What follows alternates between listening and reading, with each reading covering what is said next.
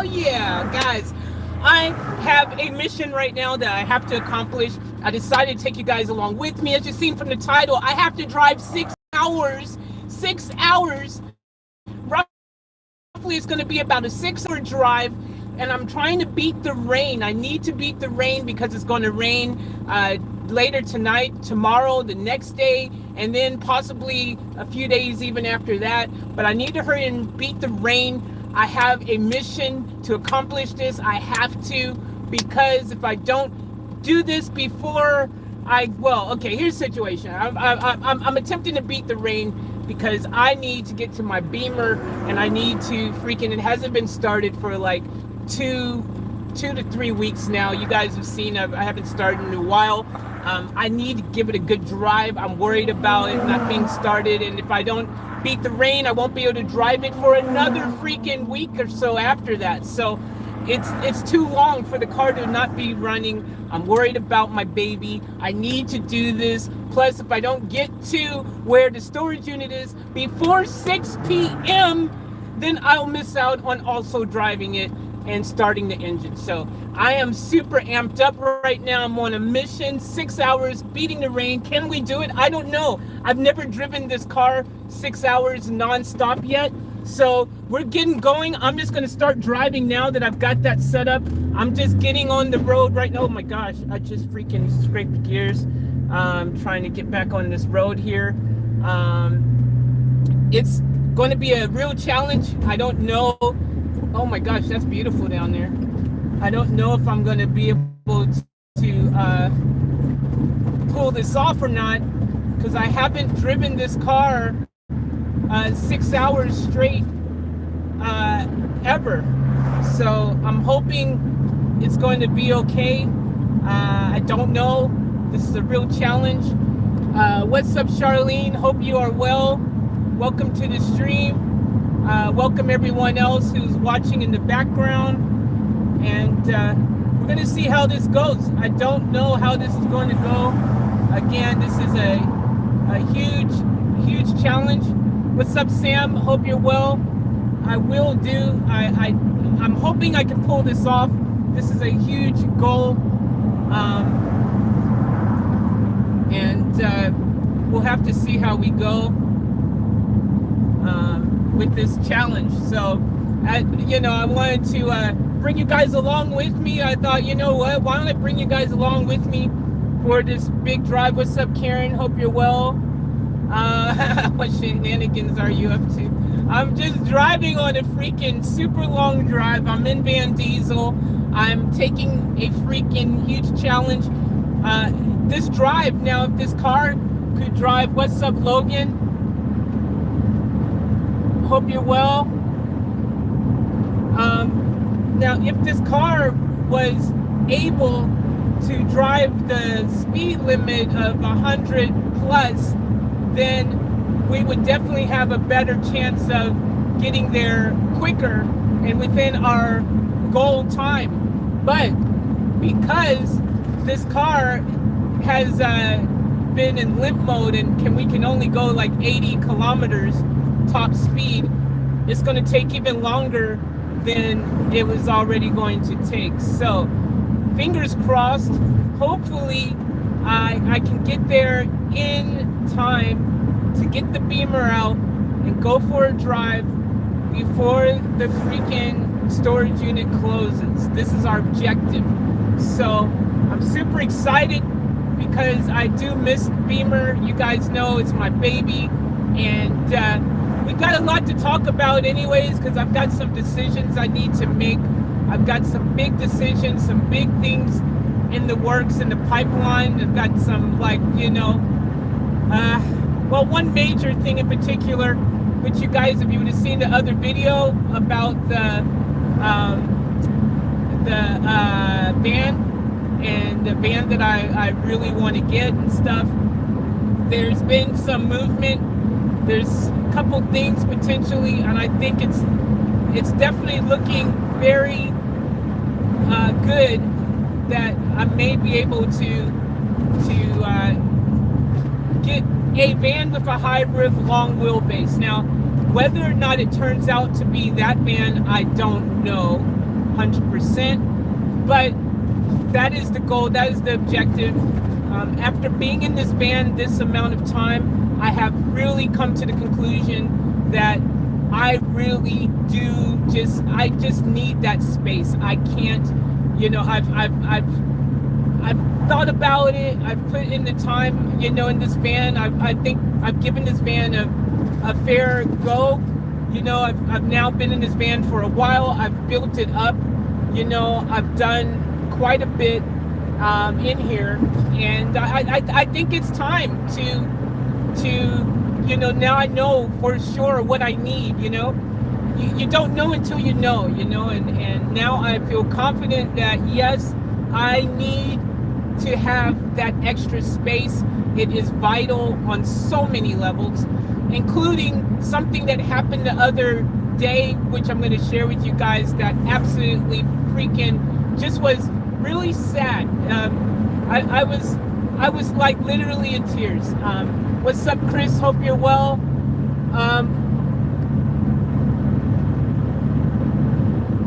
I've been watching ever since the reactions and still watching. It's crazy how much you've grown. Hey, thanks, Chris. I appreciate the continued support, and thank you for being one of the real ones that have been here since day one, supporting me silently in the background. I appreciate that. Thank you heaps. That's freaking awesome, and I really appreciate it so much.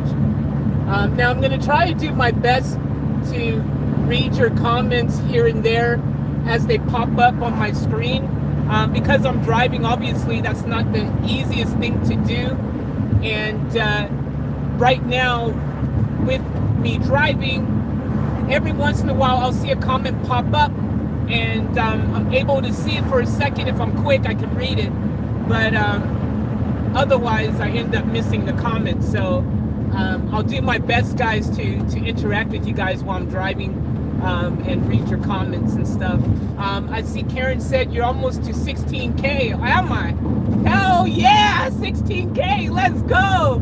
I haven't even checked, so I don't even know. Now guys, beware that this stream may drop out from time to time. I'm in back areas where there's really bad reception. I don't know if it's going to stay up all the time, and I don't know if it will completely die. If it does completely die, I will pull over and I will make a new stream and start up a new stream. So just be on the lookout for that. If that does happen, I will, if it keeps buffering for an extended period of time, I will attempt to resume the stream once there's reception, if possible, but we'll have to play it by ear and see what happens. But yeah, I want to take you guys with me on this drive, because this is a huge drive, and it's a challenge. I haven't attempted to do this in this car, drive 6 hours straight. I haven't. I've been going and driving around quite a bit, obviously, or I wouldn't be 6 hours away at the moment from where I was. I was further away. I was actually more hours away than I am now, but I've been creeping, doing an hour at a time, then take a break, rest the car, have an hour break, and then go and drive another hour, and then, take a break, and, that kind of situation, so I haven't done one straight stretch of just long, continuous driving without stopping and letting the car rest up. Now, I think it's going to be fine. Even though Van Diesel has a lot of issues, as you guys know, who's been following this, and it's leaking fumes, and it's got its limp mode, it's got its issues and whatever, and everything, leaky, breaky heart thing, whatever. I believe we, will keep going and make where we want to get to, because one thing I think about Van Diesel is Van Diesel has the heart of a lion. Van Diesel is like, you know what? I have no quit in me, and I'm going to keep doing my best for you, Faith. And so I love Van Diesel for that. Van Diesel has been a real trooper and really supportive, and it's been more than just a roof over my head. Obviously, my E39 is my baby. Hell yeah, Beamer, let's go. Hey, Sam, I love it. I love that you got an E39, man. The E39s, the E38s, the E37s, the E36s. But I love the E36s. I love the E39s. I mean, E38. What do you got? E38, right? Or E39? Yeah, E39. I'm getting my freaking numbers all mixed up. But yeah, E39, E46, all those are my favorites in the whole Beamer.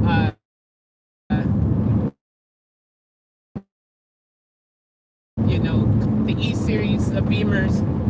You know, like the E36s and all that. E46. I think they're the best. I think nothing beats them. I even like the E90. Yeah. Or E92. Was it E92? E90? I know. Right now. Blah, blah, blah, blah, blah. Don't mind me. Alright. Anyways, I like I said, I don't know how the stream is going to go. I don't know if you guys are going to be buffering a lot. I don't know if it's going to be dropping out a lot. We'll have to see what happens. Hopefully the stream does stay live though. And yeah, we're going to see how we go. But this should be interesting. And along the way, I want to catch up with you guys. And let's talk, let's chat. I'm in and out, but that's okay, Faith. All right, Charlene, thanks for letting me know. So yeah, I'm guessing there's going to probably be some buffering issues on this stream. Like I said, the reception is going to be questionable throughout this drive. It will probably come and go. There'll probably be some areas where it's better than others, and some areas where it's a little bit clearer, and some areas where it's probably not as clear. So we'll have to play it by ear though. But yeah, I just wanted to bring you guys with me on this drive. If the reception ends up just being too bad and keeps cutting out and dropping out too many times, which is something that probably realistically may be a reality, you know, I guess I could just update you guys later once I arrive. But it would be cool if I could take you guys with me all the way down this long crazy road called the freaking Beat the Clock Challenge. I might as well give it a name. Beat the Clock Challenge. Actually, Beat the Rain Challenge, because it's not really a clock. Well, I guess it is, because there's a Beat the Rain and Beat the Clock Challenge. I gotta be there. I gotta get there by 5:30 basically, because even if I get there right at 6, the storage unit's closed. I still won't be able to, you know, take the Beamer for a drive. So I've got to get there before they close. That's just how it has to be. Enough time to go for a little bit of a drive. Now, I could have planned this a bit better, yes. I could have already been inching my way down and been a lot closer than I am. Sure, that could have been something that could have been planned strategically better, but I was having this debate with myself, because I was like, should I stay or should I go, kind of thing, you know, like I was having this debate, like, because I don't want the Beamer to dictate where I go, and it is now. Now, I literally just was like, I've got to go check on the Beamer. And it was just a spontaneous spur of the moment decision right now. Yeah, that should be a song, Charlie. Should I stay or should I go? I just want to let you know. That should definitely be a song. I tell you, like, this was so unplanned. Like, I literally decided this in the spur of the moment, freaking like an hour ago. I was like, you know what? I got to do it. And I was in a really good camp area. I was settled in.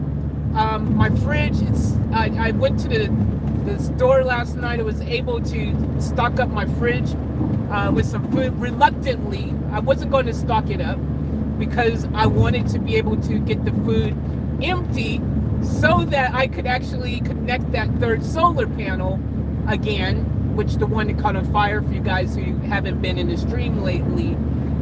my third solar panel, the solar regulator connecting to that, caught on fire.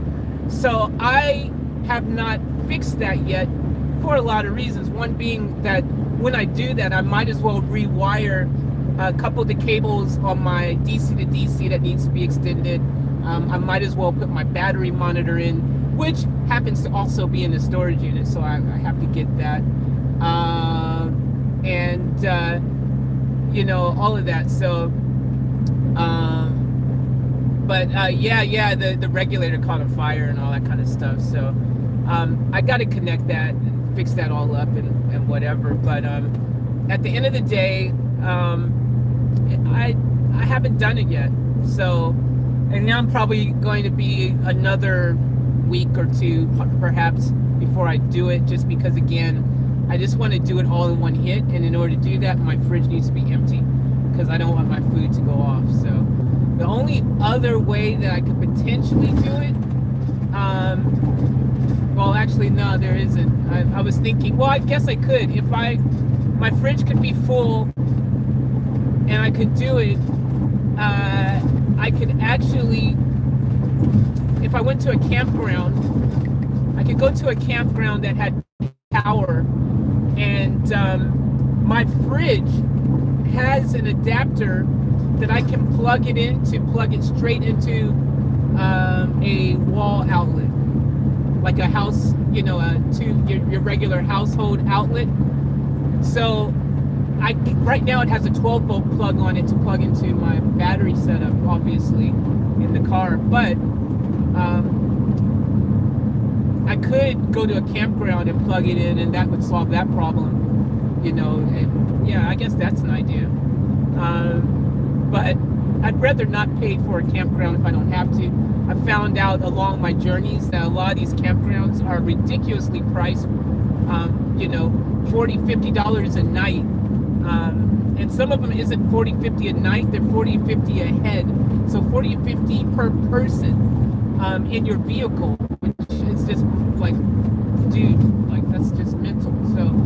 So I don't know, like, I mean, I don't really, it's not in the budget to pay for campgrounds, and I don't really want to, but I guess, you know, here and there, maybe if I have to sometimes, you know, it is what it is, I guess.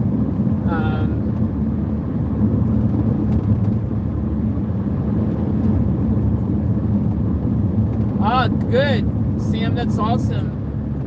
I hope you pass your exam, man.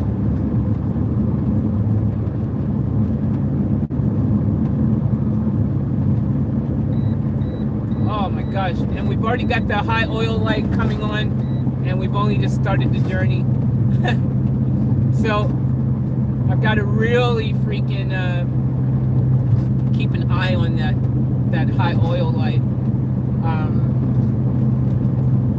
Normally when that comes on, if I just slow down for a bit, slow my speed down for a bit, it'll go off after a bit. So yeah, it just went off, so we're good again. So look, I've kind of mastered, or at least I think I have, how to drive this car under its current condition. You know, like I know how hard I can kind of push it before the oil light comes on, the high oil light, and then it seems that when I back off, it does like come good again. So yeah, so we should be fine. I've got gas. I'm hoping I've got enough. I think I'm pretty sure I've got enough gas to go the distance without having to stop, which is also important because, you know, if you have to pull over to get fuel, that slows down the whole thing. It would have probably been a good idea to eat before I left. Also, I didn't. I was in the perfect place. I could have cooked up food before I left, but then that would have took time. I would have been at least an hour cooking and cleaning. Again, if I didn't have to be there by 6 or 5:30 really, because I need time to actually be able to drive it, then it wouldn't be a big deal. You know, I would have just did that. I would have just like go ahead and cooked up something. But I'm just gonna tough it out and along the way, if I do get too peckish, I do have some snacks that I can munch on. I've got about 4 different types of cookies in the fridge. And you'll be surprised to know that of these 4 different types of cookies I have in the fridge, I don't even have my 2 favorites. It's mental. I don't have any traditional regular Oreos. I do have some Oreo wafers. They're different though. They hit different. They're not like regular Oreos with the fudge in the middle, my favorite Oreo of all, because they were sold out. So I had to like improvise. So I got these Oreo wafers. Not the same thing. Not the same thing at all. So so I'm like, okay, yeah. I'm gonna make do with these Oreo wafers. So I got Oreo wafers. Oreo wafers. I have the other one I have is what I got, orange cookie slices. They're called orange slices or something like that. So they're basically cookies with orange flavored filling in the middle. So instead of like chocolate or vanilla or something like that, it's got orange flavored in the middle. It's actually pretty good. I'm actually like, wow, this orange feeling is not bad. So I've got some orange ones. And then I also have some chocolate cookies that just have like, I think they call it like chocolate ripples or something. And so they're chocolate cookie with just like some chocolate fudge drizzled across the top of them. So I've got some of those. And then what's the 4th one? Oh, and I've got some mint slices, which I do like. Arnett's mint slices. They're kind of like Girl Scout cookies, guys, from back home. Kind of like Girl Scout cookies, but different, but similar, but different. Yeah. So but they're like a chocolate cookie with the chocolate covering the chocolate cookie itself, and then like a fudge icing kind of covering over it. So I guess they are really like Girl Scout cookies. They taste kind of similar. I remember when I first came to Australia, one of the things I was craving and really missed was Girl Scout cookies. Now, of my favorite cookie of all time in my entire life, Girl Scout cookies, the chocolate mint ones, the mint chocolate cookies that you buy, the Girl Scout ones, those are my favorite. The chocolate mints, man, those are my favorite cookies of all time. And it sucked because you could only get them from a freaking Girl Scout. And you couldn't like just go to the store and buy Girl Scout cookies. I don't know, maybe they do that somewhere, man. If they would sell Girl Scout cookies in the freaking supermarkets, they would sell out. I would buy them. So, favorite cookie, I'm craving it. And I was attempting to find something similar to a Girl Scout cookie.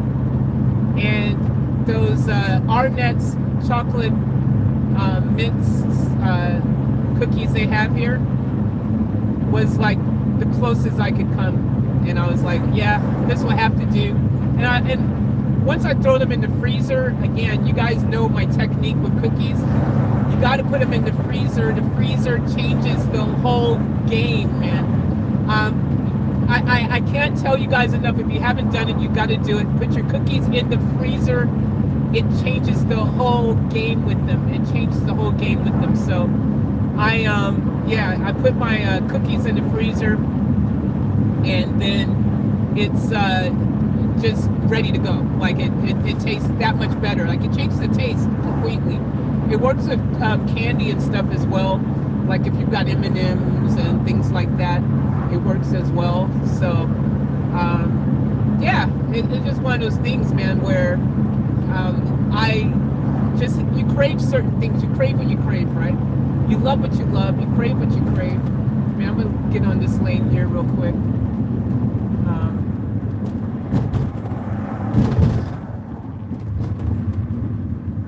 Letting this car pass me because he was on my bumper, and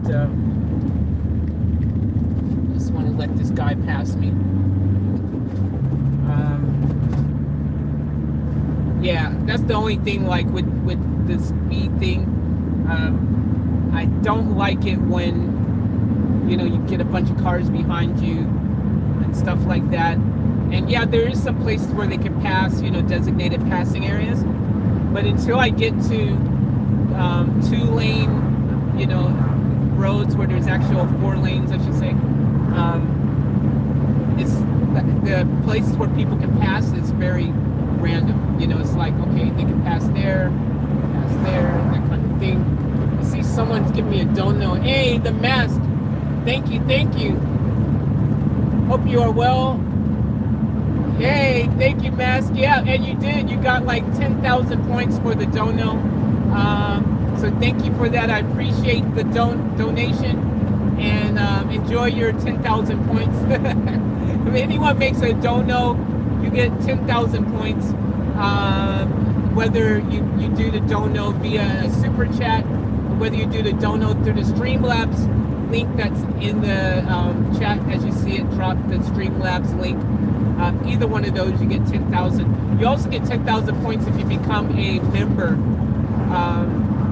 If you join for $1.99 a month, you can become a member of like a club member. And the link is just that little blue button that is join button. You click that, you get some cool emojis, you get a badge by your name. And you also get, like, there's from time to time I do release videos early for club members. I am, once we get enough numbers, I do want to do some exclusive members only streams and things like that, so there's some cool things to look out for with that. But yeah, and you're supporting, obviously, the channel, you're supporting my journey, the adventures, repairs, the van stuff, all that. Every dime counts, helps. Every view, every like, every comment, all that stuff helps. So I appreciate everyone who supports in your own special way. If you're watching the ads, you're watching the videos, whatever you're doing, thank you so much. I appreciate it greatly. So, but yeah, we're man, this is a big drive. I wasn't looking forward to it. And the thing is, I love driving in general. I love driving. Like, I'm someone who enjoys driving. I don't have the problem with doing a big drive, but I do have. It's just not as fun when you're in a car that can't drive, as fast as you need it to. It kind of puts a damper on the experience. But you do what you do. You gotta do what you gotta do. Don't forget to smash that button. Hell yeah, smash it. But yeah, guys, so thank you guys for tuning in, though, and thank you guys. Wow, 16K, that is huge. I didn't even realize we're near 16K yet. I mean, I knew 16K was the next place we were going to hit because we had reached a 15K, but I didn't know exactly where we were on that mission. So it's good to know that we are nearing that 16K action. I'm really excited and happy about that, because when you hit 16K, you start to realize that, well, okay, 20K isn't that far away. And wow, 20K, guys, that's not that far away. 20K, that's huge. So yeah, I've got a few ideas that I want to run by you guys. I did one of the, things for you guys to vote on already, in regards to this channel and things we're doing moving forward. And one of the questions I had was about the live streams. Do you like them? Do you think they should be shorter? Do you hate them? All that kind of stuff. I put a poll up on the community page, and you guys, basically the majority said, hey, we don't care what you're doing. We're here to support you regardless. of what you're doing and how you're doing it. So I appreciate that. That means the world to me, just knowing that right there. That is super important to me to know, and thank you guys. I appreciate that, because that's my goal. You know, that I want to build up our community here, and I want it to be a place where pass me.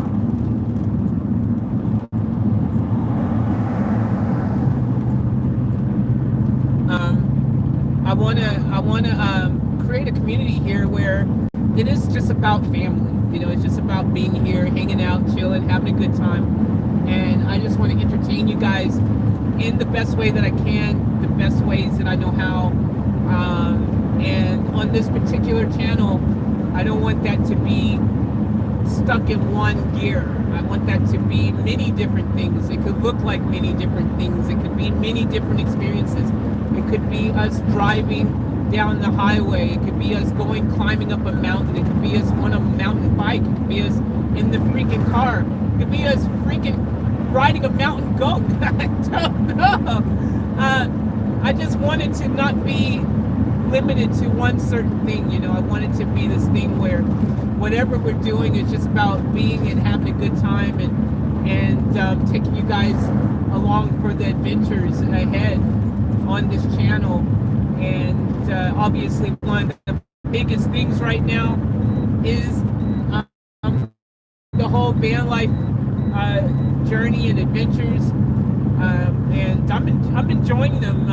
You know, I wasn't really sure at first how much I would enjoy the whole van life thing. You know, I saw the glamorous side of it initially, and that's what I thought. Oh yeah, this will be awesome. It's not all glamorous. It's all not what it seems to be. How they paint this picture of perfection and beauty and awesomeness and awe. It's not like that all the time whatsoever. And you know, that was kind of a challenging part for me once I saw the ugly part of it, you know, the non-glamorous part of van life, which brings me to a story of what happened the other night. I want to share with you guys, because it was the ugly part of van life, and I'll probably do a whole video on this, because I was going to make a video that night on it, but I was so upset by what had happened that I couldn't do it. I was going to, but I was so upset. Like, I don't want to make a whole video, but that's how I felt. And what happened was, so I was in this actual camping, proper designated area where I could stay for 48 hours. It was a 2-day allowed camping area. And my van, as you guys know, I have put in a setup back here where I have a bed, I have the ability to cook food, I have power of electricity, I have the, you know, way to put my waste away, my gray water, whatever, you know, all that stuff. So I have everything set up so I can be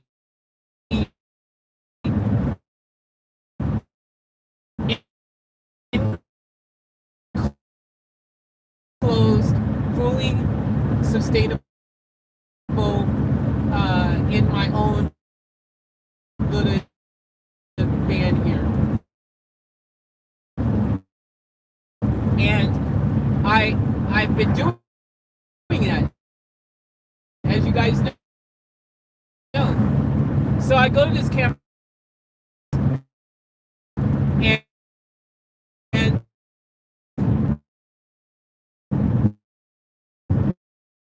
the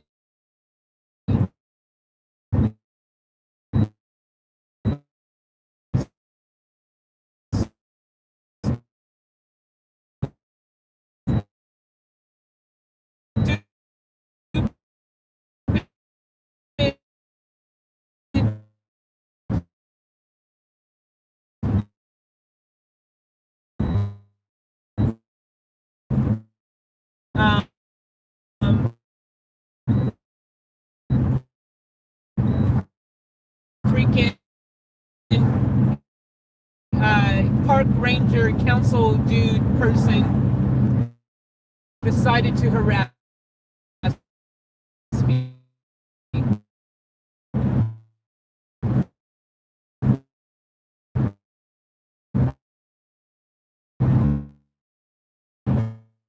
First he harassed me. All right, we're back. Jeez. Sorry guys, unfortunately this buffering is going to be a thing. Hopefully it doesn't happen too often, or when it does happen I can get the stream back on like we just did now. Fingers crossed. We don't have too many huge blackouts like that though. But yeah, oh hi, hey, what's up? Long time no see. So yeah, that parking dude came to the freaking van. He didn't social distance. He was right by my freaking, like, talking over my food that I was cooking. Not so just I had to pick the frying pan up and move it out of the way so he wouldn't freaking talk and spit over my food, which was so annoying.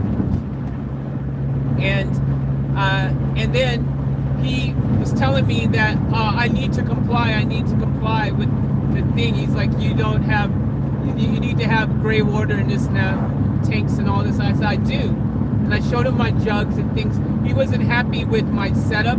Plus, you gotta remember, I was the small van inside that parking place, so he just looked at my little van and decided, oh, it doesn't look like it complies. It's not good because it's a little small van. Because everyone else had big caravans, and any vans that were in there were big, huge vans, the long wheelbase, high roof, and all that. So I just got unfairly targeted and fairly picked on, even though I was self-contained. They said you need to be able to self-contain everything yourself and your thing, and I was, and this guy decided to harass me. And so he's probably fined me because he had this little thing and he was writing on my thing, and then he left and he came back again. I was like, why'd you come back? You were gone. He came back and he started harassing me more. So once wasn't enough for the guy. And I was like, man, this is BS. And the thing that sucks was, like, I was getting ready to leave anyways. I wasn't even, after I cooked dinner, I was actually getting ready to leave and continue going. So it was just annoying, man. Like, and I probably got fined like $250 unfairly. So I've got to now contest this with some council or somewhere. It's just messed up. The guy unfairly targeted me though, and he was just being a real, horrible person. So, anyways, I'll share that story more in detail later at another time. Because I was gonna do a whole video on it. Because it's the ugly side of van life. That's part of it. It's just, parking. Even when you're trying to do the right thing and park in designated areas, you still can get freaking harassed.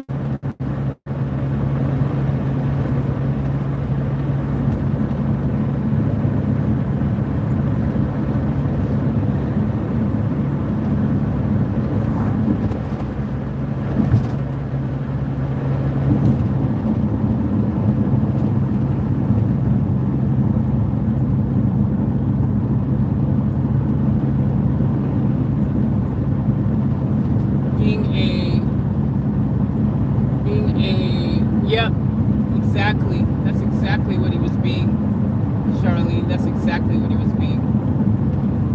Just really annoying. It was just so annoying when it happened. I was really upset. Really upset. Because, you're doing the right thing, you're minding your business. And the thing is, like, I was cooking my dinner, and the guy, it was just annoying me more because the one thing about being in van life that the advantage of doing this, the one thing for me that is the positive for me is I get to get away from people. I get to be in my privacy, in my own private, space and stuff, and like not have to, during this pandemic, be around other people and stuff. And that's one thing that, you know, he took and just completely, again, didn't social distance right in my private space, talking over my food that I'm cooking while I'm cooking it, grossed me out, made me feel uncomfortable, violated my privacy, and unfairly targeted me in the process of doing all that, and probably unfairly also wrote me a ticket or something. That's you know, so a lot of things like that, you know. So anyways, it's just, that's one of the ugly parts of this whole van life thing, man. It's like, you will, even when you're doing the right thing, you will still run into some a-hole person who has decided to take out their disdain for life on you, you know. So, but yeah, I was saying earlier, I was really kind of not sure. Like, I didn't really want to come down to start the Beamer. Like, I want to drive the Beamer and be around the Beamer and stuff. You guys know I love that car. In the same token, though, I wanted to kind of keep going around and staying in some other areas and exploring and doing that kind of thing. And where I was parked was a really cool place to be parked, and I was able, like, where I was parked, I could have stayed there for a few days. It was one of those type of places where you can stay for a while, and I was like, man, this could be really cool. But then I saw the weather that was coming was going to be rainy and was going to be cloudy. Even there where the camp area where I was at, it was going to rain there as well. And that's already a problem for me anyways. If it's going to be raining there at the campground, I would still have to drive because I wouldn't be getting any solar to keep my fridge, you know, charged, my power charged. I would still have to end up driving around. So I was like, man, I'm gonna have to be driving anyways, because everywhere, there was nowhere I was gonna be able to escape the rain for the next few days. Like, everywhere, somewhere it's going to rain over the next few days, the next week. It's going to rain somewhere, and multiple days in a row. So I was like, look, if I'm not going to be able to escape the rain anyways, I might as well go down and attempt to beat the rain so that I can drive the Beamer for a little bit, get the engine warmed up and stuff, so that the Beamer is good, because otherwise that's going to be a whole nother week before I can you know, drive the Beamer. At least a minimum of a week. You know, it would have probably ended up being a 2-week thing, especially depending where I kept driving to, because I was driving further away from the Beamer for the most part. But then when I had to go to the supermarket last night, so I ended up having to drive 2 hours from the direction I was going to go to a supermarket, because I just run out of lots of stuff. And I decided, look, I'll go ahead and do that so that I can then decide where I'm going from here, what I'm going to do. Because I need to make some decisions. Like, I need to decide some stuff. Like, one of the things I need to decide, which I don't want to do it, but it's really going to be dependent on, you know, how much I can come up with, and you know, to put towards the van, the high roof long wheelbase van, how much I can put towards it will determine, you know, in reality, whether or not I have to do a certain 1 or 2 things possibly. 1 or 2 things possibly is I may have to either 1, sell this van, or 2, sell the Beamer, possibly 3, sell both. Actually, there's probably 3 ways this could turn out, whether I'm gonna either have to sell 1, 2, or 3 of those things. Now, I mean, you know, sell 1, 2, or I mean, sell one or the other, or both. I don't want to do that. I really don't. I would like to in a perfect world, be able to keep Van Diesel and eventually get Van Diesel perfect, because Van Diesel has become family. You know, Van Diesel has been my shelter and my roof and things. And the other thing is knowing that things can go wrong, which just happens. I don't ever want to find myself without a roof over my head. Now, let's just say hypothetically, Van Diesel, or let's say I've got the other van. Let's say I've got two vans. But let's say one of the vans ends up breaking in the future. At least I'd have another van where I could be like, oh, cool, no worries. At least I still have somewhere I can, you know, have a roof over my head and live in as a backup. On the flip side, you know, if the other van is really reliable and it's a good van and everything is good on it, hopefully I wouldn't have that issue, you know. But it's one of those things you just don't know, right? The flip side is my Beamer, and I really don't want to sell my Beamer. My Beamer is a rare bird, and they're becoming rarer and rarer as time goes on. And there's even car manufacturers that are talking about getting rid of the combustion engine altogether in the upcoming next 2 to 4 years, even, you know. They're talking about getting rid of the combustion engine altogether, completely being done skis with it. Which means already rare cars, like my manual 6-cylinder freaking Beamer E36, that is not only rare in what it is, but just rare in the fact that it's a manual. It's you know, it's in good condition. You know, it's not has never been in an accident or anything like that. You know, like it's got clean history and all that, and it's in good condition. And you guys have seen it. You guys know it. So one of the things is, you know, like already right now today, when there's still manufacturers making cars, they're not making cars like that Beamer anymore, you know. A lot of people aren't doing manuals anymore, as you guys know. Everyone's all about Tiptronic or, you know, things like that, paddle shift manual type. You know, it's a type of manual, I guess, but it's different.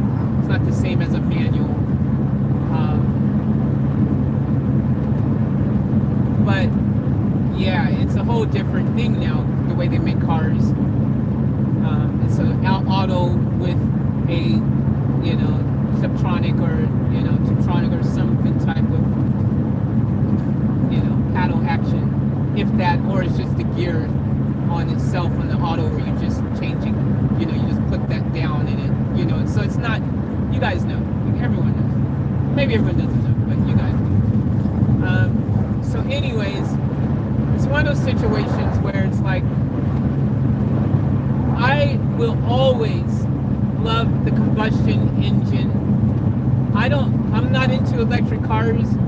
I don't like electric cars. I mean, it'd be fun to have one as maybe your daily, you know, where you're just, you know, you're driving, you're on the daily, and that would be okay. Like if it was just a thing, you know, where it's like, okay, yeah, I've got this car that I drive. Getting rocks belted. You know, if you had an electric car, it was just your daily, and it wasn't about being an enthusiast, and you were just like, this is just transportation to get me down the road here and there, then sure, an electric car could be fun. It wouldn't be fun on a long drive. Depending where you live, the infrastructure still isn't really there. Plus, I still don't know who wants to wait freaking when you're on a drive somewhere, or you got to be somewhere, and you've got to wait freaking 2 hours or an hour or whatever for your car to be charged back up to full. That to me just, there's nothing attractive about that. I don't, you know, I get the carbon emissions and greenhouse gases, and I'm all for that stuff. But until electric cars reach the point where they're self-charging, like, you know, there are some hybrid electric cars. Like I actually had a hybrid before. I had a Honda, one of the Honda Civic ones that were, I think it was a Civic, it was a Honda something, but it's the ones that was like a hybrid, half gas, half electric. And the way that it charged its battery up, though, was when you press your brakes, it would charge up your power a bit. When you freaking accelerate a certain extent, it did, you know, things like that. So I've experienced that. I get it. I get it, and it can be fun, and they can be a bit, you know, fast off of the mark, even, you know, when you're driving. See, I'm already hitting rain, and the rain isn't supposed to start till tomorrow. Well, I've already got some rain here, so I still may, you know, fingers crossed when I get down there, it's not raining. I mean, I guess if it is raining, I mean, I guess it is what it is, but it's not supposed to start raining till tomorrow. I've already got rain on my windshield.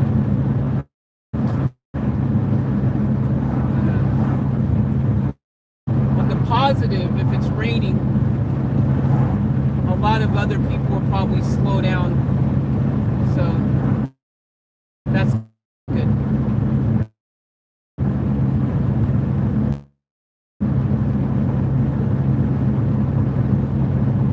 In the rain, they just, a lot of people, it's like, oh my gosh, rain, no! And they suddenly forget how to drive, and next thing you know, they're driving like freaking 40 Ks below the speed limit because they're like afraid of the rain or something. I suggest driving a bit underneath the speed limit for hydroplaning and stuff. I think that's wise. You know, roads can be slicker because rain and oil and stuff mixes on the road and blah, blah, blah. Yeah, sure. But 40 Ks below the speed limit? I don't know, bro. That seems a bit much.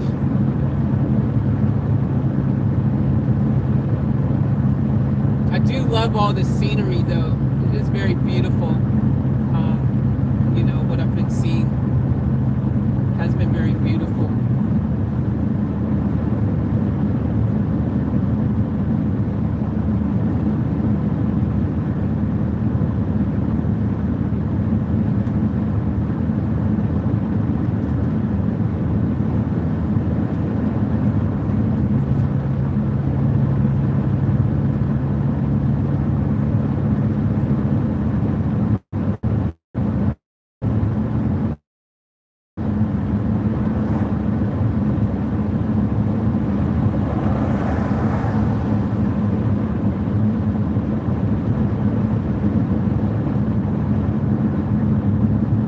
And this is like one of those days where it's like the weather, even if I was parked at the campground, I would have got no sun. It would have sucked. I would have still had to leave the campground, drive for an hour or two, and then come back and park again, because I would have gotten no sun. So I might as well be driving with purpose to some, you know, specific location in those circumstances, you know.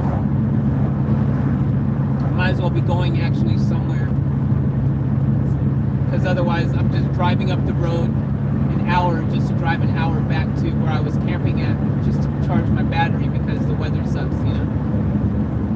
So, no help.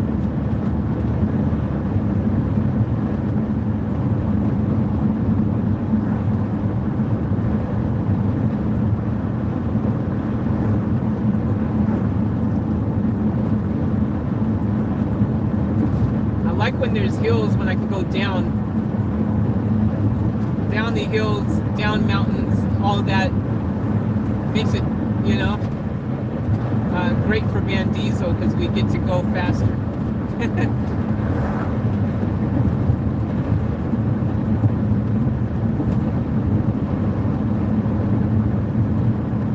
that bit of time, we're sometimes, depending on the hill, we're even going the speed limit.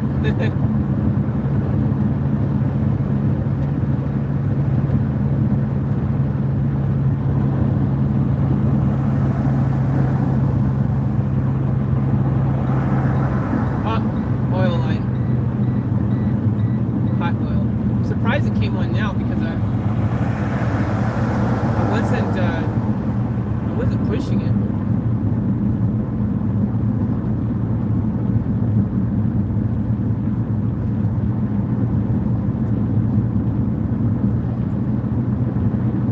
All right, it's gone off. I was hoping when I did that oil change a few weeks back that would fix the high oil light situation. I was told that it might, but it didn't. But I was hoping that it would, and unfortunately it didn't. You know, we put a new oil filter in and all that kind of stuff, and it unfortunately didn't fix it, which sucks. So I'm guessing the how high oil light is actually related to the leaking injectors. I'm guessing that would fix that high oil. I mean, I was hoping. I mean, there is a possibility that I thought it could be just maybe a sensor for the high oil light, a faulty sensor, but I don't think it is, because whenever I can make the high oil light come on at will, and I can make it go off at will. It's all about me. If I drive over 80 kilometers, the high oil light comes on. Like if I drive extended time over 80 kilometers, or if I rev my RPMs, basically it's more like my RPM going over 2-ish. So my RPM gauge goes over 2-ish. Then the high oil light comes on, right? So as long as I keep it below that, or don't do it for an extended period of time, it goes off or it doesn't come on, you know. So I've kind of worked that out. So that's why I don't think it's a sensor, because it's a faulty sensor. It would just be random when it comes on. But there's a science to when it comes on now. It's coming on literally if I go over 80 for an extended period of time, which means my RPMs are going over 2,000 for an extended period of time. That's what's causing that. Man, it's raining harder here. It's gonna kind of suck if I get down there and I don't, and it's raining, and then it's like, geez, okay, I didn't beat the rain at all. Because if I wasn't going to beat the rain, and all this time to get down there, and it was still going to just be raining, I wouldn't have had to push the drive. I could have just, did an hour here, 2 hours here, took a break, 3 hours here, you know what I mean? I could have broken it down, and then just went and, waited till a clear bit of time to take the car for a drive. And there's still hope down there that maybe it's not raining, but right here where I'm at now, it's raining. And the weather said it wasn't going to be until tomorrow, so that sucks.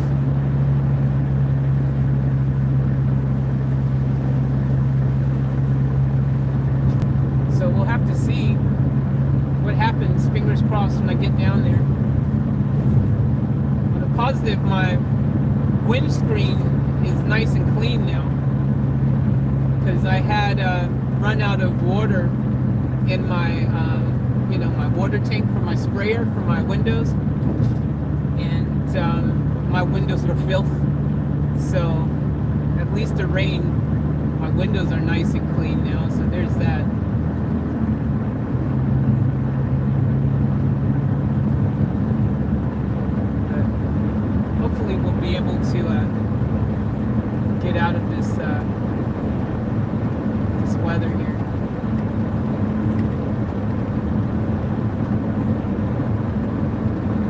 actually surprised. Like, the other thing, there's so much construction all across, the whole like country here. It seems at the moment, like everywhere you look, there's construction. And all the different roads I was on, there's always construction, and it looks like a lot of it's long overdue construction, because a lot of these roads, it's like, how is this road only got 2 lanes? It's like, how? I mean, I'm on a little construction part now. Look at this. This is where I'm at. A little construction on a back road with a red light, makeshift red light. I'm not going to be able to make it up this hill now.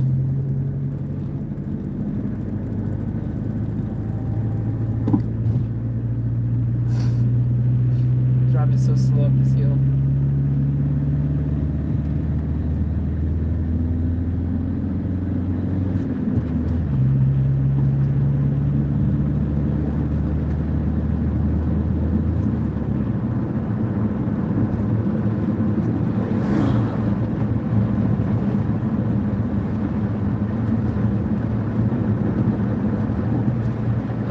Come on, man, you can do it. Yeah, you can do it.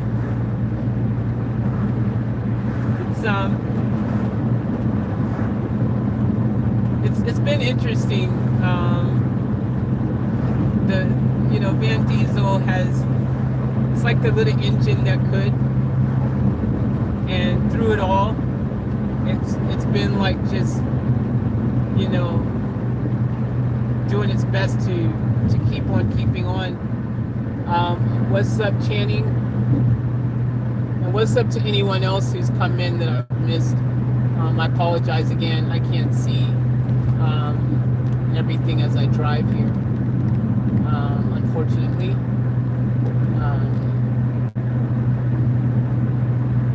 What's up, Nicole? What's up to anyone else who's in here? I apologize. I can't see everyone's names and stuff. But I hope you all are doing well, and thank you to all you guys who are supporting in the background, silently watching, who are always there silently in the background supporting.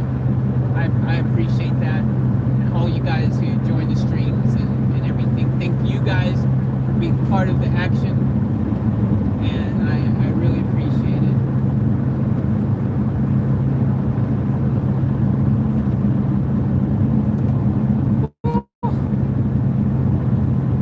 Well, stop raining for the moment. Yes, it is, Charlene. Van Diesel is very faithful, and that's one of the reasons why, just sentimentally speaking, I'd love to just keep Van Diesel. What's up, Lorraine? Because Van Diesel has been, obviously Van Diesel has been neglected prior to me getting it, but it's like that puppy that used to get abused, and it used to get abused and all these horrible things, and then the new owner has to nurture it back to life and shows it love, and then the little puppy's happy to be with the new owner and does its best to freaking make us that kind of situation. Thank you, Lorraine, for the dono. I appreciate that. Thank you so much for the support. I appreciate the donation. Thank you heaps. And you just got 10,000 points for doing that, by the way, in case you didn't know. So enjoy your 10,000 points there. And thank you. I much appreciate it. Thank you heaps. I'm super appreciated. And as I always say to all you guys, thank you for all your various ways that you show your support. You support me and the channel and everything. Through likes, through watching ads, through All right, I'm stuck at a no light thing, so I thought take a bit and grab a snack really quick. Ooh.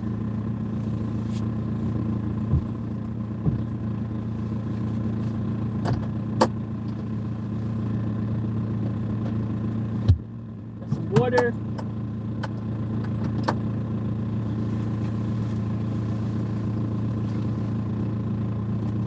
And I got some Ritz crackers. Ooh. Ooh. Oh, ow! Just banged my knee on the door. Alright. Because it's going to be a bit of a wait here, it looks like, because they're doing construction.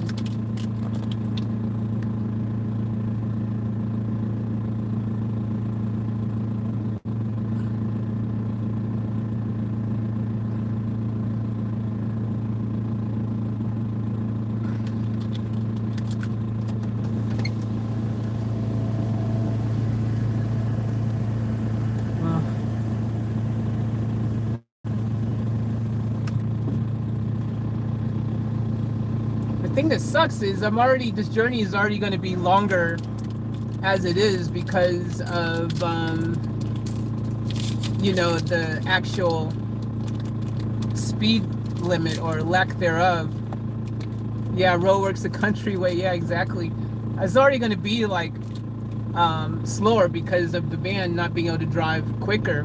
Yeah, it is, Nicole. Exactly. It is definitely a pain. It's going to make the trip longer every time I have to stop at one of these, on top of how slow I already have to drive. So hopefully we don't run into too many of these where we have to wait long periods of time.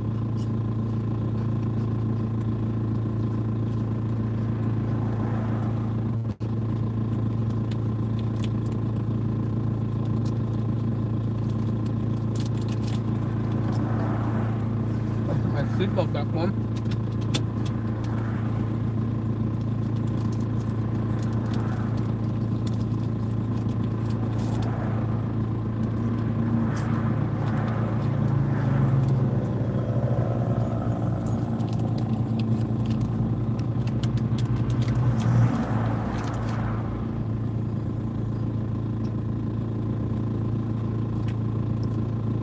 I love Ritz. Woo! Thanks, Charlene. Appreciate it. Let's go. 6-hour drive.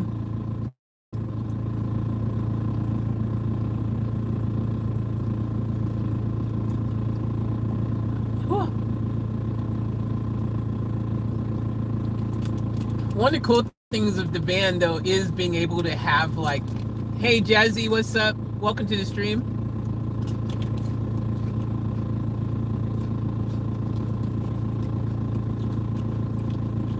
One of the cool things about being in the van, looks like the light's getting ready to change. Yeah.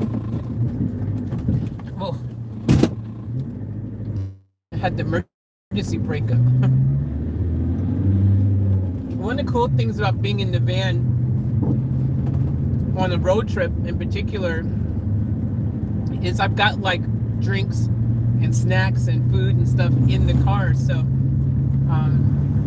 and even toilet, the ability to go to the toilet, right? So on a long trip, I don't have to stop at like along the way to get snacks, to get drinks, to get whatever.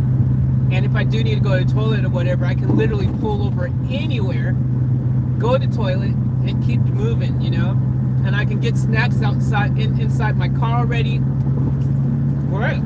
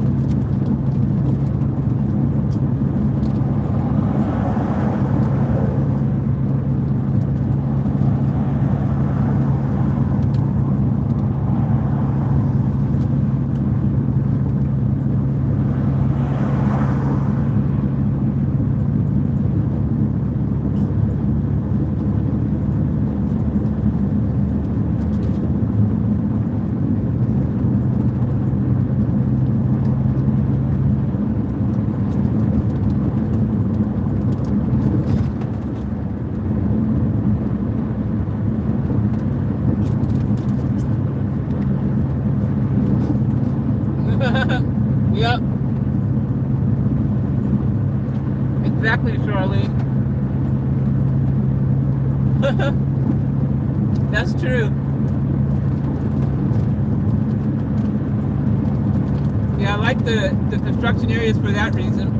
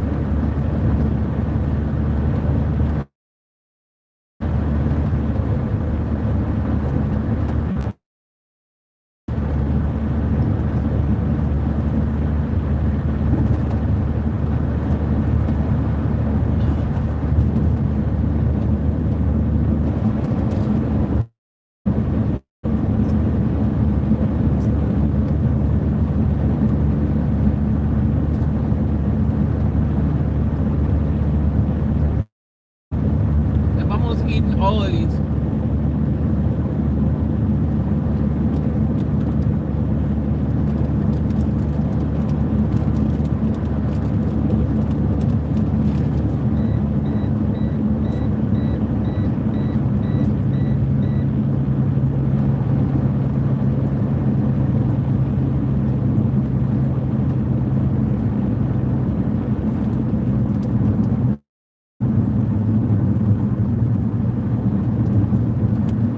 More construction.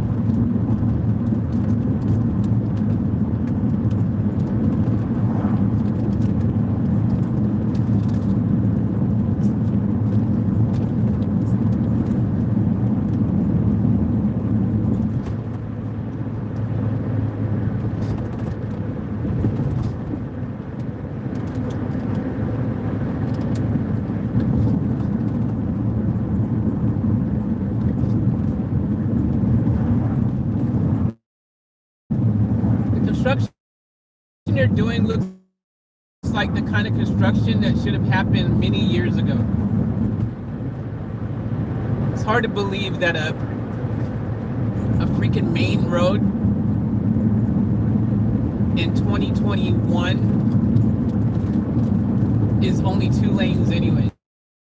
It's like, what the hell? What kind of freaking highway is this?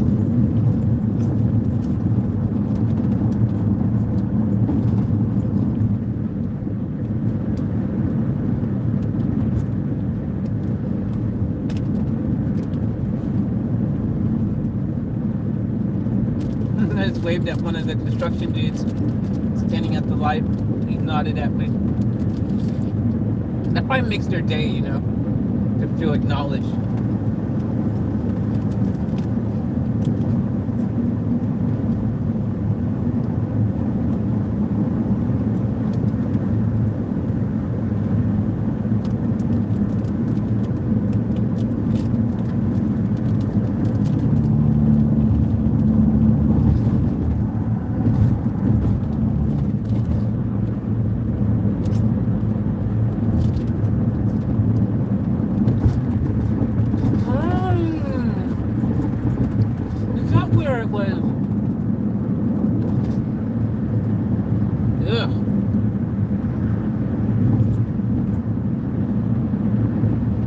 I was driving down this road, when I was going the opposite direction on the way to where I was going, there was this campground that I came across late at night. And I drove in there and it was super dark, and like it was really just, I don't know, it kind of had this like icky feeling, because like there was just tons of trees, like that made it seem even darker, right? And I don't like parking under trees. I don't like parking near trees for lots of reasons, but like one reason I don't like parking near trees is because in the morning when the sun does come out, I have to then move my car to somewhere where I can get sun, right? So I miss out on the first 3-4 hours of solar that may be happening in the morning when I'm parked under trees and too much shade and stuff, right? The other thing I don't like about trees is there's lots of birds and stuff in trees, and animals, bats and koalas and who knows what else. And so they're in the trees.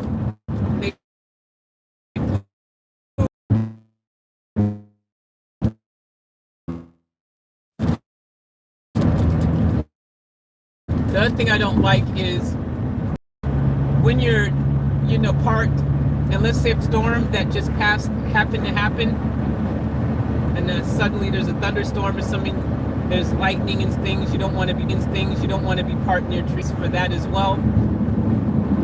In Australia, because a lot of it's very dry, I always got in the back of my mind about fires.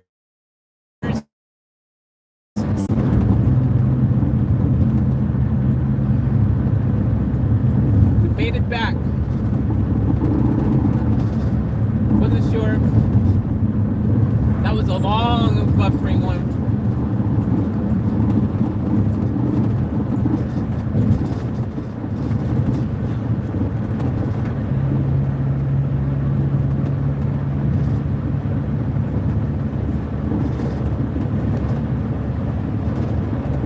I think with the level of technology that exists now, that you would always be able to have phone reception. Hey again, you, hey again. You would think you'd be able to have better reception in perfectly, where you could always be contactable.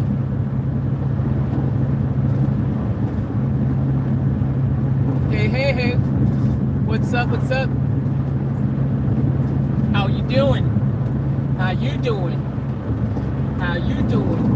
Oh, wow, oh my gosh, guys. I just seen a river that was completely dried up, and it had tons of trees, dead trees in it. It looked crazy. Had a bunch of dead tree branches all over the place and completely dried up. That's what I mean. A lot of Australia is in drought.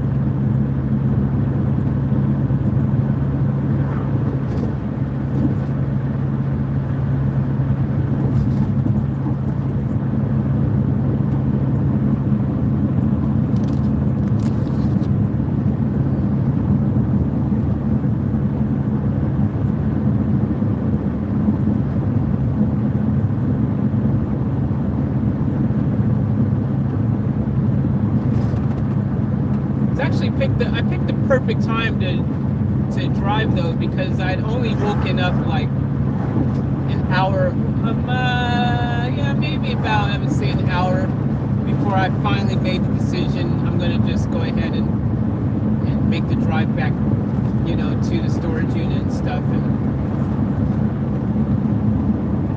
I think like it's a good time because I'm awake. It's not like I decided freaking after not having any sleep, like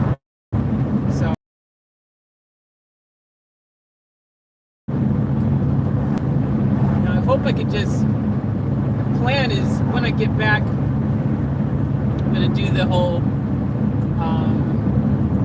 Beamer, hopefully be able to drive that for a bit. And afterwards, I gotta find somewhere to be able to park.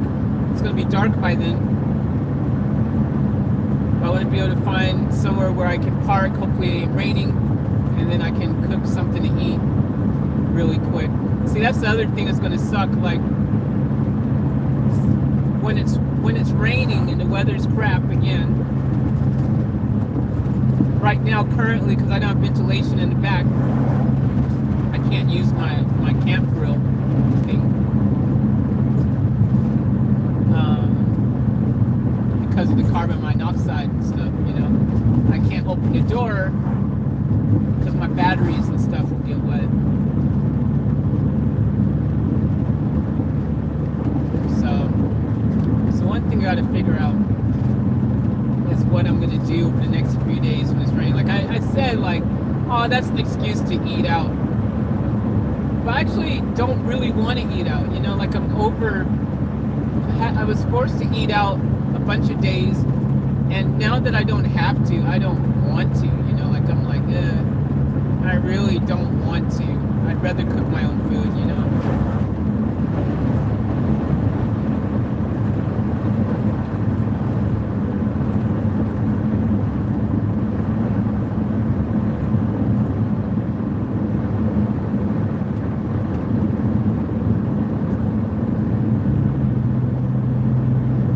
Like crazy when you know how long you've got to go on a journey. So much different than when you're just kind of, you don't have a set time that you need to be somewhere. So, you know, when you're driving or doing whatever, and you're like, yeah, whatever, I don't have to be anywhere at a certain time. So you feel, so there's no anxiety, you know, you can just be like, yeah, you know, whatever, I'll just pull over whenever I want, you know. There's a different feeling, but right now it's like, because I know I ideally want to reach a certain place by a certain time, you keep looking at the clock and you're looking at signs that say how far away your distance is, GPS thingy, going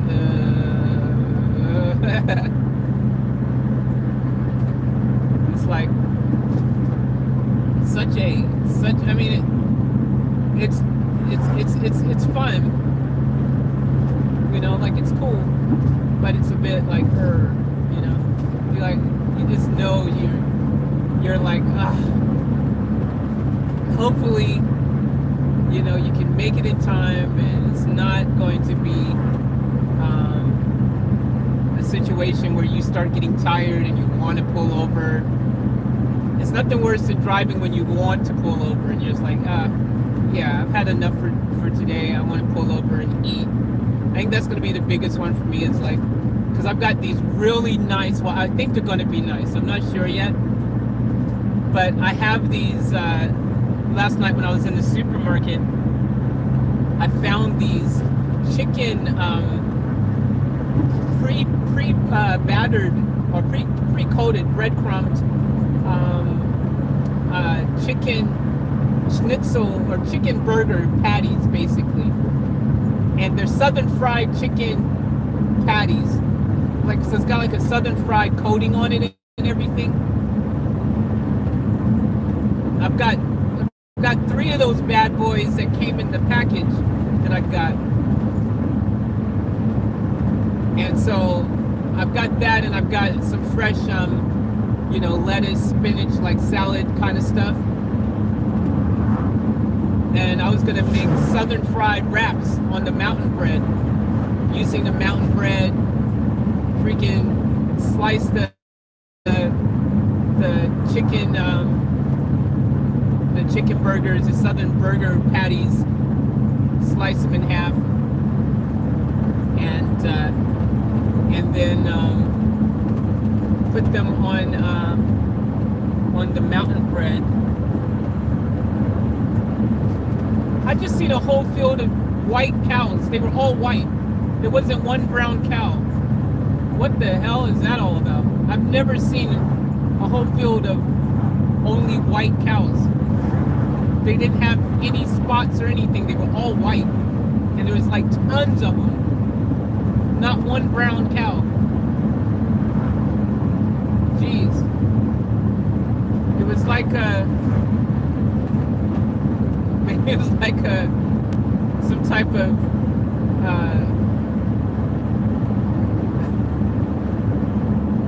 forget it. You guys know what I was going to say. Yes, I was going to make some type of racially kind of, I hate group of cows joke. But yeah, forget it. I've never seen that before in my life.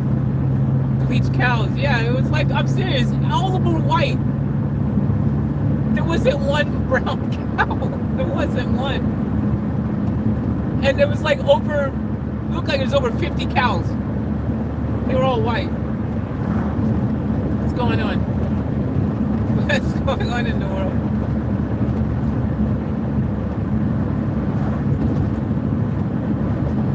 And maybe they did. Maybe there's some secret, white cows make better beef or something. I don't know. Maybe there's some science to it. It's like, if you have a white cow, it's better.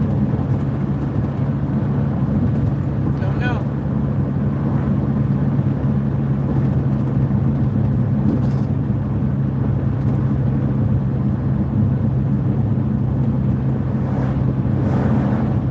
I like how they got these fatigue zone signs, and they've got like trivia questions on them, and you can play all these trivia games along the way.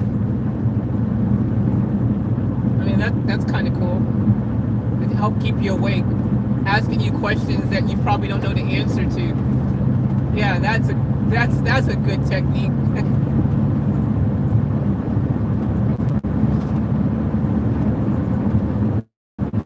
Instead of falling asleep, you end up being pissed off and get road rage because you can't answer any of the questions right.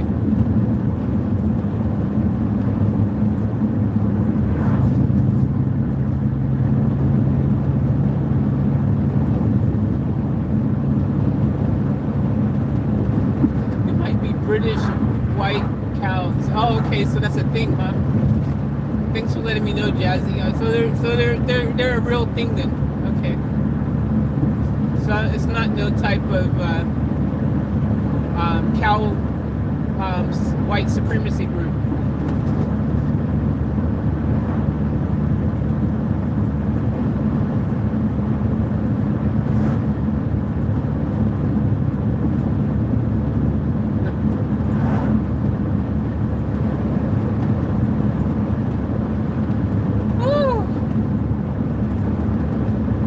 It's been a lot like. It's been like I feel like I've been all these freaking. There's so many rivers and creeks that I'm driving over that are empty. They're completely empty. There's no water in them. It's crazy to see, man. That just shows you the serious drought, going on around a lot of Australia. Is very dry. That's why I'm saying parking near trees. In this type of weather, when like it's just really droughty, like it's just scary. And it's one of the things I think about while I'm driving around. It's just hoping when you're camped out in the middle of these freaking woods and stuff, that you don't end up, in a situation where you gotta attempt to find some type of escape because of, a forest fire happening, bushfire, wildfire.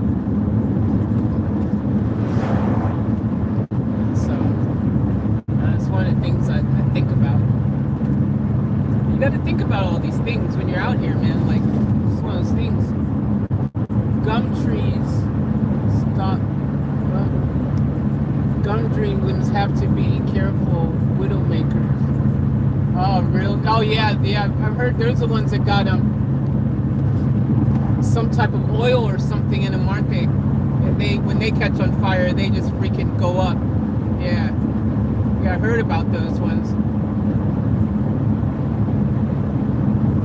Yeah, it's the one thing that I think about. Like, you know, for you guys who don't live in Australia, like, you guys just have no idea how dangerous, just in general, outside of, like, we're not talking about all the poisonous snakes and all the poisonous little insects or, you know, whatever else that Australia has tons of, crocodiles, all kinds of stuff that can freaking kill you. But even just nature, of just the nature of things and of nature here, like the dry spell that's been going on for so long, that any part of Australia, and because Australia, a lot of Australia, the weather tends to be on the warm side quite often.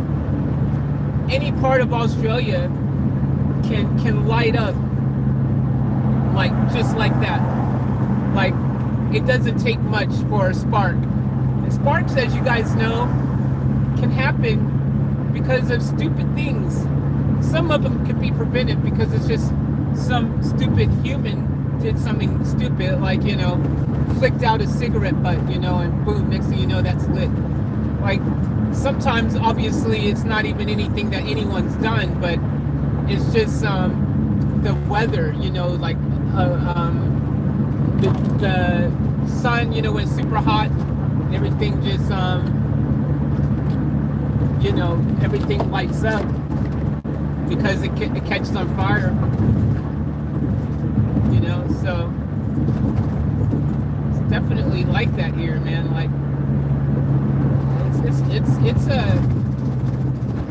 it's no joke. Australians, how on earth do we ever survive? Yeah, it's crazy.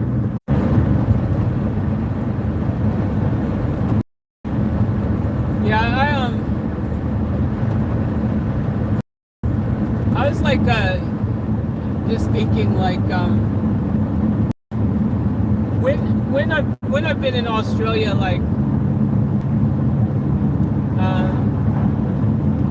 and I like, I think about,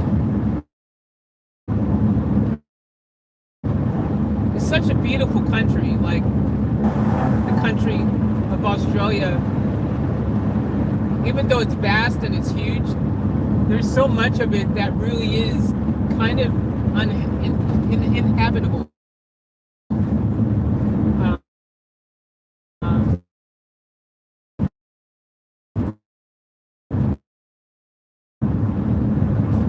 It's just too dry. There's no water. There's nothing, you know. And especially this drought hasn't helped with that. It's just like tons of just freaking rivers and any water at all, man. Like, when I was in Canberra, right out of Canberra, there's I think it's called the St. George or the George Lake or something like that. It might be St. George Lake or George. I feel like it was George or something. I forget the name exactly, but it might have been that. But it's this huge body of water that once upon a time, right out the outside of Canberra, Australian Capital Territory, but it's in New South Wales, but it's right out of Canberra. Like, it's closer to Canberra than the next big New South Wales area, which would be Goulburn. But this lake, it's famous because it's this huge lake, right? Like, huge, like, it's like miles and miles of lake. Like, it's this gigantic lake. The problem with this lake is it goes in this cycle where, and because of drought and things and whatever, but outside of the drought, every so often the water magically disappears from this lake. It completely dries up.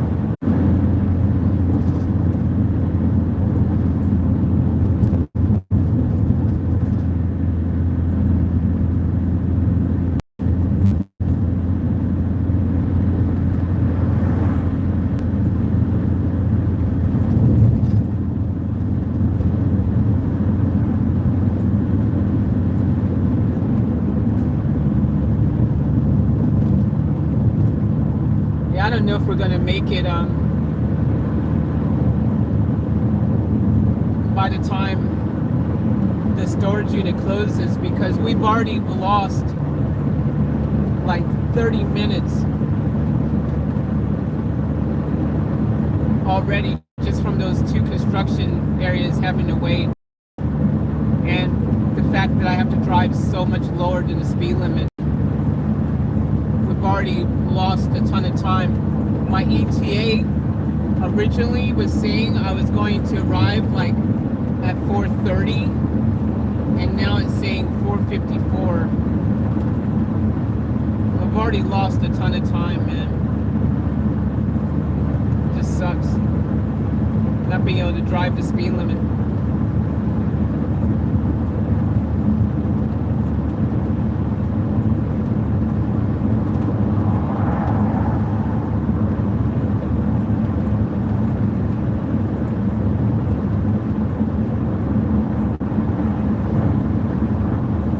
Hoping we don't run into any more construction things where we have to wait long periods of time.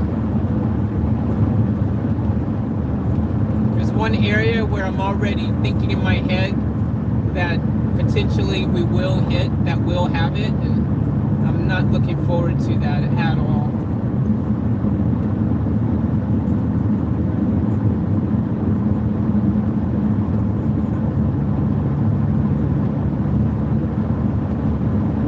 Yeah, this lake that I was talking about, you pass it and you're always hoping to see it full of water. Like you're like, oh, I hope one day it has water in it. You know, you're constantly hoping to see that, to be able to experience that there, because it's such an amazing lake. What's up, JP? I freaking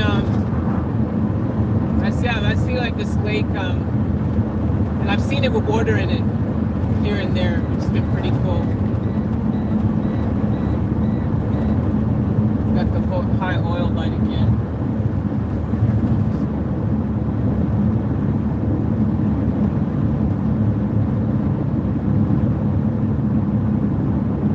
Oh, cool! That went off quick that time.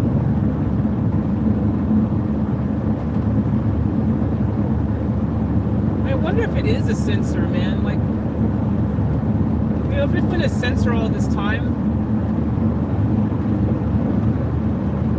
it'd be good to know if it was just a sensor. Because every time it comes on, I back up. You know, I back off of the gas.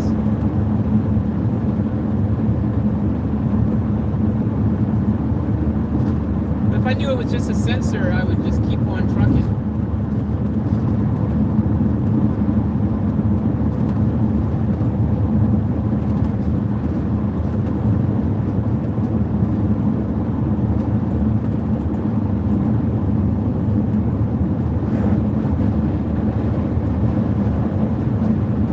Things that freaking I find so funny is when when there's all this rain, because I was thinking all this rain is supposed to be coming over the next week, right? And you watch, there'll be flooding, there'll be all this stuff, and every time they'll go, oh yeah, unfortunately the rain didn't end up in the catchments where we needed it. It's like, you guys need to build other catchments then.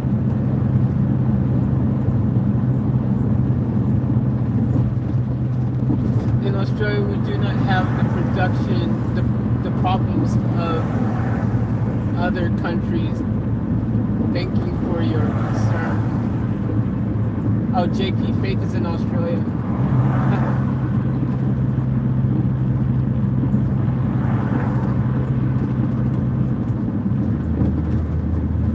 Yeah, it's Australia is a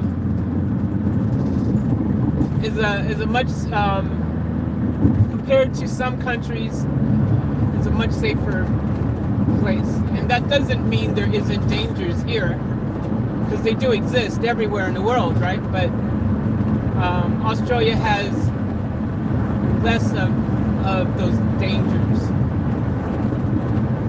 Woo! I just hit a nice hill.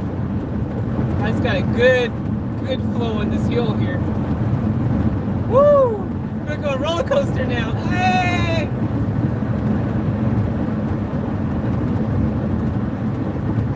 But crime does happen, especially like in places like Sydney or or Brisbane, or, Gold Coast, in the more built-up city areas, That's everywhere in the world. Oh my gosh, I'm not looking forward to this hill, guys.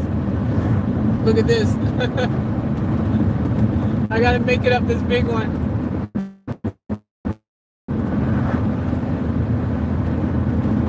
Hopefully I got enough speed. A little bit of pick me up and go and make it uphill.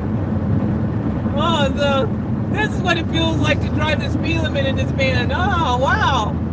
What a difference.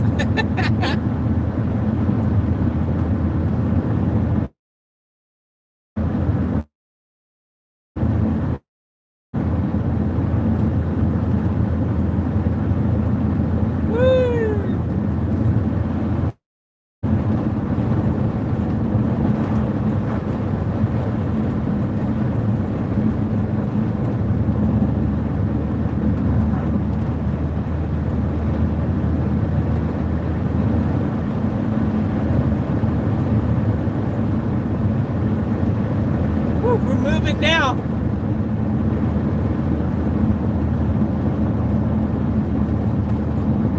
These hills helped out big time.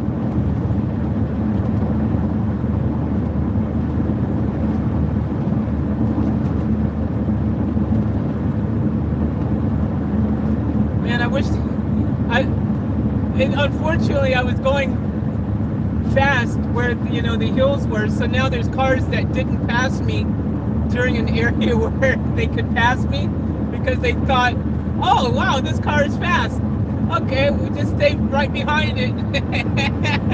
And now they're stuck behind me and they don't know once I hit this hill up here, I'm gonna be really slow up this hill and lose all the speed around this corner here.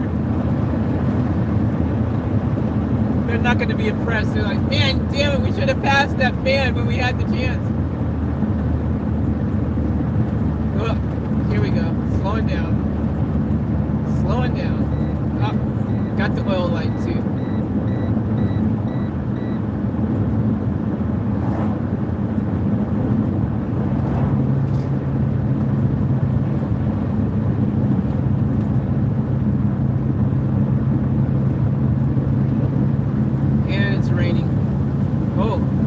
Heavy. Oh, cool. The oil light didn't stay on that long this time. Alright, I've got to plug my phone in. It's gonna die.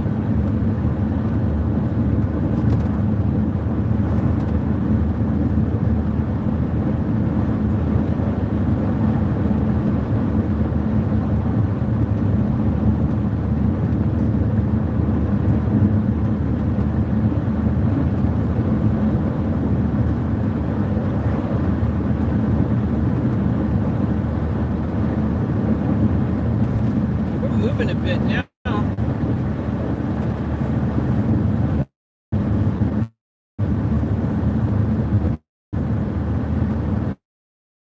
Making up a little time.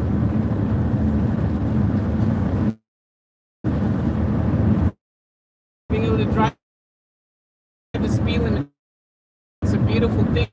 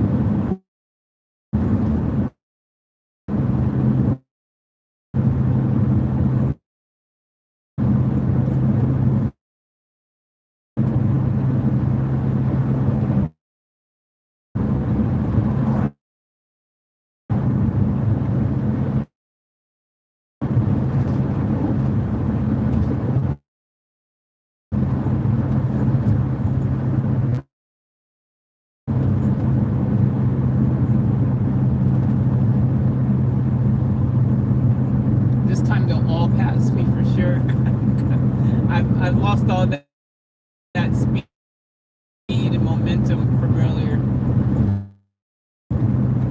We're back to being really slow.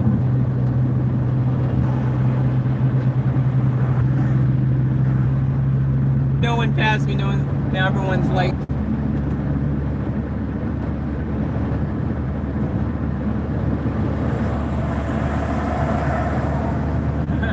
There's this one truck that didn't make it. Everyone made it except this one truck. He's like, man, damn it, I didn't make it.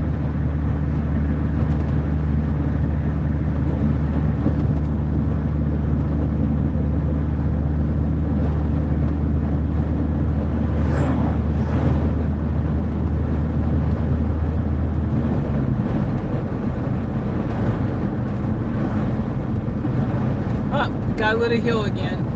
Ooh, a rainbow. Kind of. It's a very faint rainbow, but it's there. I like rainbows. I always see them as positive things. You know, it means something good, something positive.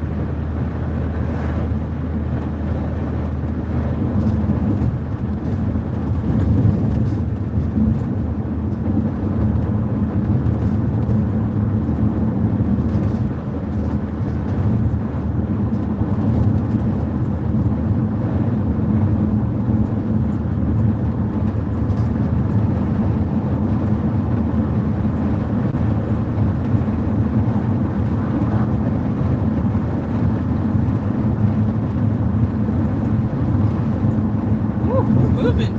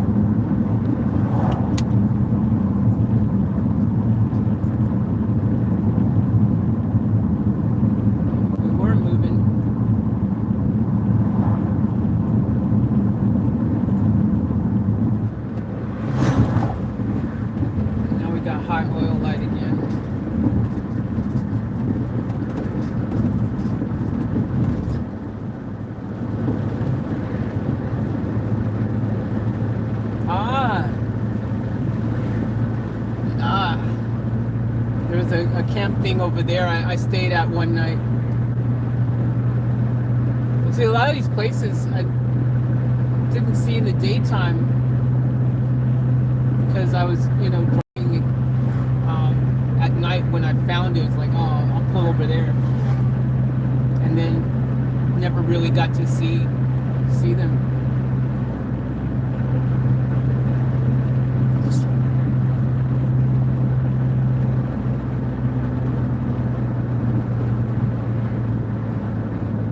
Making progress. So there's that. Making progress. Gosh, I could only imagine how freaking good on fuel this car would be if it was like, you know, not leaking fuel. Like, I could only imagine this thing would probably be so freaking fuel efficient.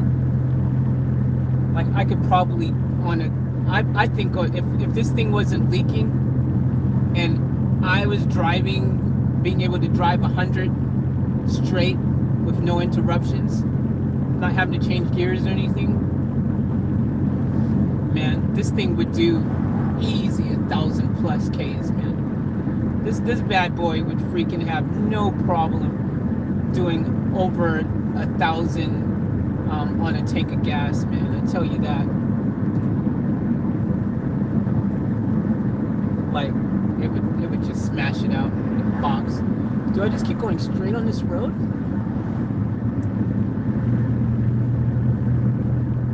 Whew. Yeah, the weather, you can't really count on the weather, man. I don't know why I believe the weather anyways. They freaking never get it right. Because there's rain, there's dark clouds, there's like obvious rain clouds, and not even like pretending to be anything other than that. I do not even know if when I get back to the storage unit if it's gonna even be clear skies or not to drive enough. Like I didn't want it.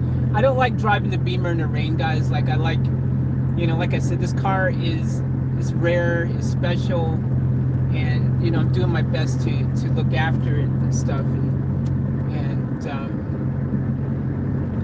one way to do that is to not drive it in the wet. I don't want it to get any rusty parts or any. I just want it to stay as immaculate as possible, and look after it. Because it is such a special car, and but if it's going to be raining for a week, I do need to start the car. I need to start it. I guess I could just start it and let it run for a little bit.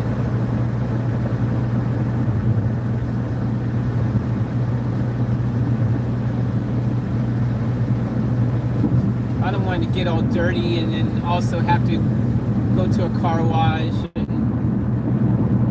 wash it and everything. It just stays nice and clean in the storage unit. Yeah, it's been raining heavy here, man. These roads are freaking soaked. This ain't no joke.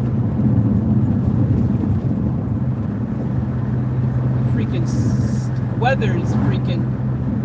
They should like. Weatherman is the only job that you can be really bad at and get it wrong all the time and still keep your freaking job. Like, are you serious though, bro? Like, seriously. You ever notice that? People doing the weather, they get it wrong all the time. Their hit ratio is very bad, and they get to keep their job. Like, could you imagine any other job where you can be that bad at it, and you're always getting it wrong, but you still get to keep your job? Jeez. And it's not like it's only one country. It's like every country in the world. They never get the weather right, ever.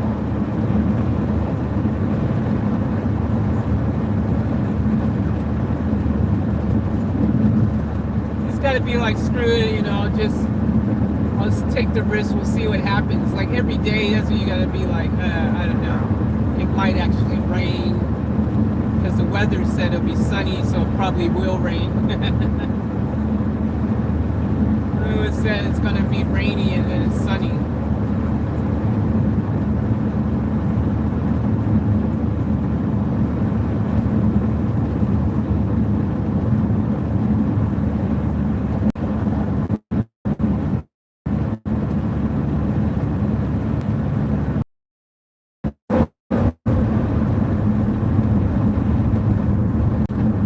Yeah, that dude wanted to get by me so bad.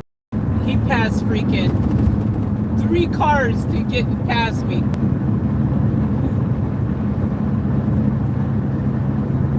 And he flew by, pulling a trailer. This 4x4.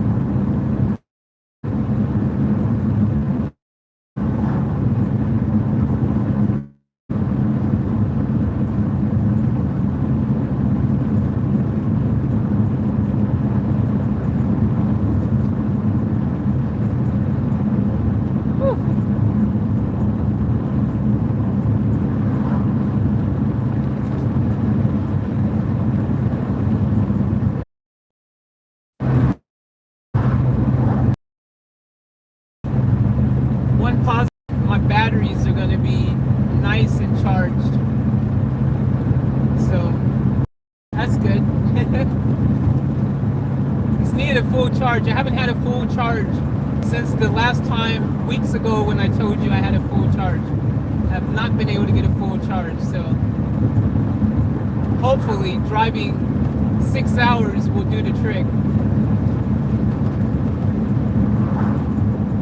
And I'll have a freaking full charge.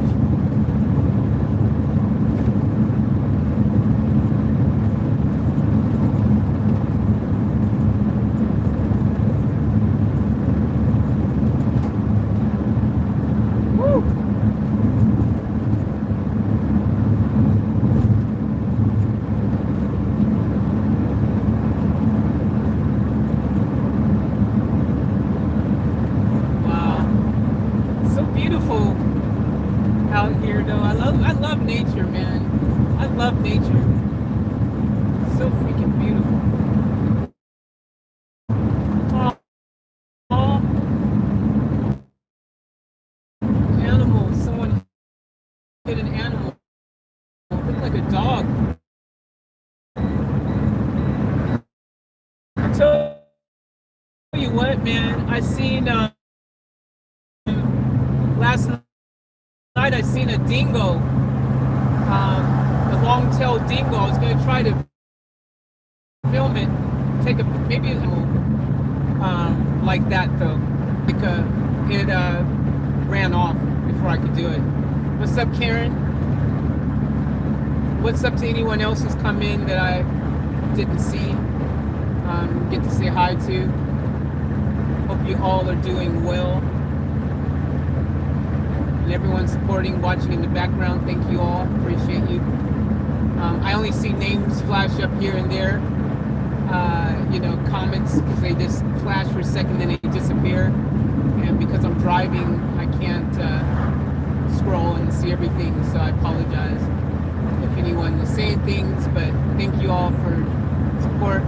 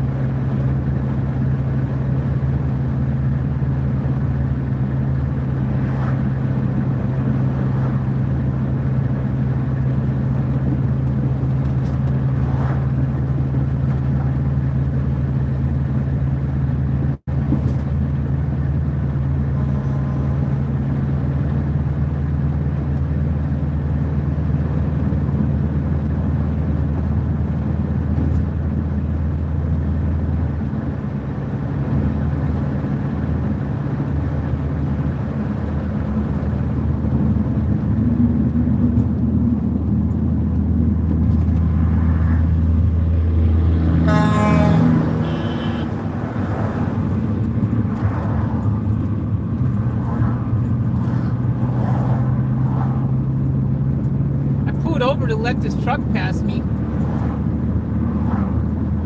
and he still decided to be an a-hole and blow his horn at me. You should have said, you should have been like, oh, what a nice person.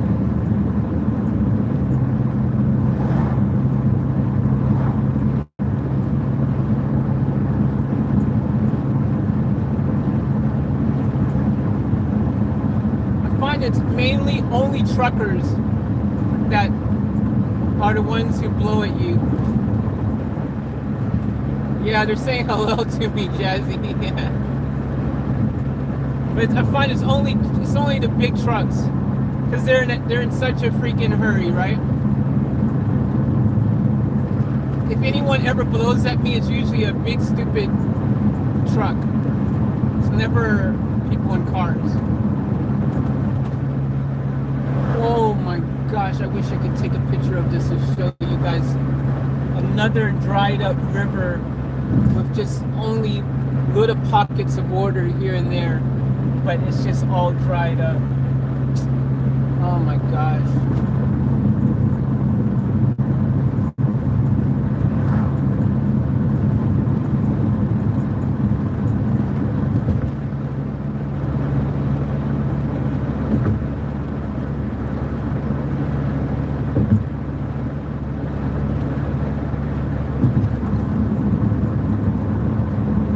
I think it's like one of the things that's annoying is like you would think that people would think one or two things, right?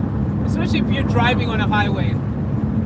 A car is driving slow, slower or slow for one or two reasons, maybe three reasons. One, there's something wrong with their car, potentially. Maybe that's why they're driving slower.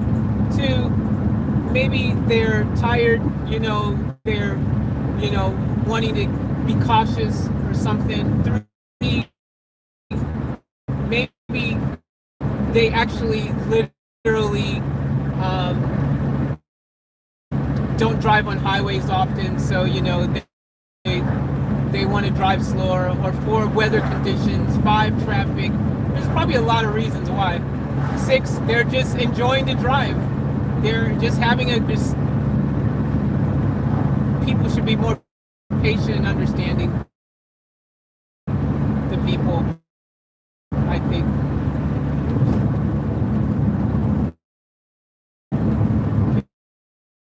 You never know what their situation is. Or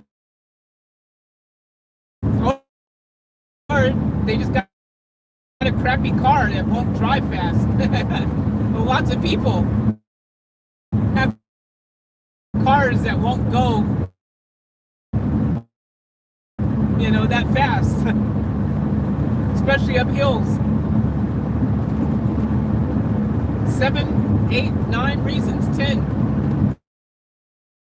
Lots of cargo in the vehicle, so it goes slower because there's lots of cargo.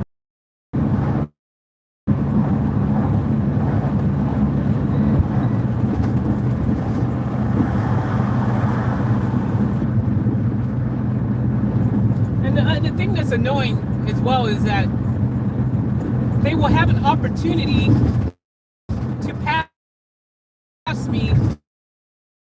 High oil lights beeping like crazy. There's a phone tower next to me. We should have good reception right now, unless it's a different carrier's phone tower.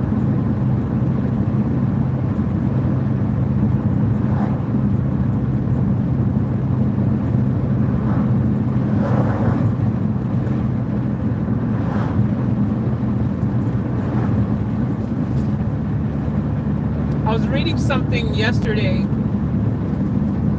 and it was talking about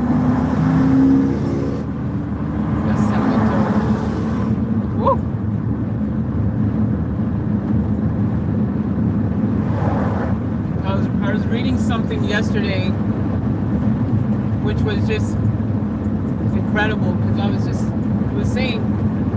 it was wondering, do you think that space ends? Scientists are thinking that space does not end; it just goes on forever. That's like, how is that possible, right? You would think everything has a start point and a finishing point, like, I mean, at the very least, surely maybe it just loops around on itself or something, maybe, like, maybe just comes back around after a while, like, the globe, like on Earth, where you can just keep going around and round. I mean, I would find it hard to believe that it just never ends. I mean, I find everything hard to believe. None of this makes sense. It's actually one of the most annoying things is just how much not sense the whole get up, or it's just nothing, it's logical. I don't understand. It's the one thing, it drives you nuts if you just attempt to even figure this whole thing out, man, huh? It's like crazy. Like, how can something come from nothing? How can something go on forever? How how did something just be there suddenly? Like, no matter what your belief is, whether it's scientific, whether it's religious, it still is mind-boggling, right? Because it's still like, yeah, okay, no matter what you believe in, though, how? It's still something had to start somewhere. And how would it just start? Somewhere, you know, like, how does that happen, man? Like, even if you believe you came from a gerbil, a freaking ape, or whatever your belief, or you amoeba, or whatever you believe, freaking Adam, Eve, whatever you believe, like, no matter what you believe,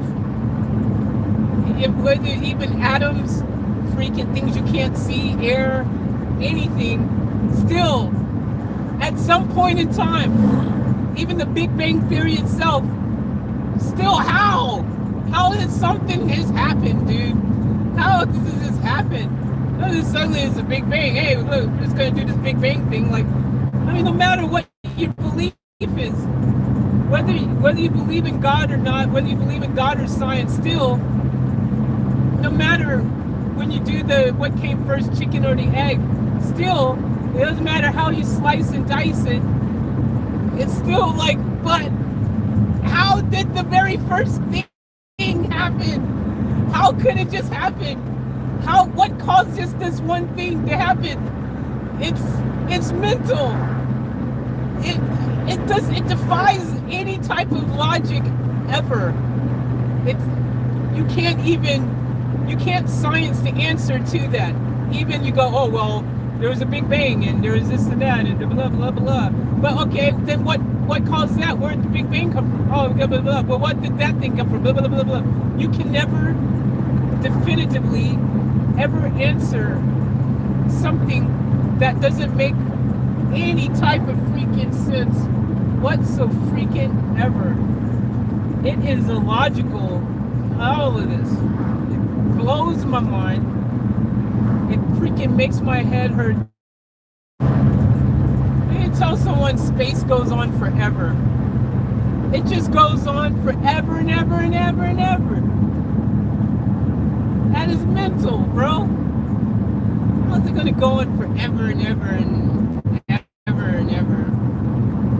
Like, you kidding me?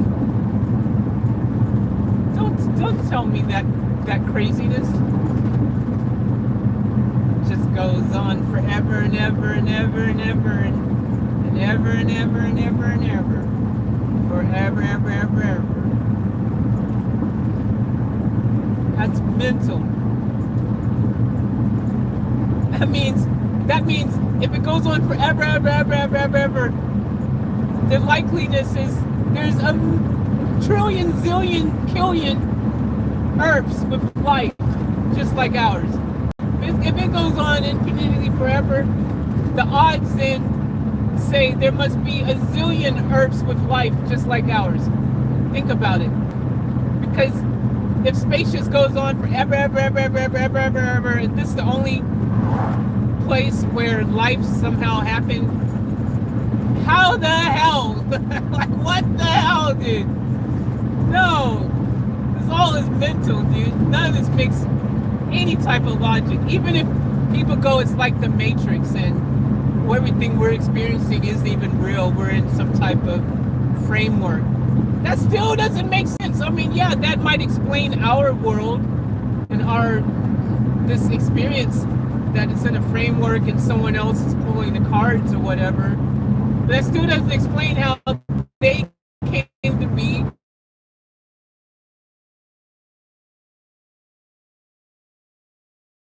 Like, it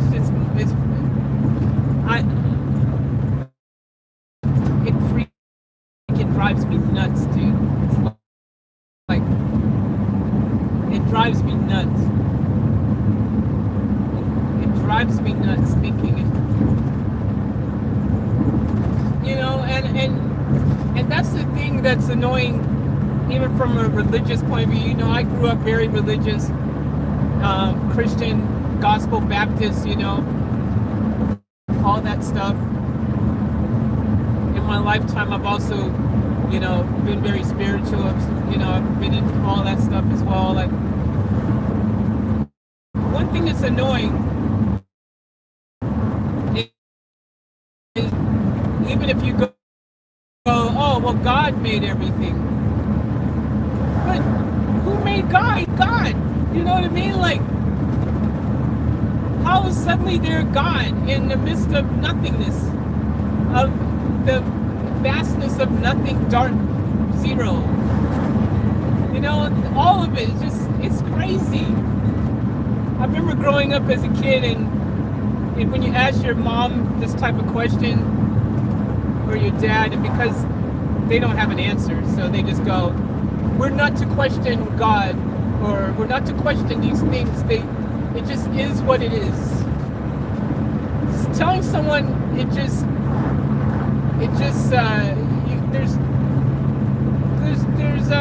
the way God wanted it to be, or hey, we're not to question this because it just is. God just is. That's not an answer. That's a cop-out. It's like asking, why didn't you clean your room after I told you to do it 20 times? Why did you burn the toast? How? Why? If you go, it just is what it is. It's just burnt toast.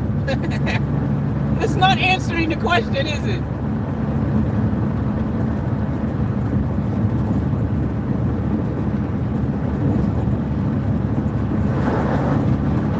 And it sucks because the people who keep it real with you, they give you an answer, but it's the worst answer you don't want to hear is, I don't know.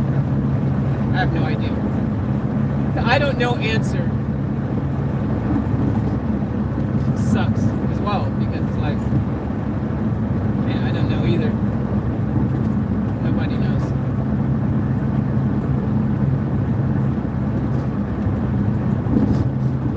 It's just like, it's hard to get your mind around it. It's like, so unbelievable, all of this. It's crazy.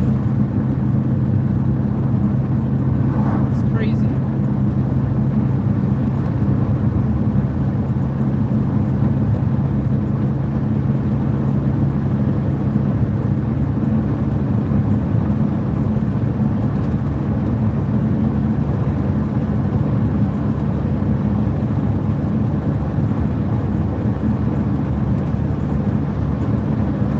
You guys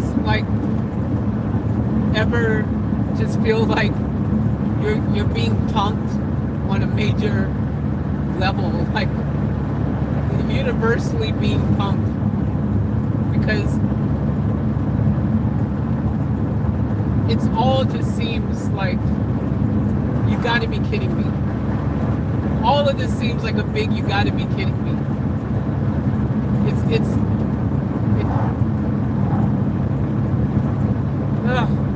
frustrates me.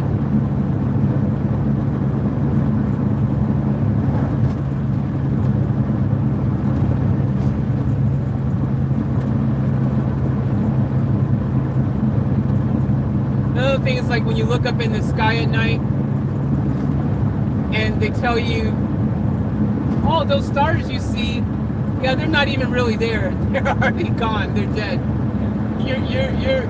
You're not seeing stars that are really there. They've been gone probably billions of years, or millions of years. They're dead. They're gone. So those stars aren't there. Not.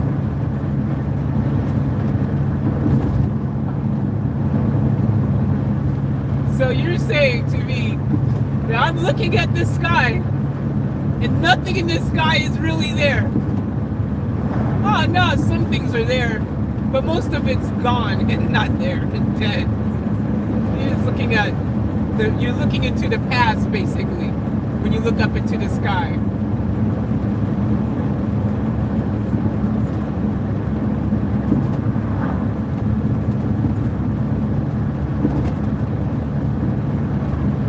And I've actually seen the especially on my drives, I've seen, you know, shooting stars. I've seen some right in front of me. I guess they could have been meteors too that burnt up, but I'm guessing they were shooting stars. It's crazy. So you're seeing the shooting star.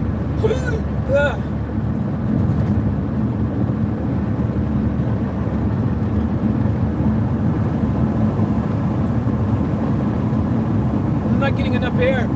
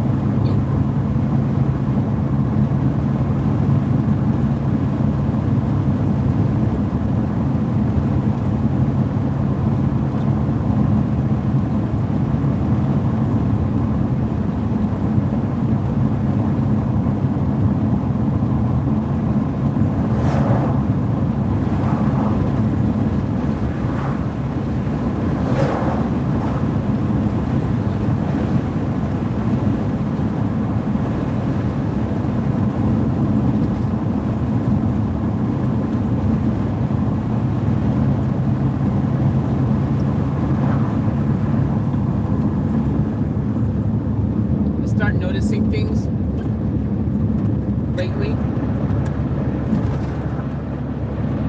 like if I suddenly start having like hiccups out of nowhere, or like I just suddenly gasp for air like I just did then, that's possibly I'm breathing in carbon monoxide, or I have less oxygen available to me or something. These are things I'm starting to think. So I put all the windows down and stuff, like completely all the way down. Usually I just have like a little crack in the window or something. If I can help it, I don't like having the windows completely down. But hey, there's someone pulling their car.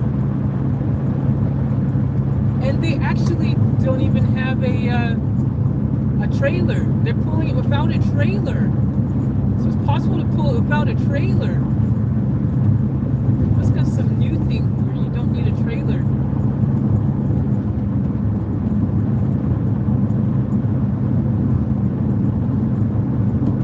Even the lights are working. The indicators on the car that you're pulling.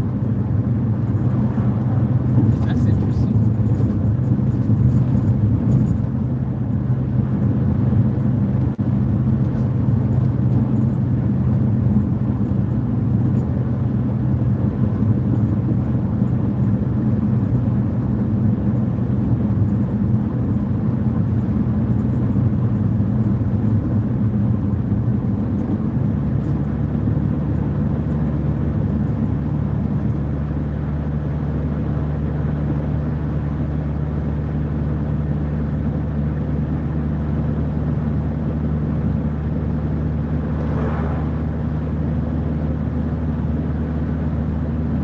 Or like I notice like when my head starts, suddenly I feel like I have a headache.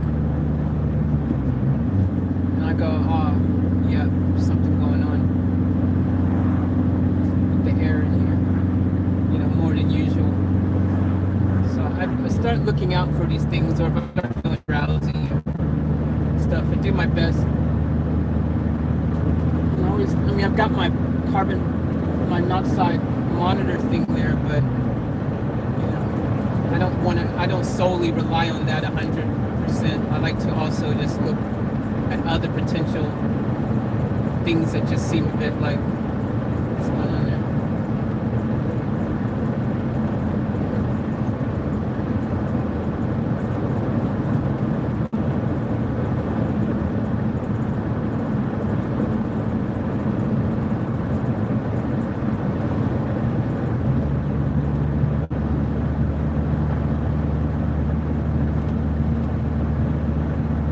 Thanks, Charlene. No, I'm good at the moment. I'm not even tired. I'm literally, I feel fine. I do want to probably grab something sweet in a bit though. Now guys, just so you all know, I'm going to reset all of the points. All the points are going to be reset to 0 in about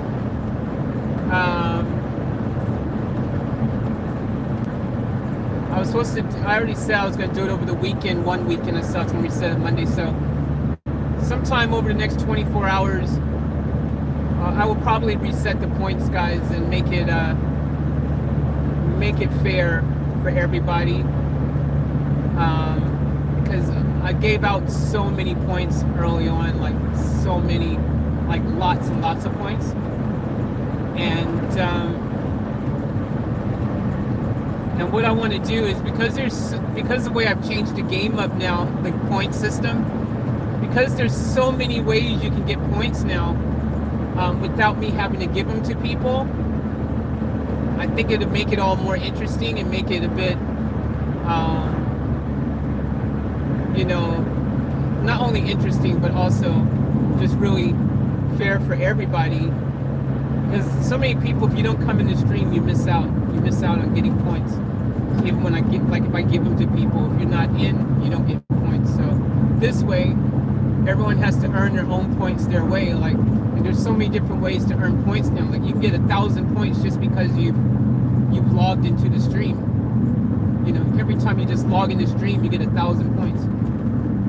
Every time you make a comment, you get.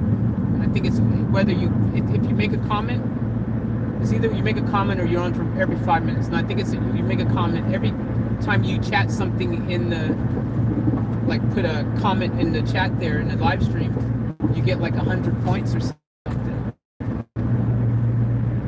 Every time if someone subscribes, you get points. They get 10,000 for subscribing, 10,000 for becoming a member. Oh, where is that? 10,000 for donos, 10,000 for super chats. You get points also. I think the longer you stay on, you get points as well, just for being online. So there's tons of ways to make points, and I think it's going to be better. Plus, like I said, after a certain point, because now there's no one's going to catch these. Oh, plus I've made the limits higher for what you can gamble and stuff. So there's so many ways to triple, quadruple, multiply your points like crazy. And because the people who have been on have been, given tons of points here and there from me. There was one time I was giving 10 million points out here and there and stuff. If you don't happen to be in at that time, there's no way you're going to be able to catch up, so oh man, another construction zone. Jeez.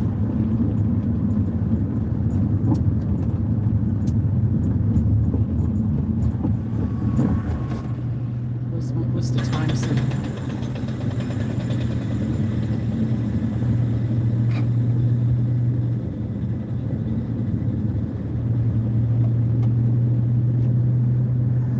Still saying now it's saying we'll get there at 4:56. If I get there around 5, that's fine. I'll still have time to go for a drive in it.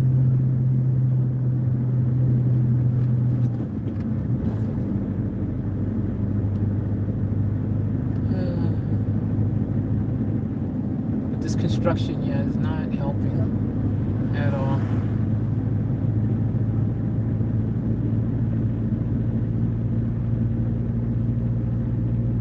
We would have made it no problem if I could drive the speed limit. It wouldn't have been an issue, because I'm driving below the speed limit. The ETA time that this thing says I will arrive is based on driving speed limit speeds, not driving below the speed limit, and doesn't also probably account for random construction that's popped up along the route as well.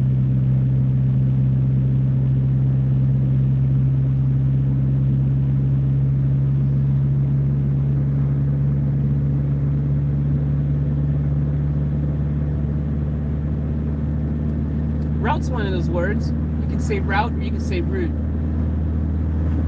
Depending what part of the country you live in, you may say route. Some people may say route. Have you guys ever noticed that?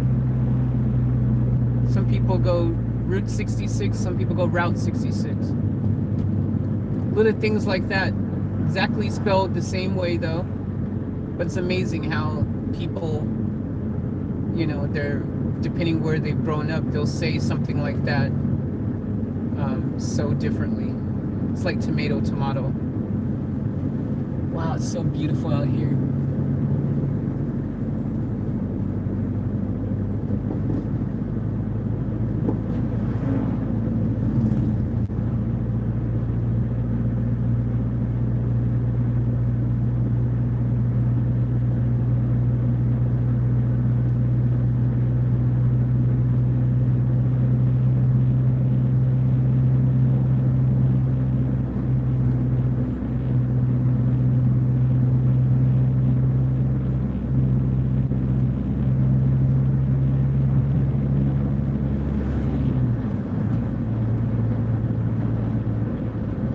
Keep going straight.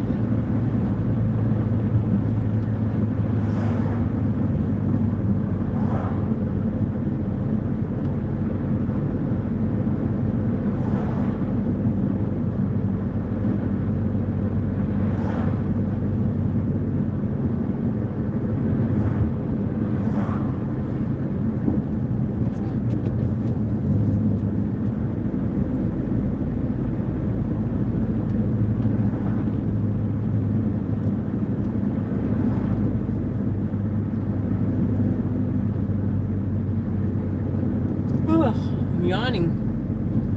I'm not sleepy. I wonder if I'm getting carbon monoxide poisoning.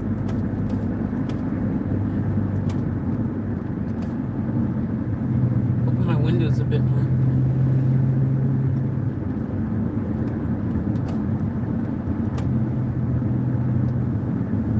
I wonder what my batteries are saying.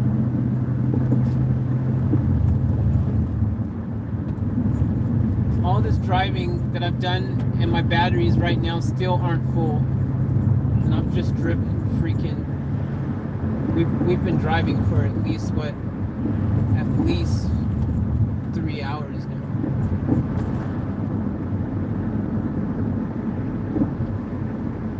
12:12. Yeah, we've been driving for like 3 hours already. Yep. We've been on stream for like 3 hours. So we've been driving for like 3 hours. My batteries still aren't full charge.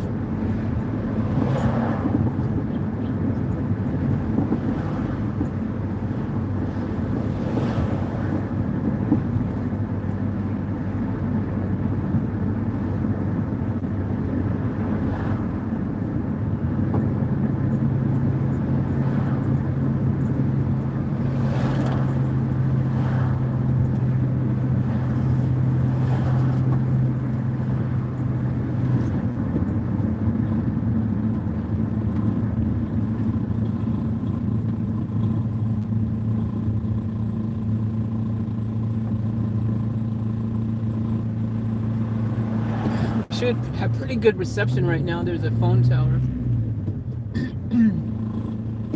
Well, provided it's the same network.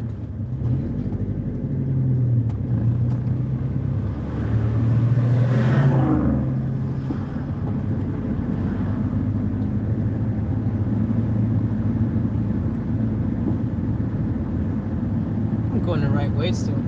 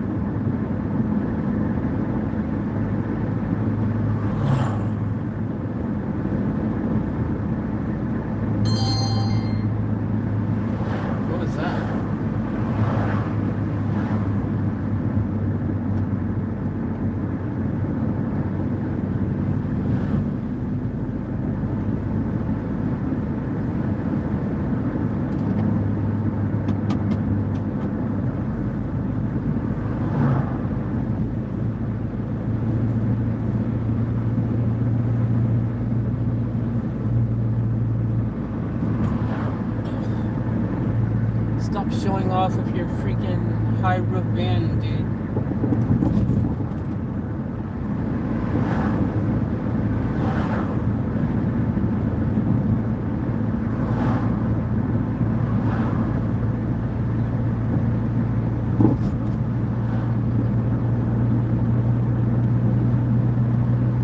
Guess I keep going straight.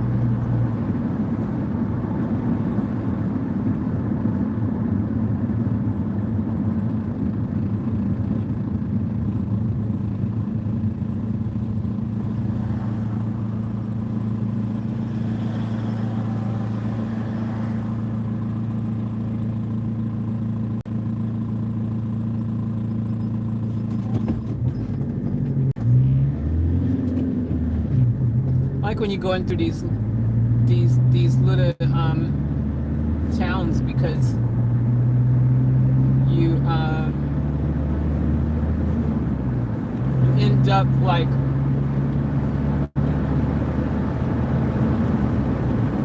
when you go into these small towns, you end up you're able to go drive really slow. So, you're driving the speed limit.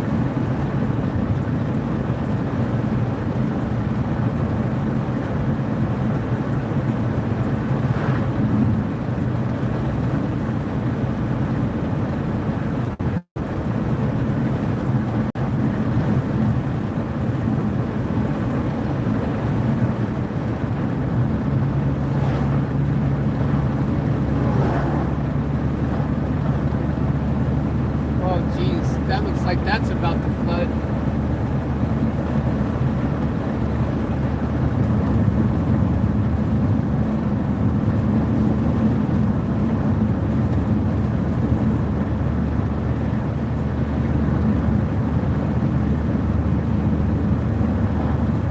Try to get enough speed to get up this hill.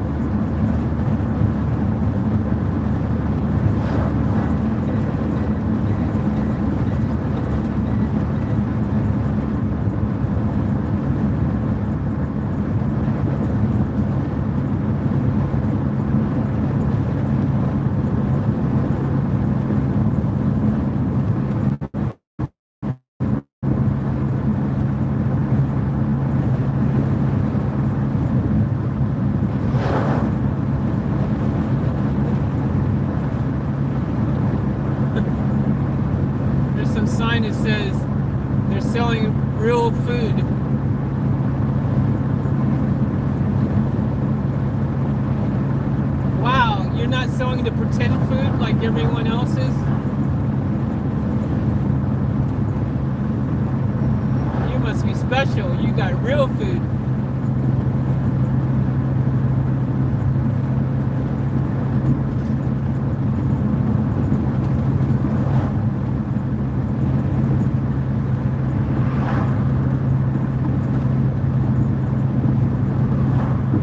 Quite a scary thing, like, imagine some point though that's going to be a real thing, like real food, because everything is going to be processed or made like plant food, you know. Everything is going to be made, you know, like, hey, we still have real food here. We're not using anything that's artificially made, manufactured food. We do have some real stuff here. One day even apples and oranges will probably be made, not even, you know, natural ones.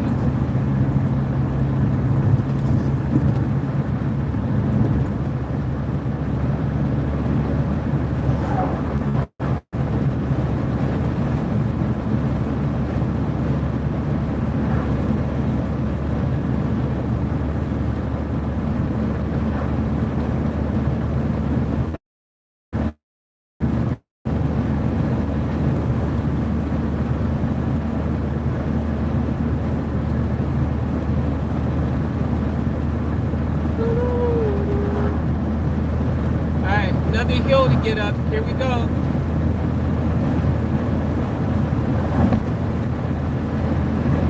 And another dry river underneath.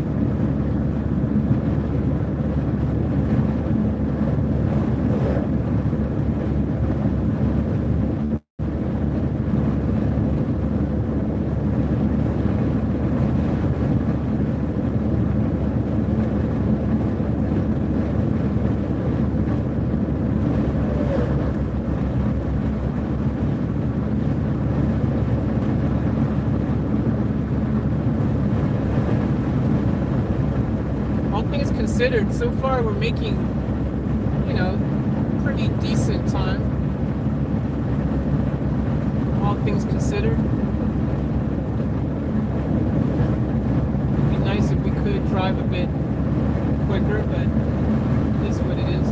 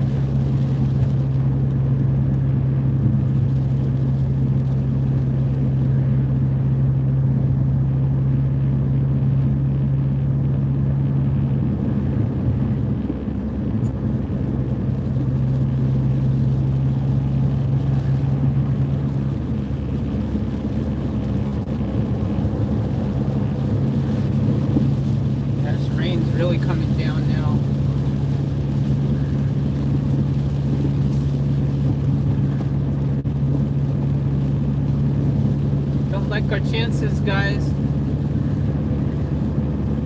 of being able to get there with no rain happening.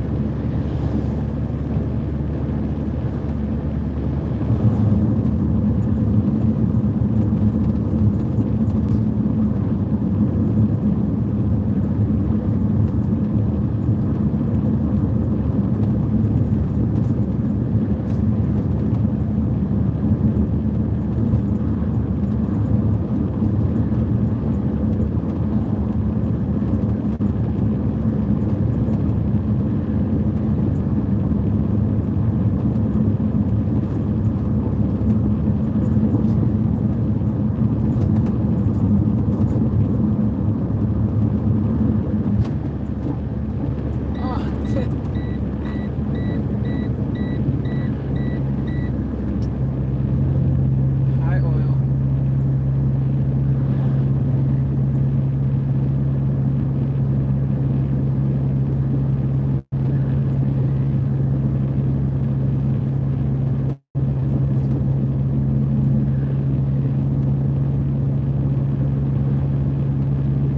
It's like past the perfect place that I should have pulled over for 1 second.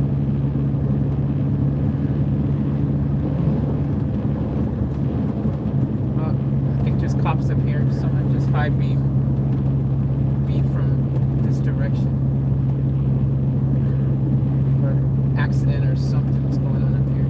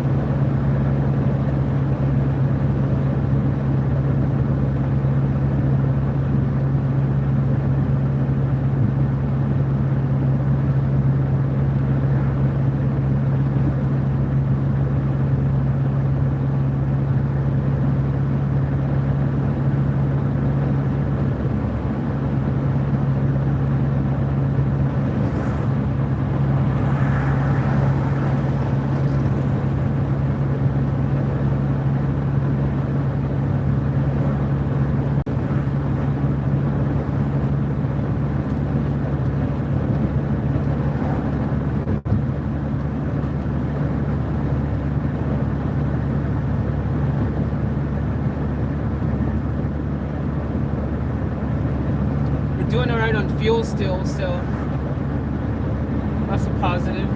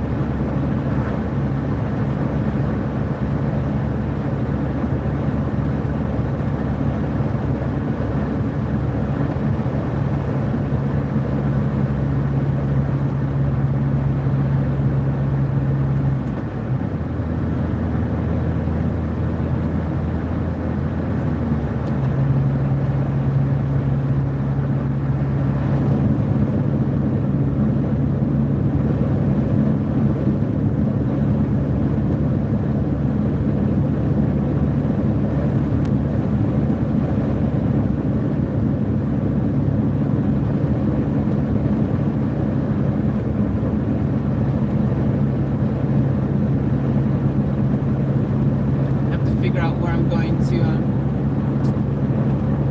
after I get back, and after I drive the Beamer and everything. So I have to figure out where I'm going to go park. Preferably, I mean, I wish I could just find where I'm going to park for the night and go straight there, and then I can, like, you know, cook my dinner or whatever, you know, from where I'm going to be parked for the night. But I don't think that's going to be possible, because I would preferably find somewhere where I can cook quicker rather than later. Sooner rather than later, you know. That's the question.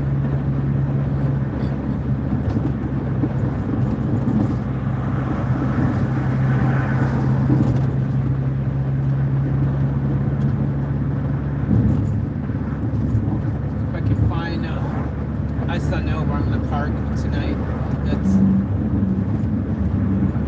That's always a tricky thing.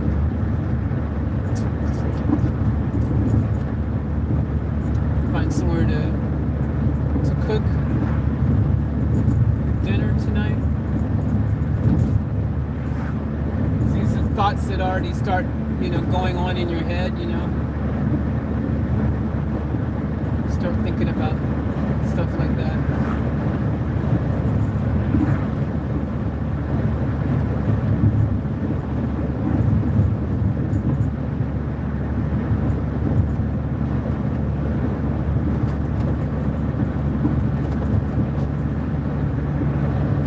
The thing is, it doesn't matter where I, like, there's rain everywhere tomorrow. Like, there's not even like, oh, I can just go, you know, park somewhere where I'll be able to escape the rain.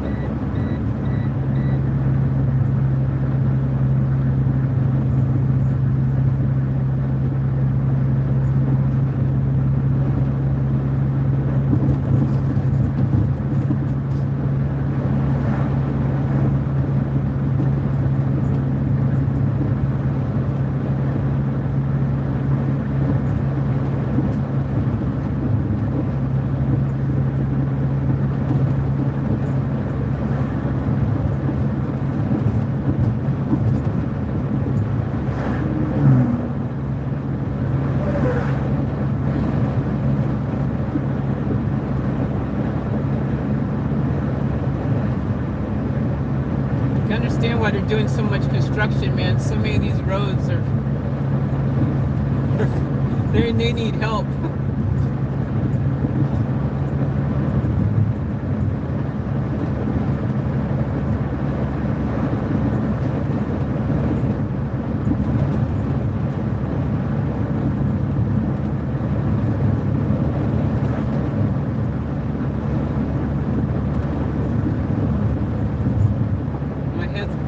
Bobbing around like a bobblehead. Those bobblehead things.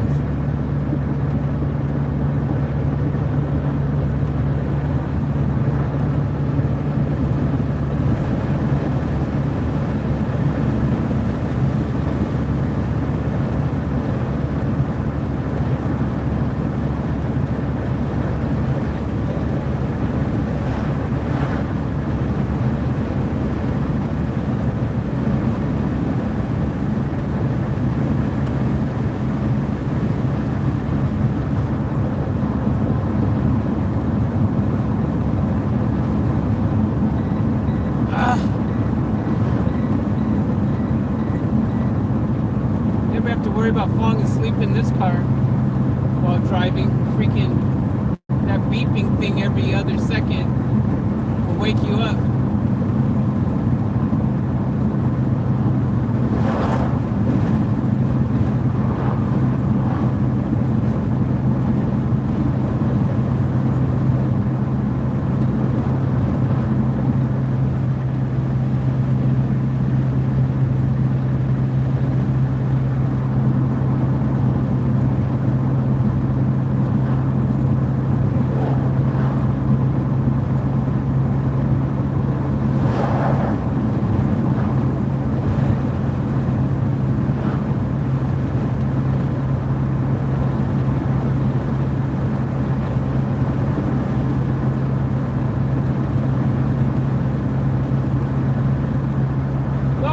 surprises me when I see cars that are pulled over that are supposed to be really reliable cars, and you see them broken down on the side of the road with their, their hood open, and you're like, I say any car can become an unreliable car if it's not well maintained, looked after.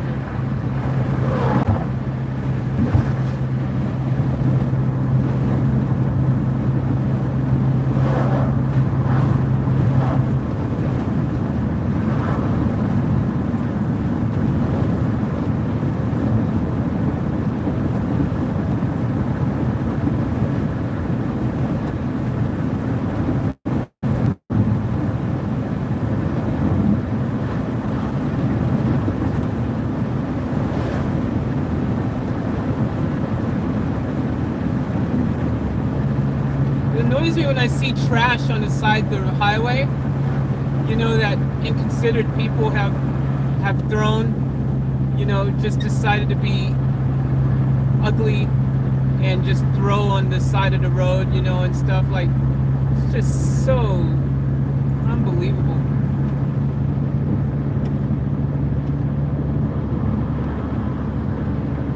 Just pass me. Everyone pass me. Yes. Pass me.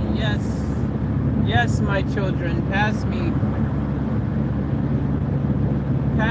Pass me. Take advantage of the opportunity. Oh, too bad you guys didn't make it.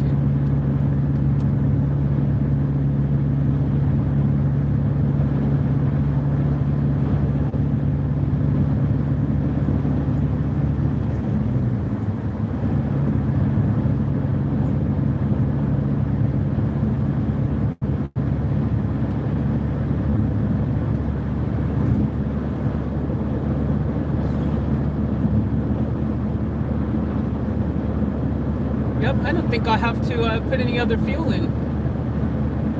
That just shows you guys, even with this leaking fuel, how fuel economic this freaking thing is. And it's a van.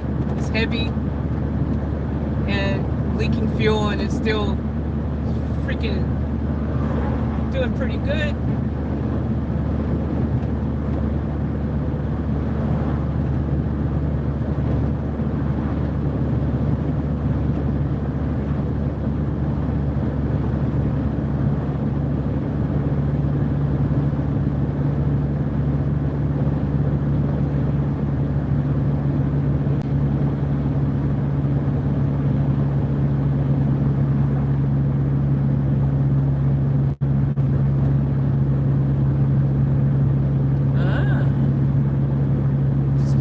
People park. Oh, wow.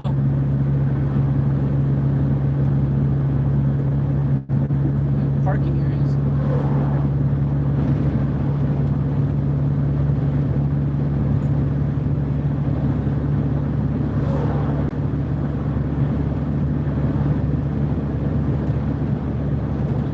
I think I've seen some more white cows.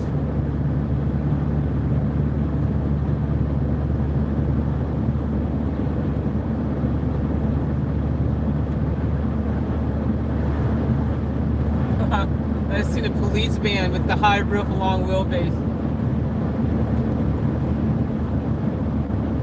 And I was pulling a trailer. A police trailer.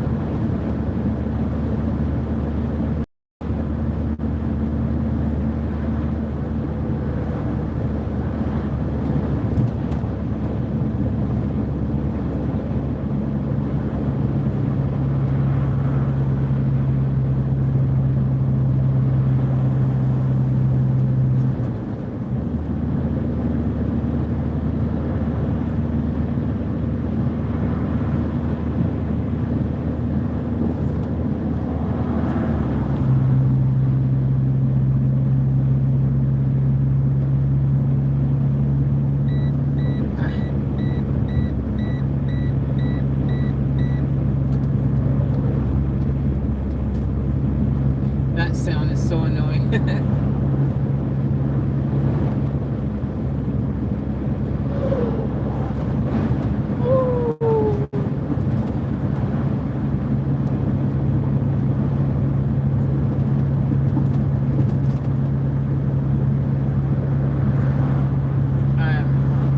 first opportunity I get, I'm going to pull over for a bit. Not long. It's going to be like a really short pullover, like just long enough so I can grab something out the thing, maybe quickly go to the toilet, you know, that kind of thing.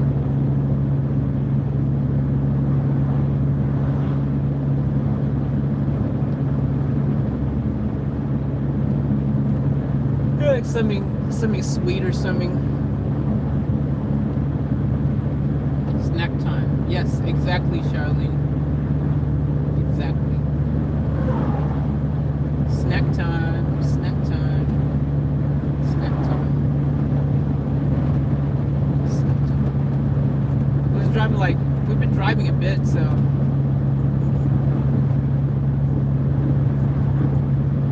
Not that much further. You know, what, about 2.5 hours? It's not too bad. A short pullover is better than a what? A short pullover is better than no pullover. LOL, time to eat. That's what she said.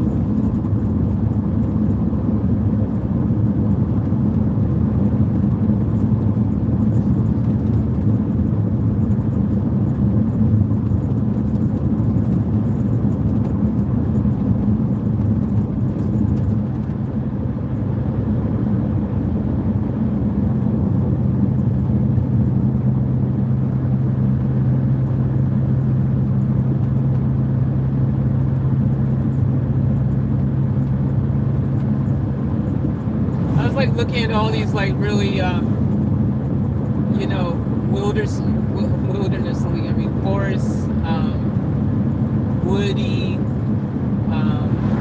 desert areas where there's nothing, and I'm using it like in my brain. I'm just picturing like zombies, like in The Walking Dead, like. Could you imagine being in that situation, man, where you were freaking just surrounded by these dead zombie things walking all around that could kill you? That's their only goal, is to kill you. They have no other objective. All they want to do is eat you. That's their dream, is to eat you. It's so crazy. Imagine that, though. I just don't understand. You know, the thing that it's remarkable in The Walking Dead, like, you know, some zombie movies, the zombies are actually quick. Like, they run. You know, like, what's that show I was watching? Black Summer. Have you guys seen Black Summer? If you haven't seen Black Summer, watch Black Summer. That is crazy dope. But Black Summer, they've got zombies, but their zombies are freaking fast. Haha, love zombies. Yeah, Charlie, watch Black Summer. If you love zombies, watch Black Summer, because their zombies are different. Their zombies are fast. Like, they actually run. They're like still retain all their human speed that they had and everything. The only thing they can't do is they can't climb. So they can run really fast, but it doesn't seem like they can climb anything. Like, they're not smart enough to know how to climb, but they can run really fast, right? So in that instance, yeah, okay, I can understand why some people couldn't get away from the zombies, right? You know, in Black Summer, I get it. I get why some people get caught by the zombies, because those things are fast and everything. Yeah, they are, Charlene, yeah. World War Z too. But like, the zombies that in The Walking Dead move so slow, I don't understand how anyone could ever get eaten by one, man. Like, how how unfit do you have to be to not be able to get away from zombies that move like at a turtle's pace, literally? They're so freaking slow. How slow do you have to be, man? Right, Jazzy? Right? It's a joke. And people freak out, like they'll see like a ton of them coming towards you, right? And they'll be like, oh my gosh, they're coming. It's like, bro, just turn around, go the other direction, and walk. You don't even have to run. You can walk at the same pace that you normally walk, and they won't catch you. How are you getting eaten by a zombie? The chubby people would struggle in Walking Dead. Imagine, yeah, Charlie, but the chubby zombies would struggle too.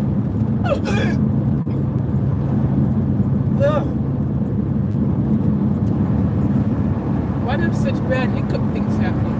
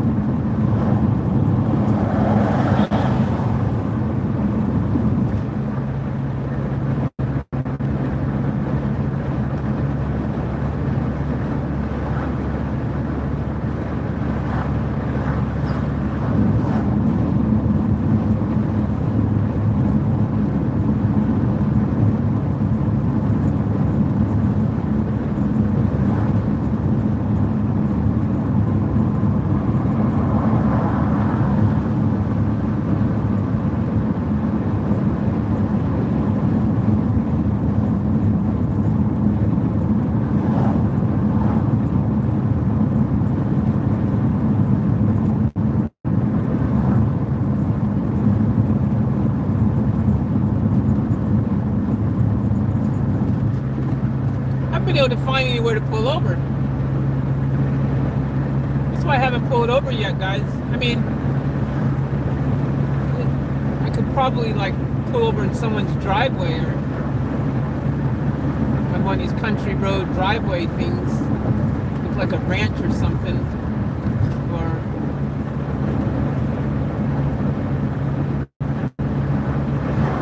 again, how are you gonna get cornered though, Charlene? How are you getting cornered from these slow-moving zombies? I do not understand it. Even if they were right in front of you, you could just be like, and you'd be away from them. Plus, they don't even in the show make it like they are stronger suddenly. Zombies aren't stronger. They just grab you like. Just like, get off me, bro.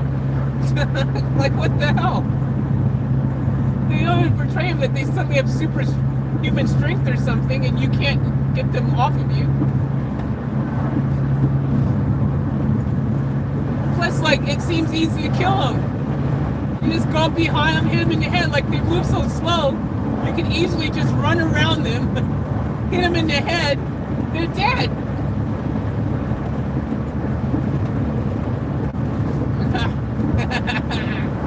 Get off me, bro.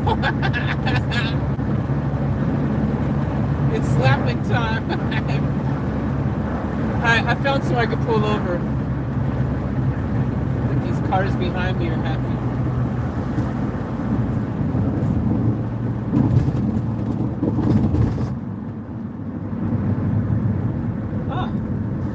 And I actually have spent the night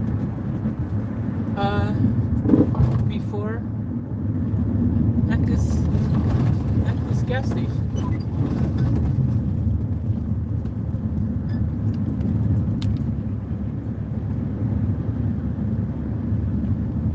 So this is actually a great place to pull over because I'm familiar with it. I could actually stay the night here if I wanted. No problem. Park in the same park where I parked when I spent the night here. There we go. Quick little toilet break. And I might let the engine rest for a second. Give it a little bit of a break. So okay, I'm gonna go to toilet. Now, it's saying ETA 450. I've still got 2 hours and 17 minutes till I reach my destination. According to that, but that's gonna be longer, obviously, because I have to drive slow. So I give myself 5 minutes here tops. All right, I gotta go to the toilet, guys. I'm gonna meet you guys for a second.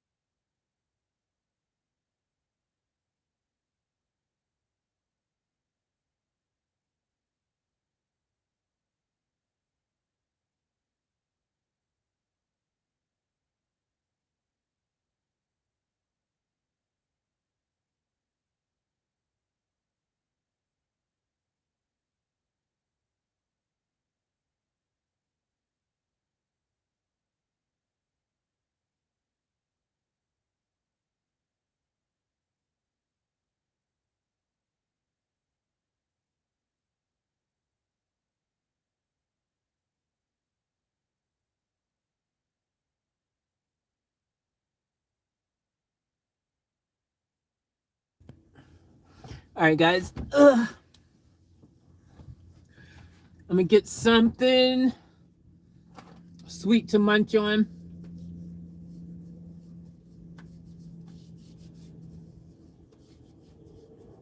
Give me the orange cookies.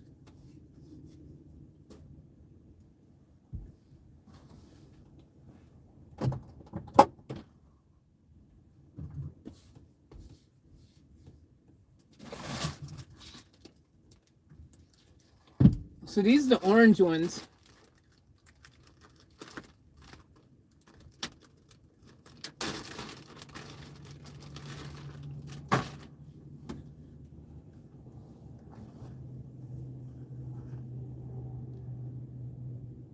This is one of these orange ones look like. See the orange filling in the middle?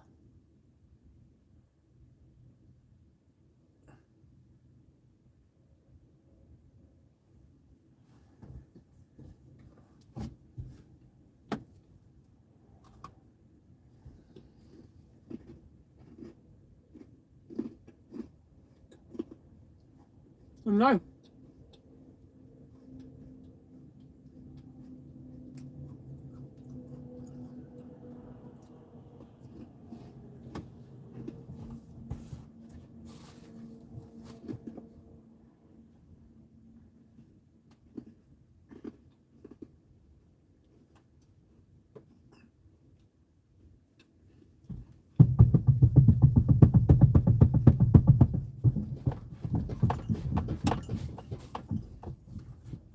A little exercise. I have another one to use.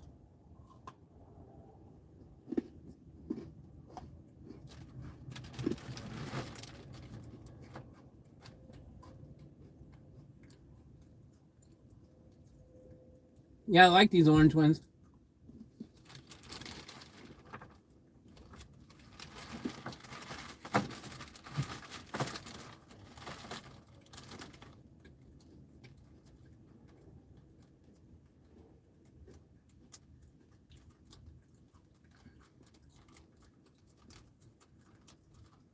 All right, break time's over.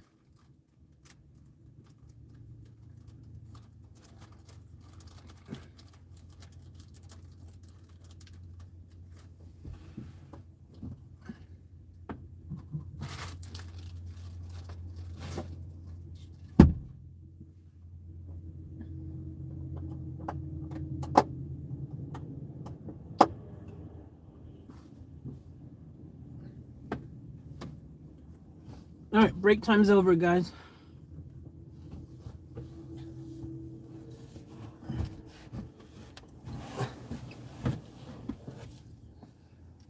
Got two more.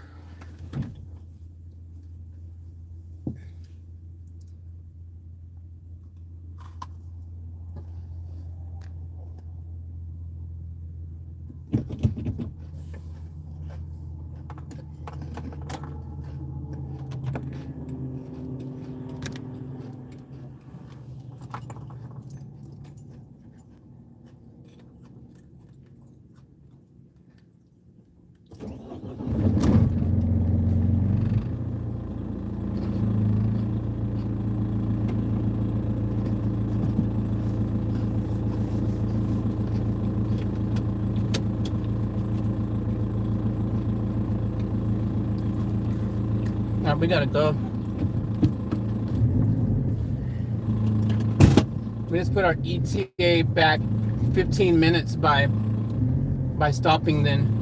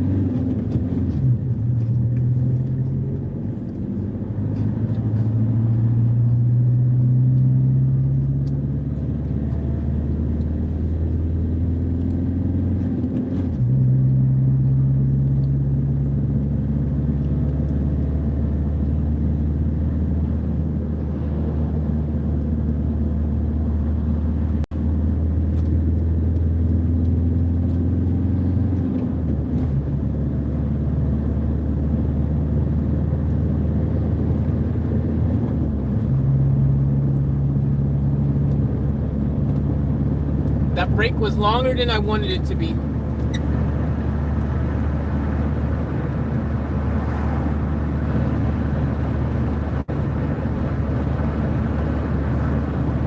That was 10.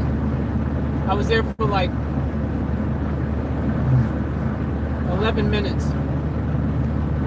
What's up, Donalia?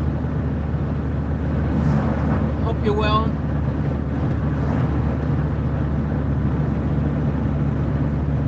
Yeah, that break turned out to be too long. It's like 11 minutes.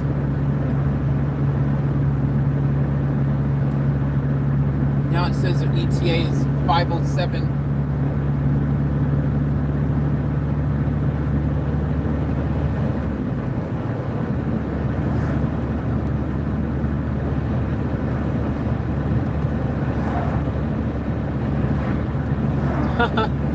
And I just found another place I could have pulled over. That's funny. It's funny, it's interesting. Either all the places to pull over are together, or there's no place to pull over at all. It's quite interesting. There's one or the other. Either there's tons of places right next to each other to pull over, or there's nothing. All right, which way? Go this way.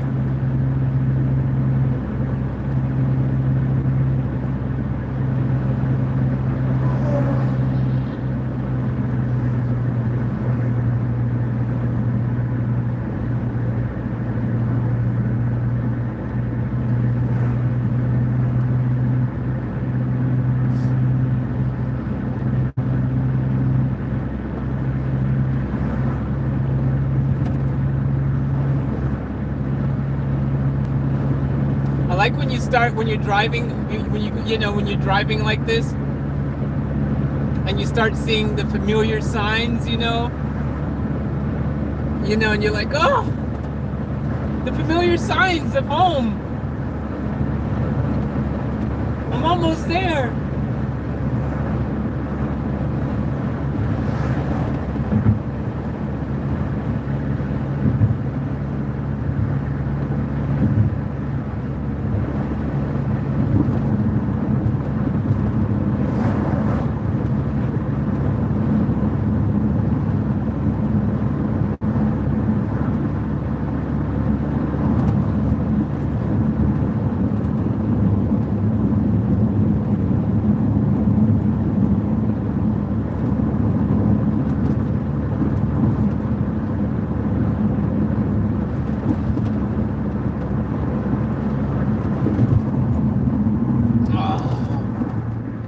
Construction.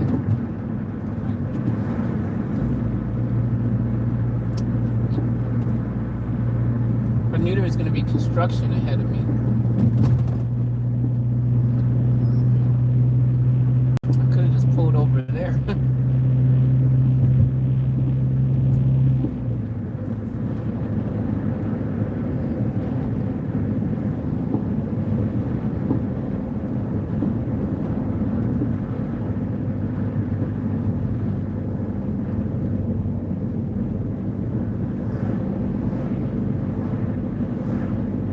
I like how they give out these free coffees for people when you're driving. They have like these drive revive things or something where you can pull over and then they'll give you a free coffee. The only thing that sucks is I'm not a coffee drinker. I don't like coffee at all, so they should have a choice where it's like, hey, do you want a coffee or some water? I'll be like, yeah, I'll take some water, bro. Don't be trying to give me no coffee. I don't want you stunting my growth.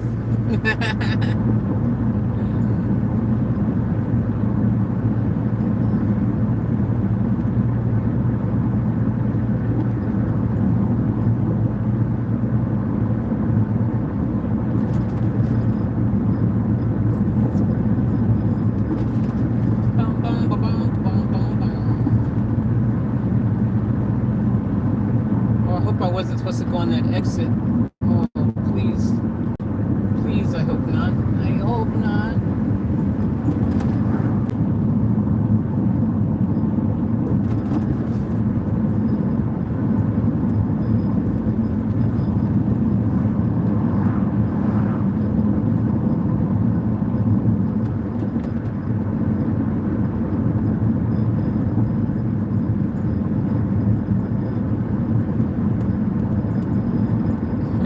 They need to fix their sign. The workman sign says 60. Then it's got one of those green, the lights that light up that says slow down, and it has your speed on it. And it flashed 60. I was going 60 and it flashed 60, slow down. I'm like, dude, the sign says 60. And it's flashed me at 60, slow down. Right. Fix your signs, bro.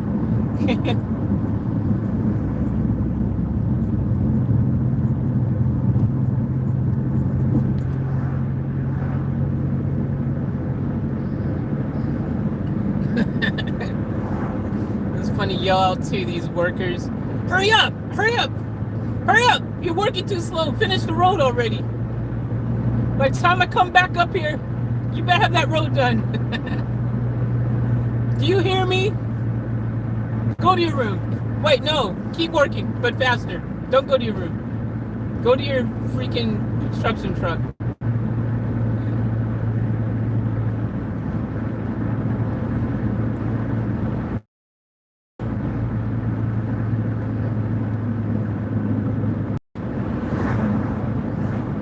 They could finish everything faster. All they gotta do is once and for all, get like freaking, instead of doing things at snail's pace, get every person who works construction around the state to all come together and work one project until it's done, then move on to the next one.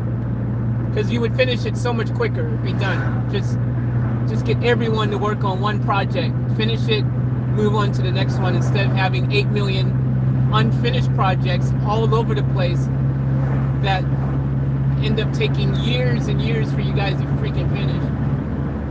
How about we try that? I bet you it would work better.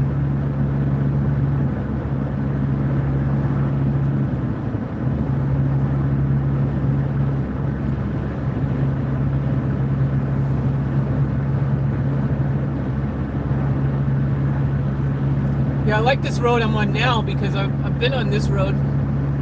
I know exactly where I am. Lots of familiar, things and stuff.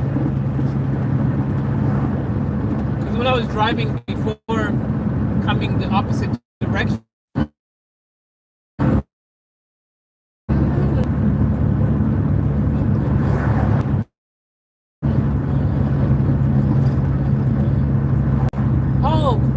I need to start planning Christmas next month.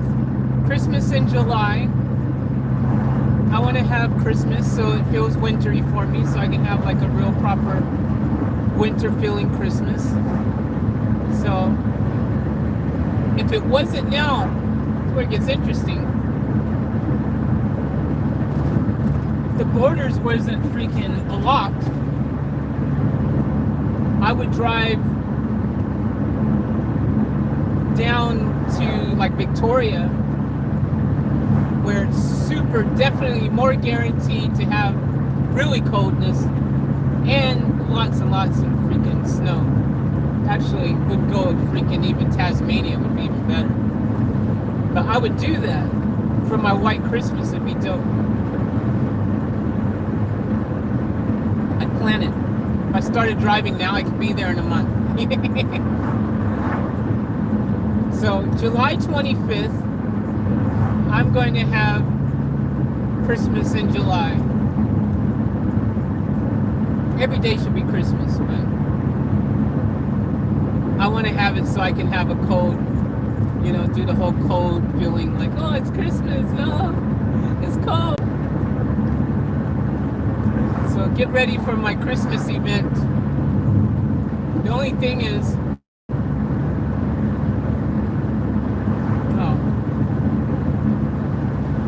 I guess I could buy a little small Christmas tree. Oh, we got rain again. Here comes the rain again, falling on my head like a new emotion. That should be a song.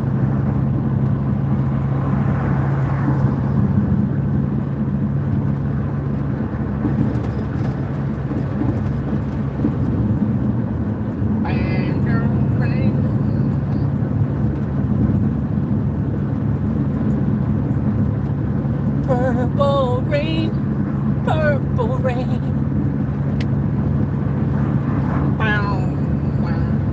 Purple rain, purple rain. That should be a song.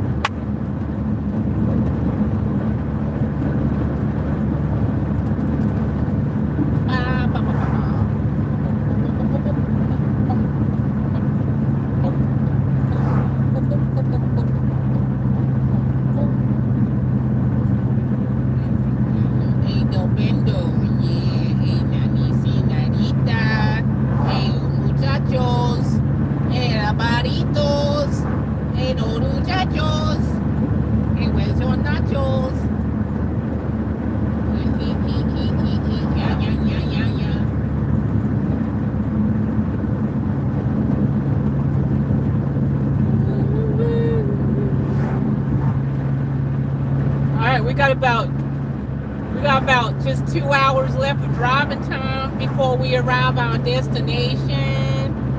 So that means we're driving since 11, so 12, 1, 2, 3. We've been driving for 4 hours.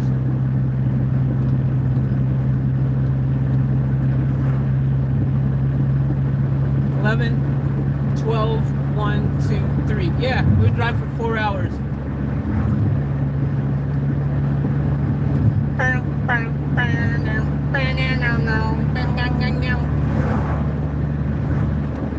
That's why we pray.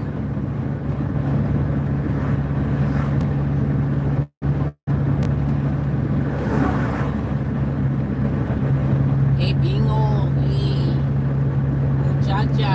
Hey, muchacha. What you say, muchacho? Hey, bonito. Hey.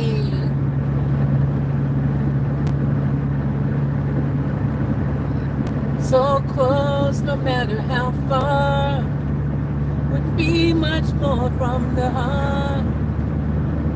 Da-da-da-da-da-da. Nothing else matters. Boom, boom, boom. Never care for what they do. Boom. No, never care for what they say. Boom. No, I know.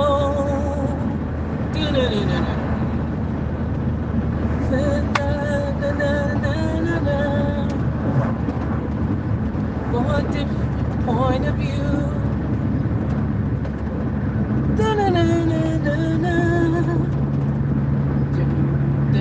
Nothing else matters. Never care for what they do.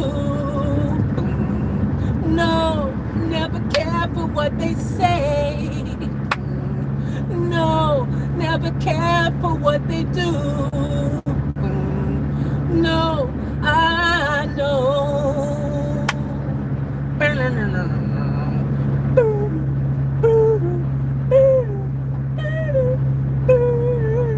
So yeah, Charlene, so close. But so far. And you be a young.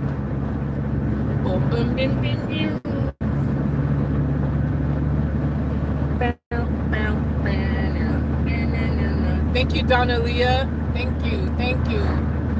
Thank you for the complimento. Thank you. Thank you. Yeah, Metallica. Yeah, Charlene. Metallica. Let's go. All right, good night, Donna Leah. Sleep well. Thanks for dropping in.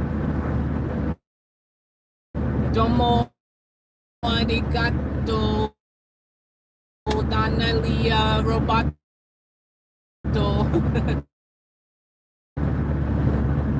That should be a song.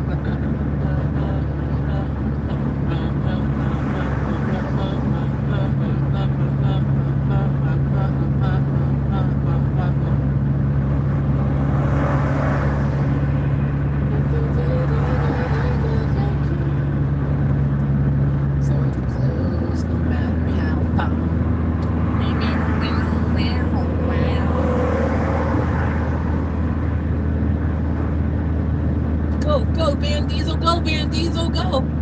Let's get up this hill.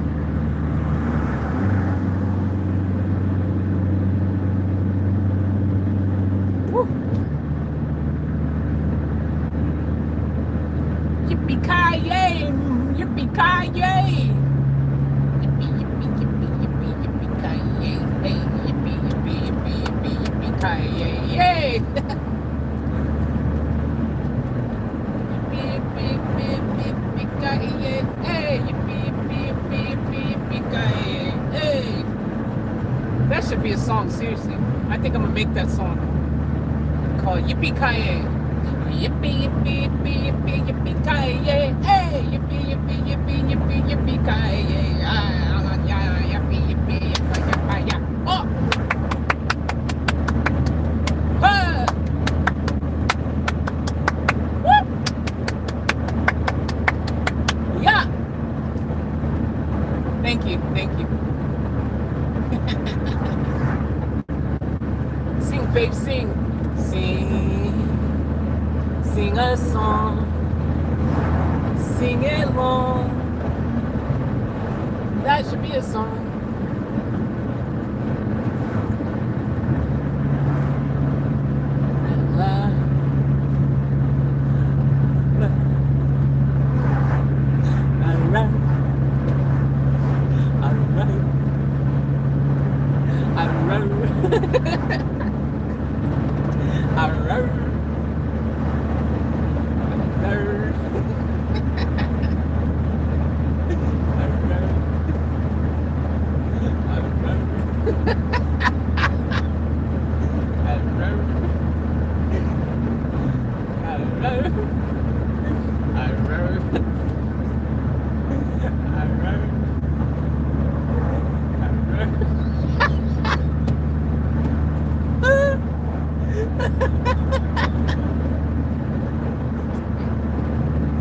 We went to a concert and their whole show, they were like, thank you, everyone, woo! Let's get it on.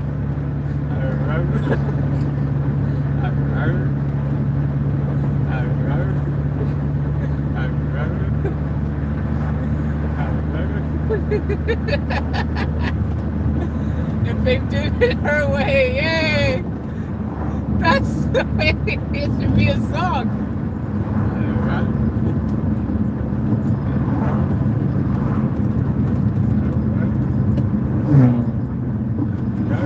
Woo! Those sounded good. And let the record show. I wrote.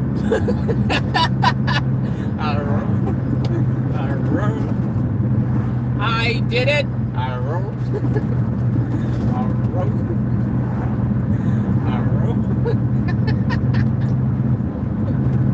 Oh, that's funny. I could make that into a whole freaking comedy session. What says, hey, thank you guys. Hope you guys are doing great too. I wrote.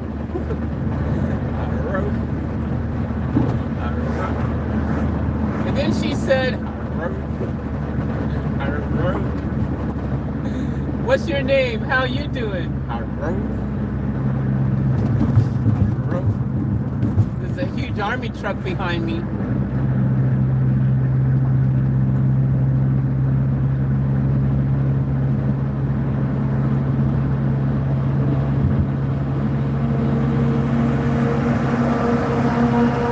Hey, guess what? I found someone driving slow like me. Yay! There's this truck. He's getting passed by everyone. He's in front of me. He's actually driving really slow because he's pulling something and he's struggling in his little freaking truck. Yay! Hey, join the slow club, bro. Hey, this is one of my brothers. Hey, let's go. Hey, amigo. Hey, who else want to drive slow? Eh? Come on, we have a slow parade. Eh? You driving slow, and you driving slow, and you driving slow. Everybody drive slow, hey! I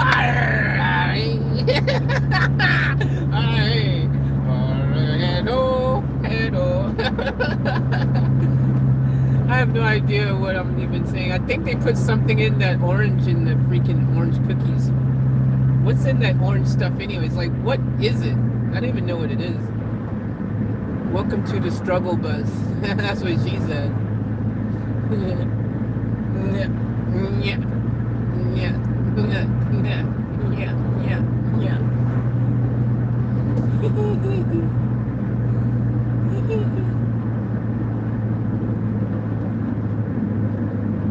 This is great. Everyone gets a blue. Guys, I was literally, look, I was like, this is great. This slow guy, he'll get all the heat from everyone. He turns off. Damn it. I thought we had a friend. Damn it, Janet. I was like, he could take all the heat. I was staying behind him all the way. It was great. So when people was passing, they weren't blowing at me. They were looking at him, giving him the dirty looks. Now it's back on me. Damn it.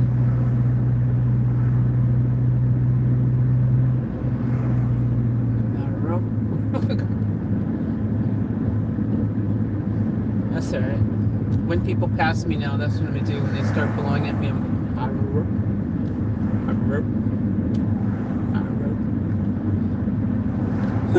when you get pulled over by a cop, just go.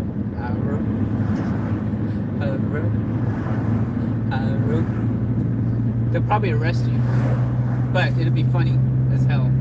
You gotta film it when you do it. Please film it and send it to me. No one to pass the buck onto now. Yep, exactly. Ah, that sucks. It was great while it lasted.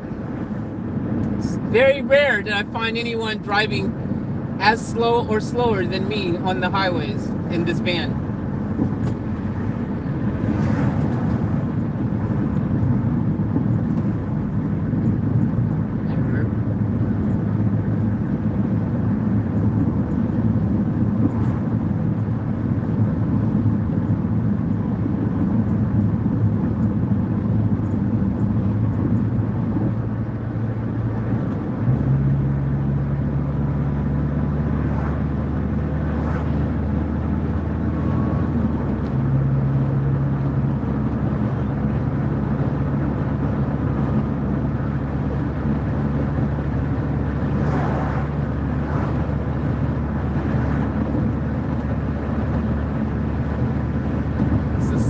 Hour 40? Or hour 52?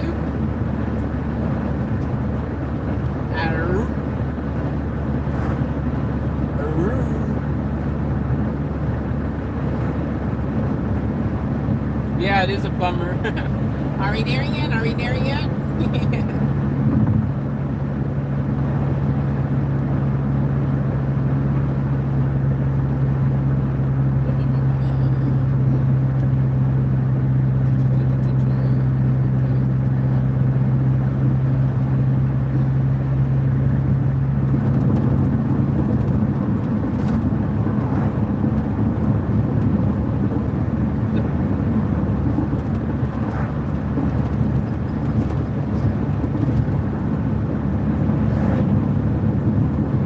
As a kid, and when you were asked to draw a mountain and you drawed it pointy, but in reality it's not really that many really pointy mountains, is there?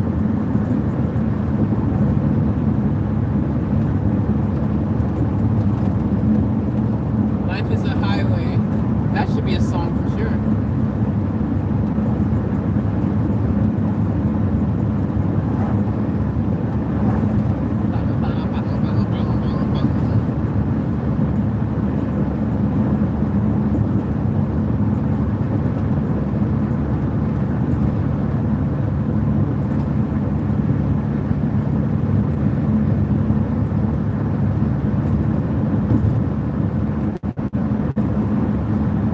Bob ahead.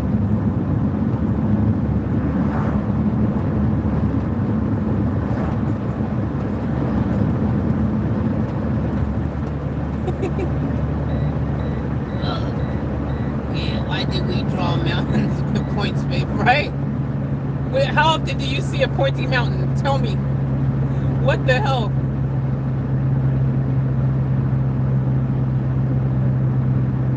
It's like when they say, what sound does a cow make? How often have you heard a cow ever go moo, moo, moo? And people with stick bodies, exactly. When is the last time you've seen a stick body rocking around? Tell me. When have you seen a stick body walking around town? Tell me.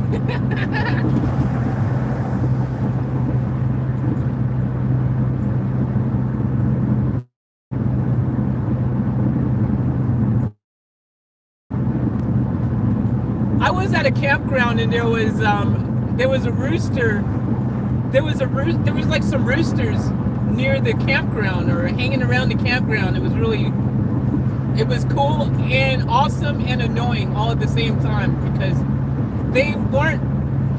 contrary to what people say, they didn't start cock-a-doodle-dooling and like when the sun came up. It was still dark. It was like freaking 4:30 in the morning or something, and they started going making all that cock-a-doodle-doodle sound. It's like, bro, the sun's not up yet. You're freaking broken. You are the worst rooster ever. You're an overachiever. This rooster's trying to freaking get Rooster of the Month or something. Like, yo, rooster. You're freaking going to freaking impress the other roosters. I'm going to get up earlier before anyone else, and I'm going to freaking show them that I am the bomb diggity dog.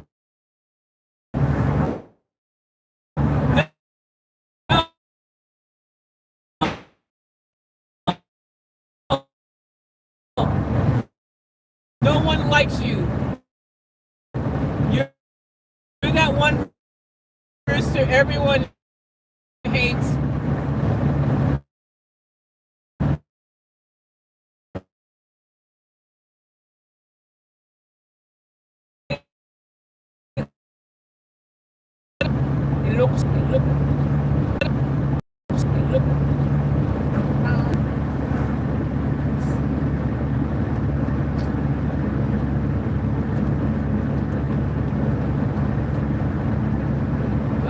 You missed your opportunity, bro, Ski. You missed your opportunity. You missed your opportunity.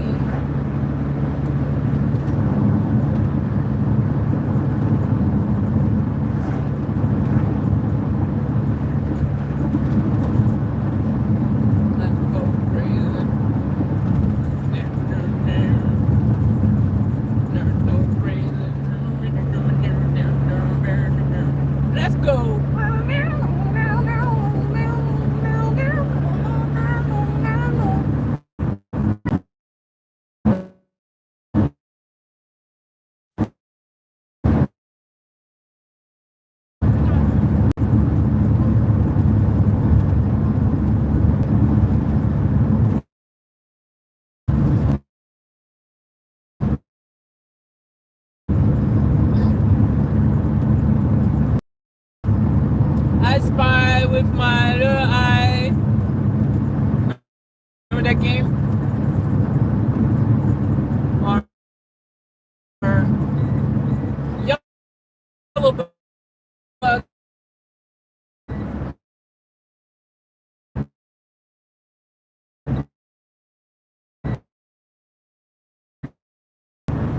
I wanna eat rice forever.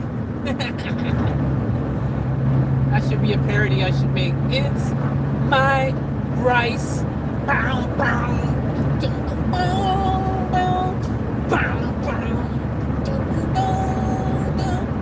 This is a rice for the broken hearted. I put some butter in it and now. Pass me, my children, pass me. It's your opportunity to pass me now. Please, please pass me now.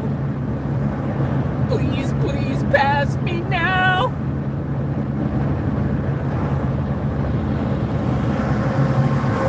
Yes, pass me, pass me.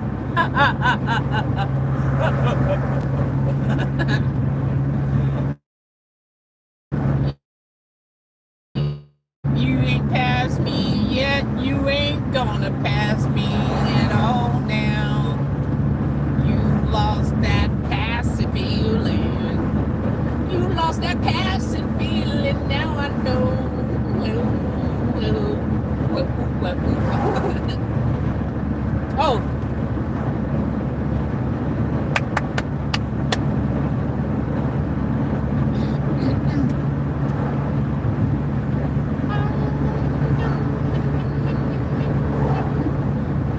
time when I'm driving and you see those crosses that people leave and stuff, freaking, it's like, again, thinking Walking Dead, but that's what I would think, like Walking Dead, and people just like got attacked there and they put a cross. Stupid zombies, leave us alone.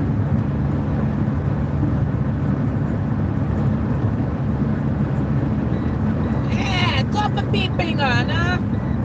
Why you beeping, bruh? Why you beeping, huh?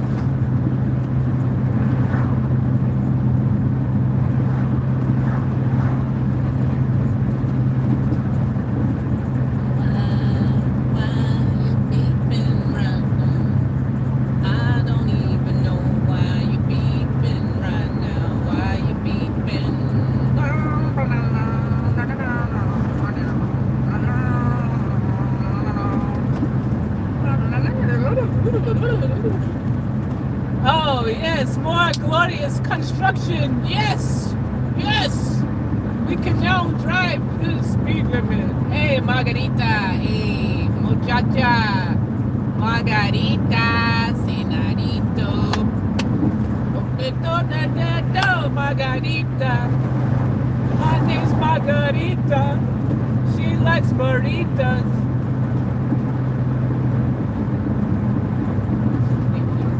Hola, hola, hola, hola. Hola, hola, hola, eh. Hola, hola, eh. Hola, hola, Margarita. Signore. Hello, hola, signore. Margarita. Hello. Hello. Uno, dos, tres, cuatro. Keep doing a good job, guys. You're doing a good job. I'll come back by and check on you guys in a week or so. All right, keep it up. Good job, good job. Just talking to some of the construction people, you know. Let them know how you're doing. I am good. Thank you, senorita. Thank you. All right. But let these construction dudes know they're doing a good job. All right, guys, keep it up over here. You're doing a great job. Keep it up. Keep it up. Just keep doing what you're doing. I'll come back by in a week. I'll come check on you again. All right, keep doing it. You're doing a great job. Fantastic. I'm going to give you a promotion. I'm like,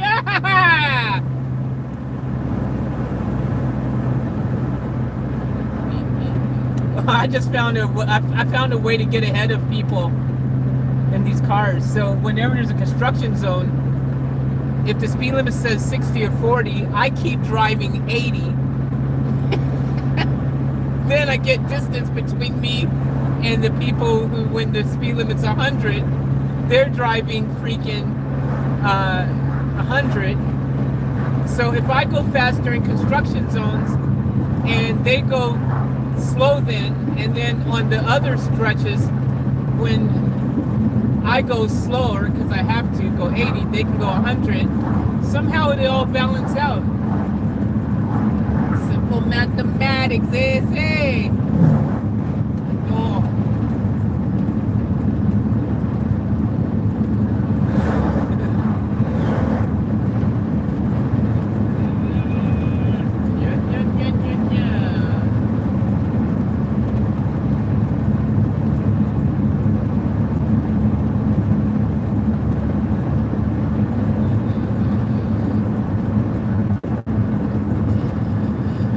The question, the answer was mammal that lay eggs.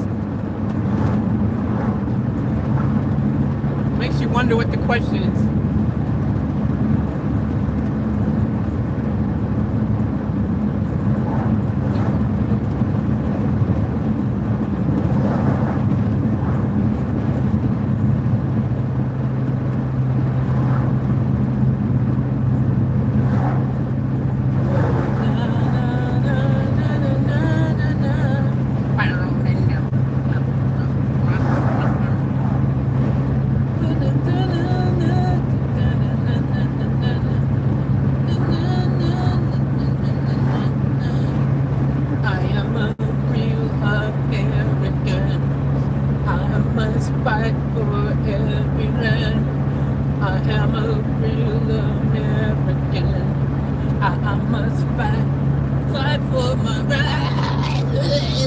This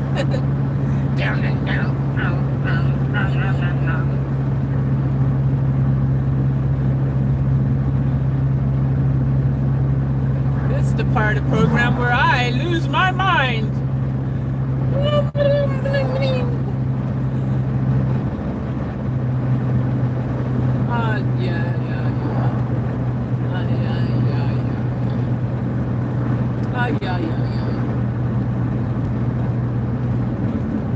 Oh, they caught me.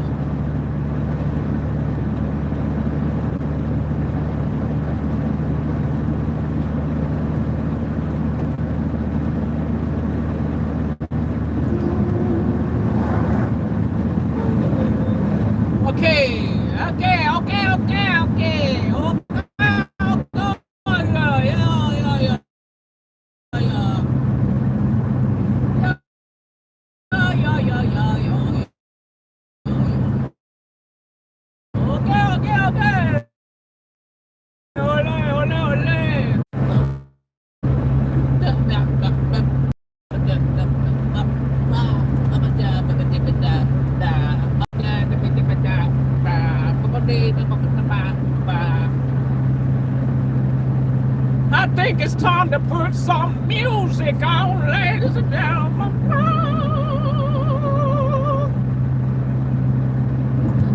We built this city. We built this city.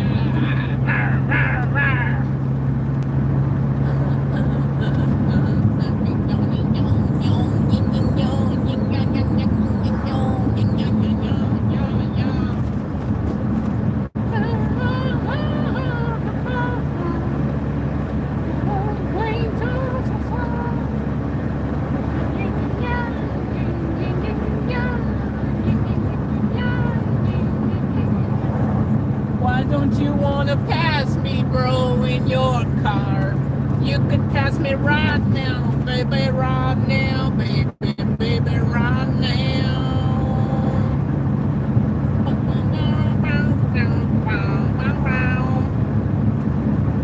I wanna know what love is.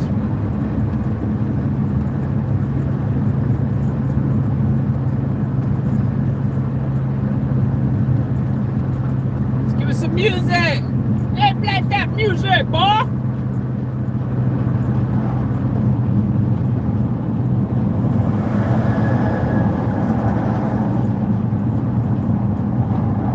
Not that loud.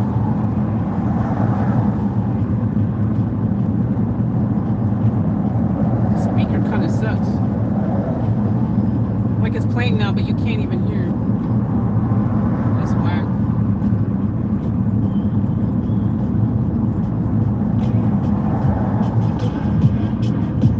There we go.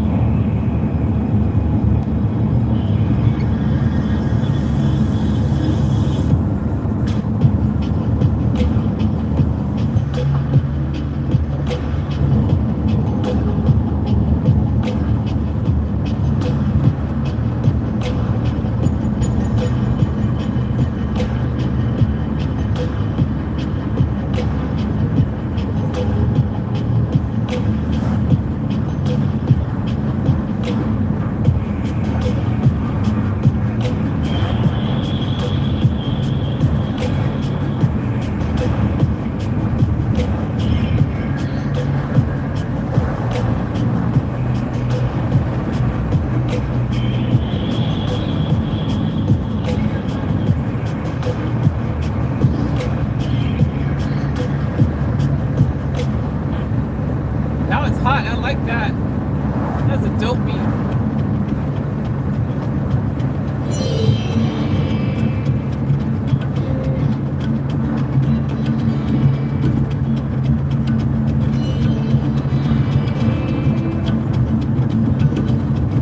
Oh, oh yeah! I know where I am now. Yeah, yeah.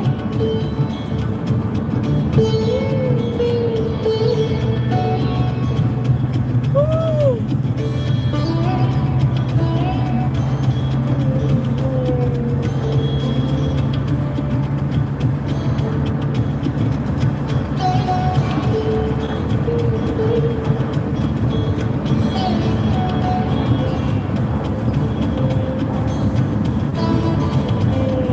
We're getting closer.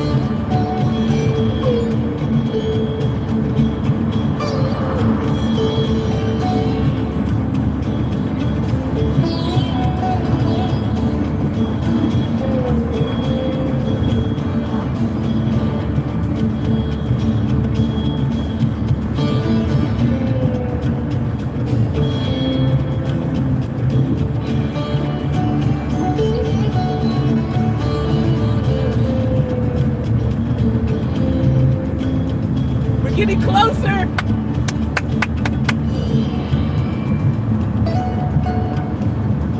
Feels good to be down in this area. Like I feel like I'm home. Like, you know what I mean? It's kind of interesting. It's kind of interesting the feelings I'm feeling right now. Just being like in an area like close to what I consider to be like my home base, my home ground. Technically, it's not my home because I don't have a house here anymore. But it's my stomping ground from before, you know, eh? Feels like a little bit of my stomping ground, eh? Like a little bit of my stomping ground, eh? I know everything is. That's exciting. It's like, oh yeah, I know where the I know where the store is. I know where the, you know, gas station, all the McDonald's, you know where everything is. It's fantastic. I love it.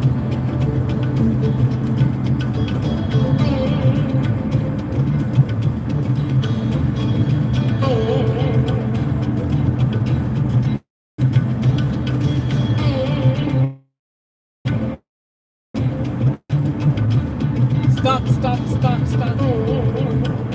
Taking my actual break now. Awesome.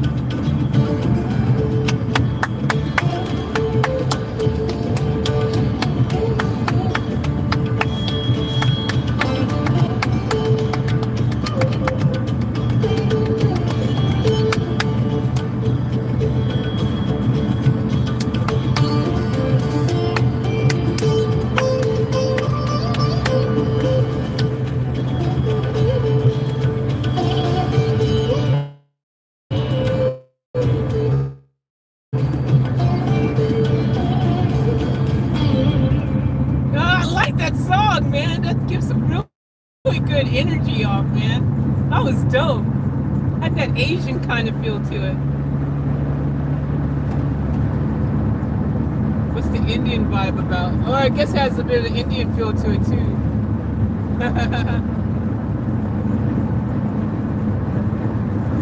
Driving down the road again.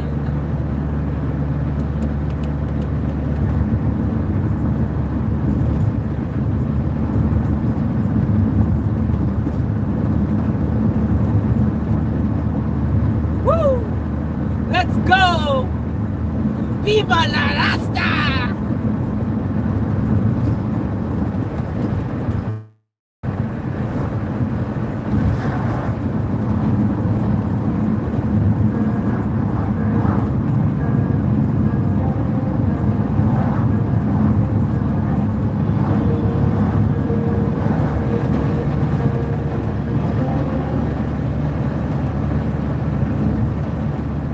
And just when you were enjoying the streaming, thank you, Optus, for continuing being one of the worst networks on the planet.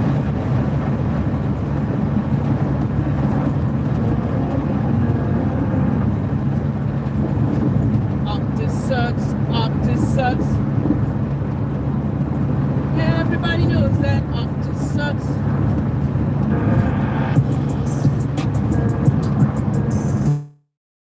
Woo! Hey.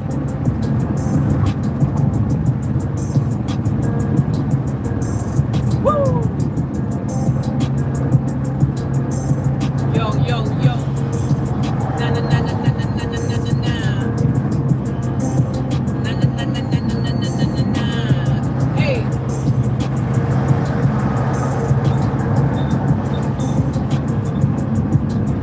Yo. Woo! Yeah. Uh-huh. What? Yeah.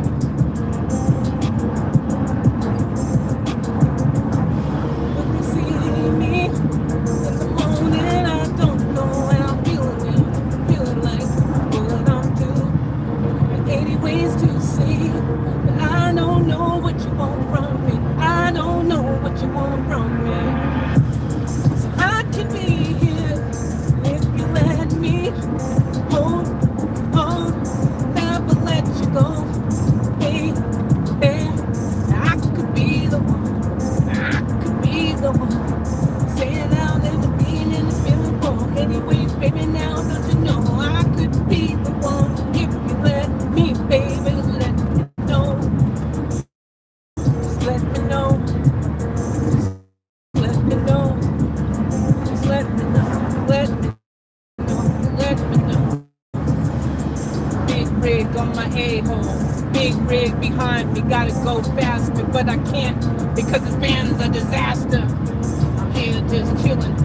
Like a villain making millions. No, I'm not. I ain't rich. I ain't making millions. I wish I was.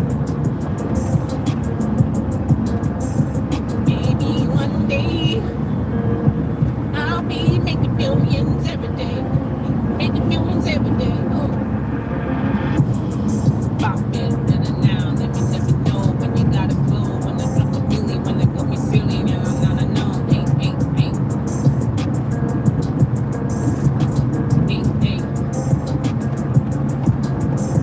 You gotta tell me something. I wanna know right now. Hey, you say that you love me, show me how. I wanna know that you wanna be right there. Let me know you wanna be right there. Let me know you wanna be right there. I wanna be good. Let me know that you see. Anyways, let me know. Just tell me something. Woo! Hey, that nice. I like that dong.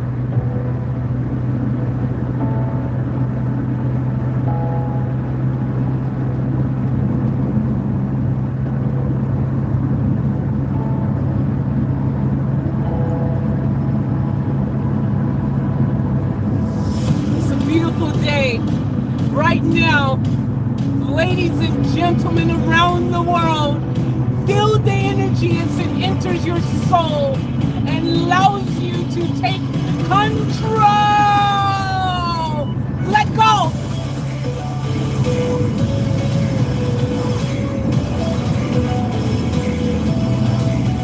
Woo!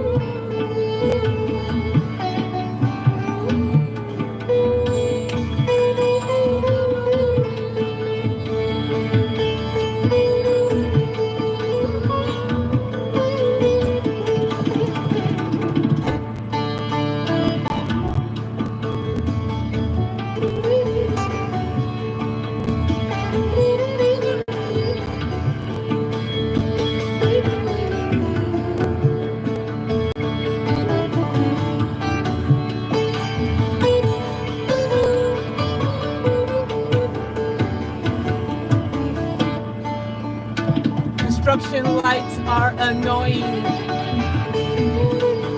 I'm just gonna meditate and wait.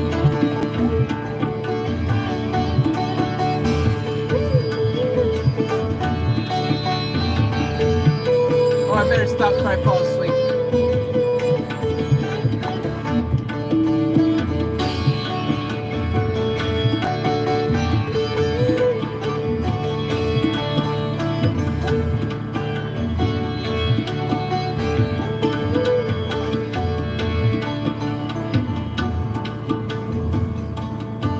Bit of henna to complement your tats, fave.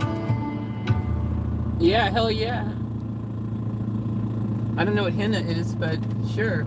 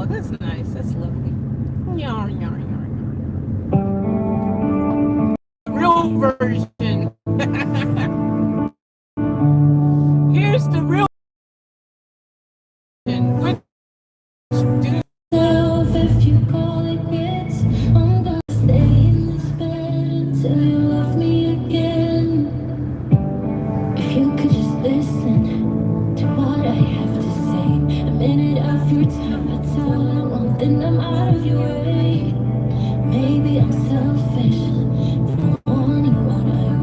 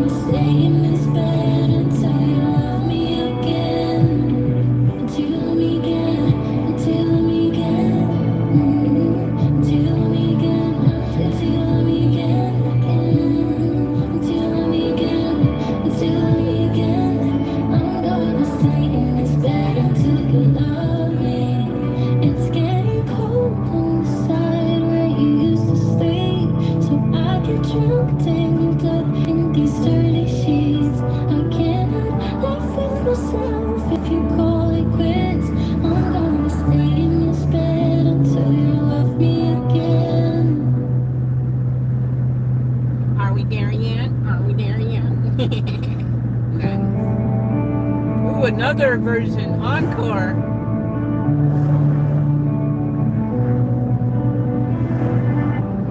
I know that I messed up. Wish I could take it back, but it doesn't matter when you look at me like that. I know that I fucked up, but that doesn't work as an excuse. Sorry doesn't cut it, but I'm sorry for what I did to you. Can only sleep with the TV on. Ever since you left, I'm going through the motions. I'm laying here looking at the door. Please come home, you've been down by my side, babe. It's getting cold on the side where you used to sleep. So I get drunk, tangled up in these dirty sheets. I cannot live with myself if you call it quits. I'm gonna stay in this bed until you love me again. If you could just listen to what I have to say, a minute of your time, that's all I want. Then I'm out of your way. Maybe I'm selfish for wanting what I want. It's all games till someone gets their heart broken. Your love, I can only sleep with the TV on. Ever since you left, I'm going through the motions. I'm laying here looking at the door.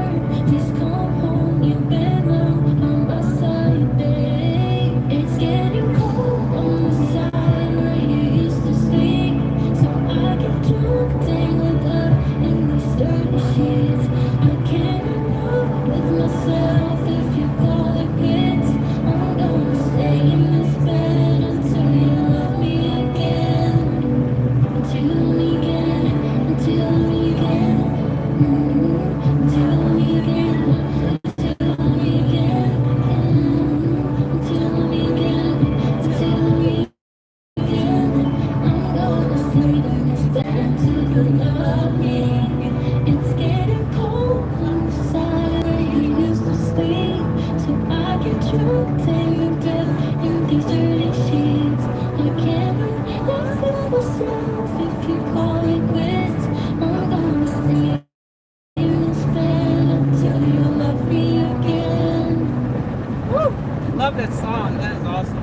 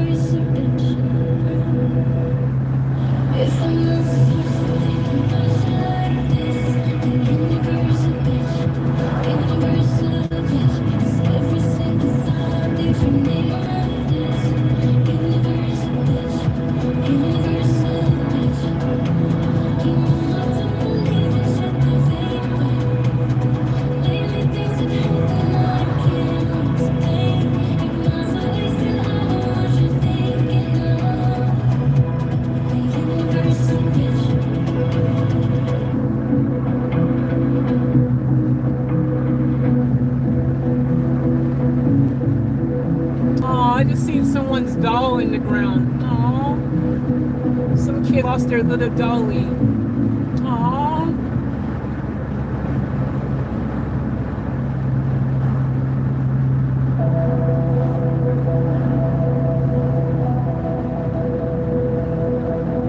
Maybe I was confused, or did you feel it too? In that room, suddenly just felt like it was me and you.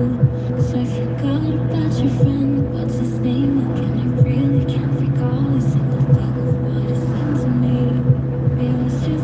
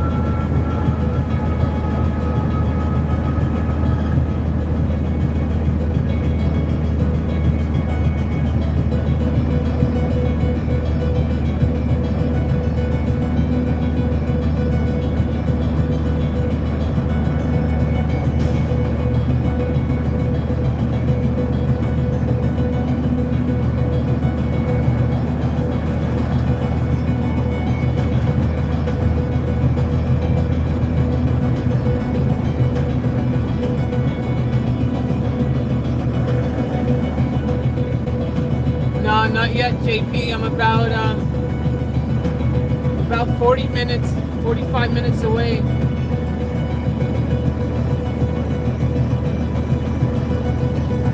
Minutes away.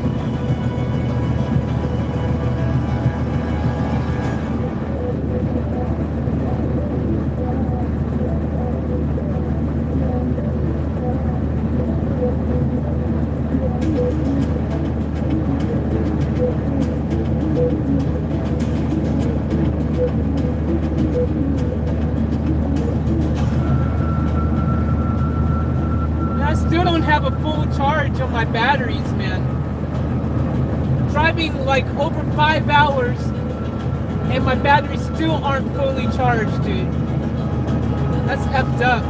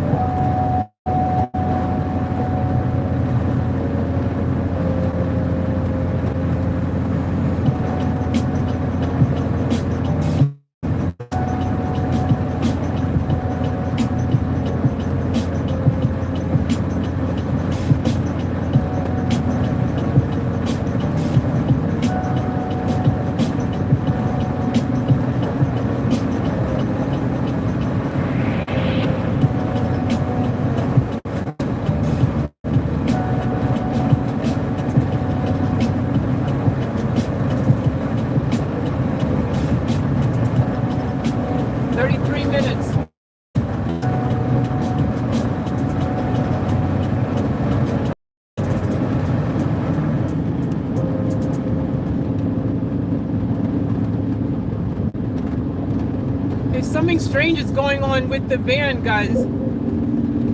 Something really strange is going on with the van. I've been able to drive suddenly, look at this.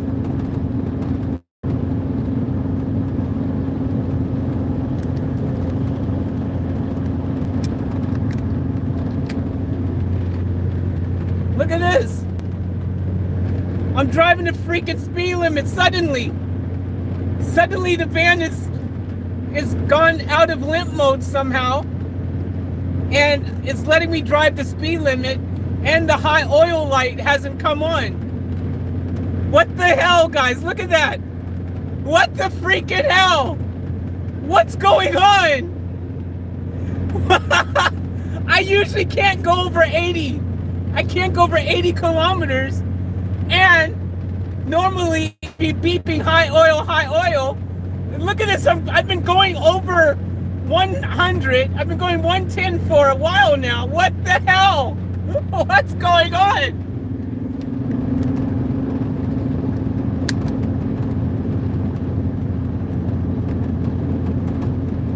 What's going on, guys? What's going on? What's going on? Has Vin Diesel just suddenly fixed itself? What the freak? You're the grease ball, you spit it out. It's like a miracle. What the freak? I've never, since I've had this van, been able to drive this fast without the high oil light coming on. You guys hear it all the time. Shake, rattle, and roll that problem out of the van. I'm telling you, something's happened. It's literally stopped.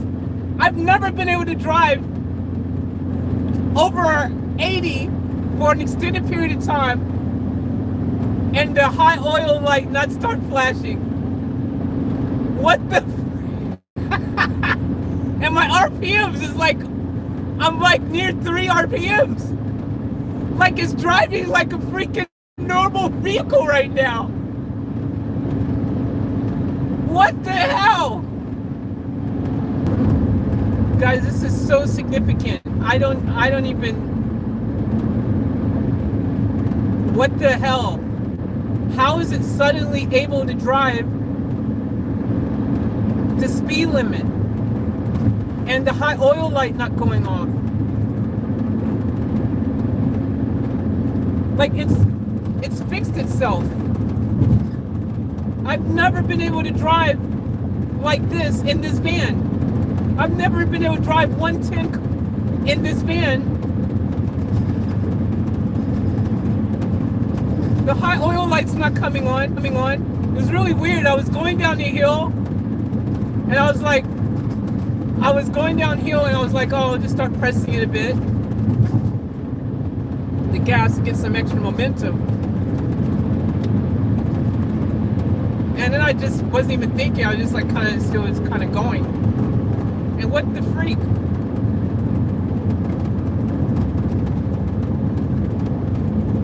What does that mean? What's going on? I'm dumbfounded. Could it just fix itself? I mean, obviously the injectors will still be leaking, but the limp mode thing and the high oil thing, whatever was making the high oil light come on and whatever was causing it to be in limp mode, could it just fix itself?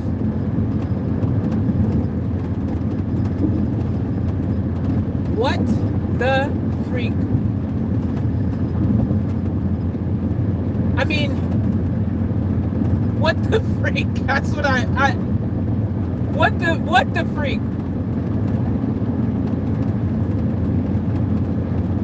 What if there was something clogged?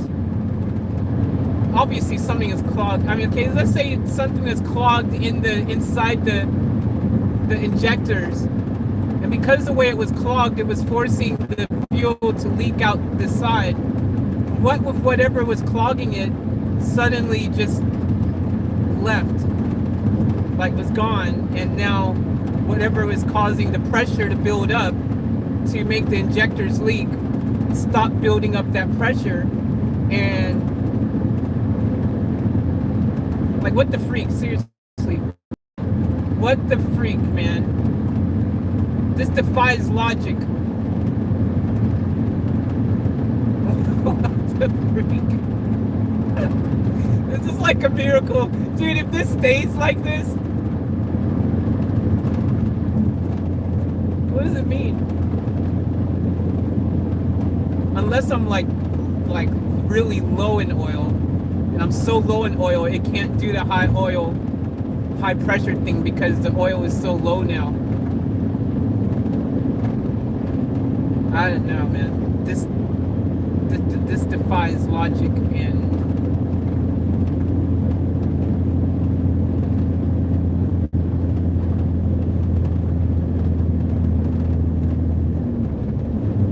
not complaining. I mean, hey, I've been able to make up some good time right now, being able to drive the speed limit for a bit. I mean, still struggling going up a hill, but I mean, hey, once we're not on the hill, I mean, look, I'm able to go up the hill at 90 Ks. I ain't never been able to do that. I always go up the hills at freaking 40, 50.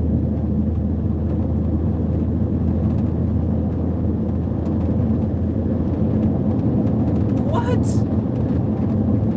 Dude, what?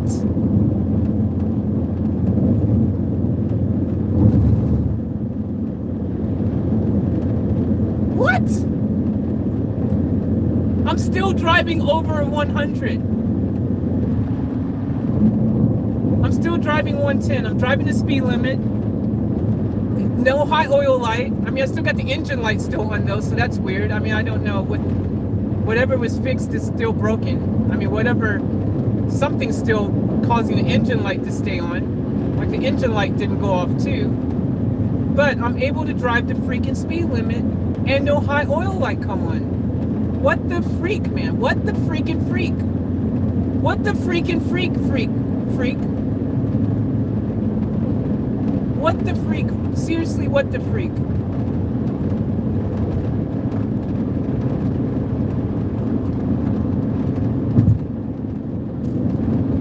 I mean, maybe because I've never driven this car for 6 hours straight. I've never done that, so could that have something to do with it? I've never driven this car 6 hours straight.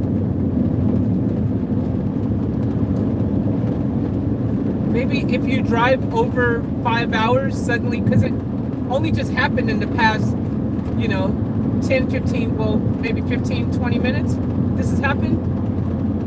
So maybe if you drive 5 hours straight, eventually it fixes itself. Like, what the hell, dude? I have no idea what's going on. Maybe there was a gremlin stuck in the engine. And when that gremlin was spinning the engine, and now he's like, I can't hang in here anymore. I'm out. I'm leaving. And the gremlin left.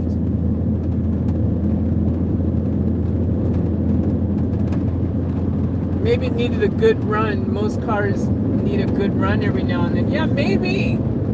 Because I've never done 6 hours straight in this thing, But I usually stop for an hour or two, then start again, that kind of thing. Like, never just gone straight. Well, actually, I did take a 10-minute break. So we didn't go straight, but we took a 10-minute break. But still, from that 10-minute break point, we would have driven easily at least 3 hours straight, right? Like, what the hell?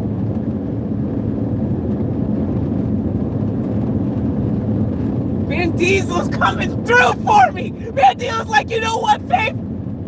I love you. I love you so much, Faith. You taking me on big drives. You give me a chance. You making me look sexy. You freaking put all this nice stuff inside me, make me look sexy. You show me love. You love me long time. I'm gonna fight for you. I'm gonna fight for you.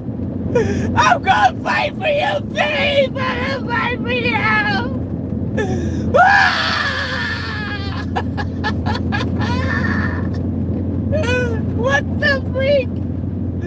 Holy macaroni, man! What the freakazoid is going on in here? What the freakazoid?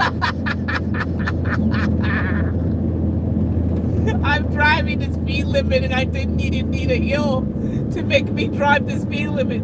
Usually I need a hill to roll down so I can hit the speed limit. Hey, I'm driving the speed limit! Hey, my car's driving the speed limit, people! I'm driving with you, not annoying you. You guys can't blow at me right now. I'm doing what you guys are doing. Look, I'm driving as fast as you guys.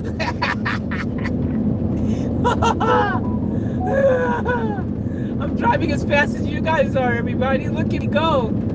Look at me go. Guys, I'm driving with you. Not behind you. Look, guys, I can pass you. Look, I'm passing you. I'm passing you. Hey, look, I'm passing you. I'm passing you. You guys, I'm passing you. You guys usually passing me, but now I'm passing you. In the Van Diesel. Let's go, Van Diesel. Let's go. Oh my gosh. How long will it stay like this? Will it stay like this forever now? Is this just a fluke? I mean, what's going on? I need to know. Can you stay like this forever, Van Diesel, and just drive? I mean, I know you've got an issue, but issues, yes, but you seem to fix something. Something in you is magically, like, working. What the freak? What the freakazoid? Oh my gosh. It's a miracle. It's a miracle, people. We're in a van we're going to speed limit. It's a miracle. Who says miracles still don't happen? Who said that? Who said that? It's a miracle. I'm driving the speed limit. Gosh, you would have thought it'd be so excited to be able to drive the freaking speed limit. Like, what the freak? I'm driving the speed limit. Jeez, you would think I won the lottery. Well, I kind of did. I mean, I'm driving the speed limit. Bro, I'm driving the speed limit in Van Diesel. What the hell? What the hell? I'm driving the speed limit in Van Diesel. People who don't know what a big deal this is. This is huge. I'm driving the freaking speed limit in Van Diesel. Let's take a moment to understand what's happening here. The van is driving the speed limit. Not below the speed limit. It's driving the speed limit. What the freak? How is this even a thing? Can someone explain to me how this van is driving the speed limit? Anybody? No high oil light. No high oil. No beepity beep beep beep. You guys have heard the beep all the way down the road. All the way down the road. We've been beeping like a freaking, like a road runner. Snail runner. Like, what the freak? What the freak, man?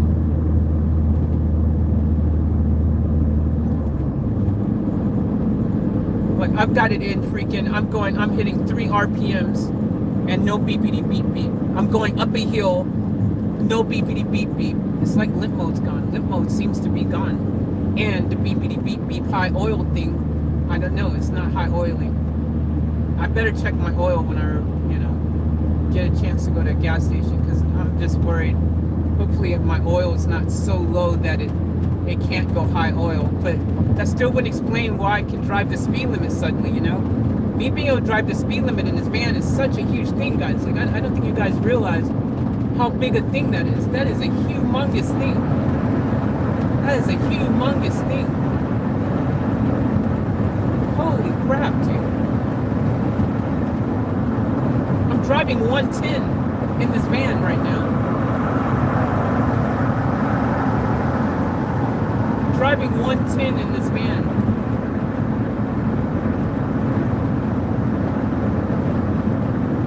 Wow.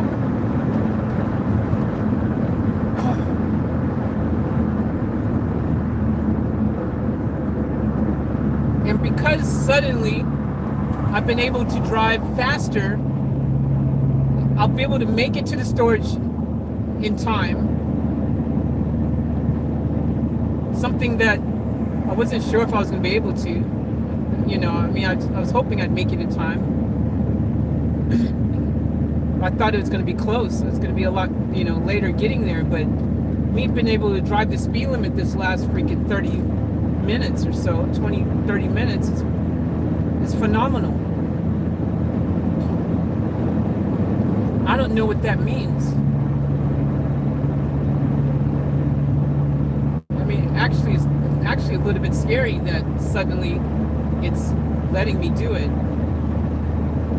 Like, I don't want, hopefully the sensor thing didn't just completely break, because it beeps so much. It was like I can't even beep anymore. And now maybe that's why. But it still doesn't explain why I can drive the speed limit suddenly, you know? That's the thing that's just also very, it's not just only the high oil light, but it's out of limp mode. Like, I'm driving like normal now in this van. Like, it's going. Like, what the hell, man?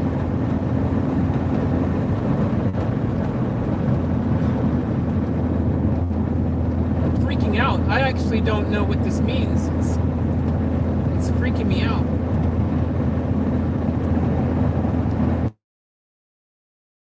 And now it's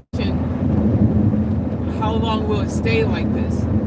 Or when I turn the van off, will it go back to, you know, being in limp mode? Or if I drive 5-6 hours straight all the time, will suddenly it just become good? And then I can, because if that's the case, man, I'll leave some, like at 6 in the morning, and have 5-6 hours of, you know, being slow in limp mode and high oil, and then suddenly I'll be able to, for 5-6 hours, drive at normal speed. You know what I mean? Like, what the hell, bro? What the hell? This is huge. This is huge. People think it sounds crazy, like I'm getting excited that my van is going the speed limit. If you knew how many days of pulling my hair out and getting honked at and blown at and freaking just the stress came and go up hills and stuff quickly, or everything taking, you know, longer because I had to drive, you know, in limp mode and stuff. And if you knew all of that, you'd understand why right now I'm freaking just, I'm over the moon, man. I'm over the freaking moon. I don't understand it. I don't know. I've never experienced anything like this. I don't know what the freak. Of course, I've never had a car in limp mode like that, so I mean, I don't know. But it's just like, what the hell? The fact that the high oil light's not coming on either, that's another thing.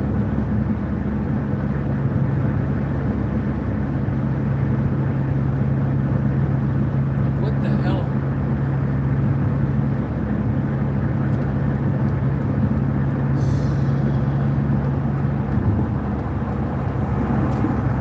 It feels good to be able to drive the speed limit in this van, man. It feels real good. It feels real good.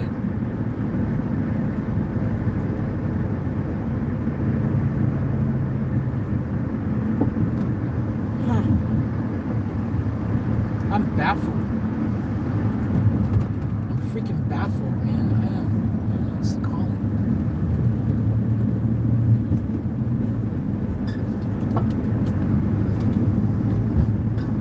Like, I'm passing people in the van. It's very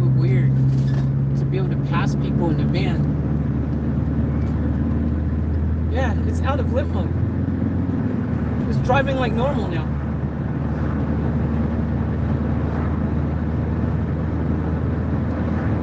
What the hell?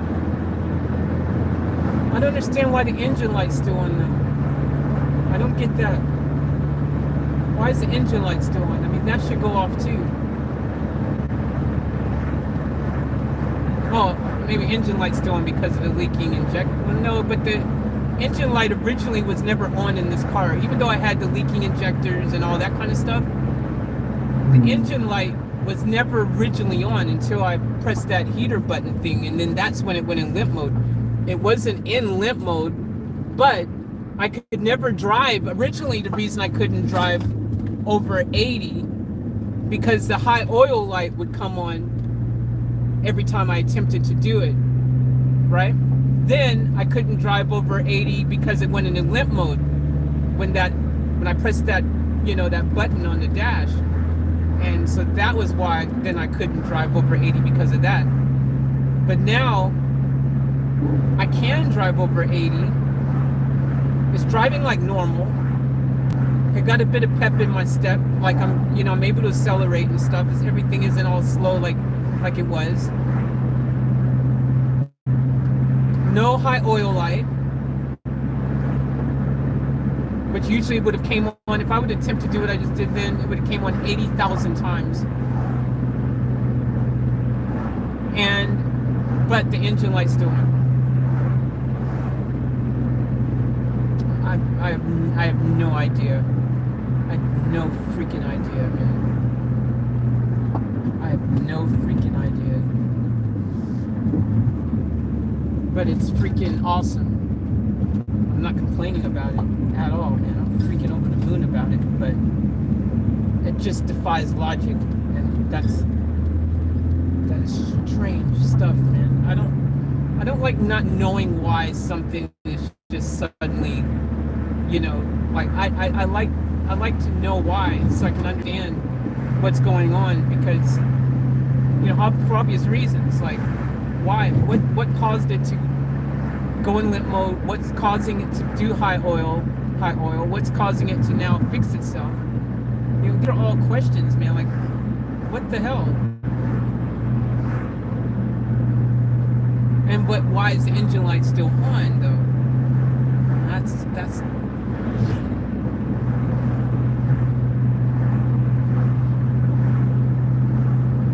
don't understand.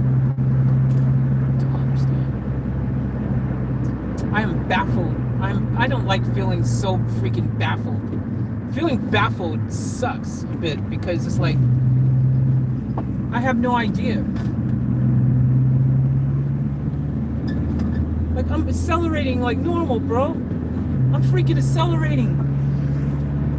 I'm accelerating, man. I'm accelerating. Like, we're just driving this thing, man. Like, we're driving it. We're driving it.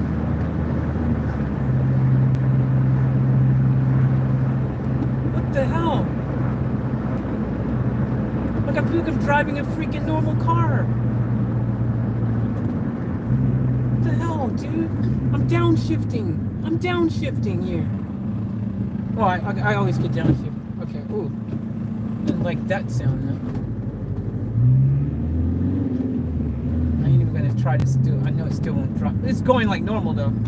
Like, I'm accelerating in third, like normal. With some power behind it. Usually I couldn't go. So something has fixed itself somehow, as far as the limp mode thing. And the high oil has fixed itself somehow as well.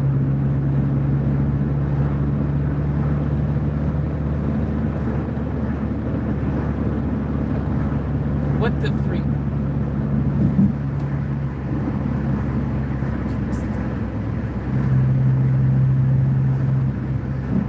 It's crazy. After the excitement, now I'm like, okay, what the freak's going on? I've gone from here to like, okay, now what the freak? It's insane.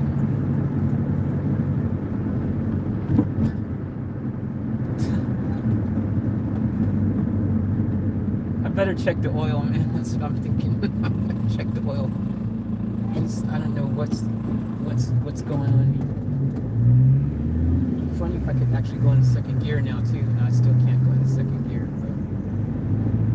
but it's definitely out of limp mode.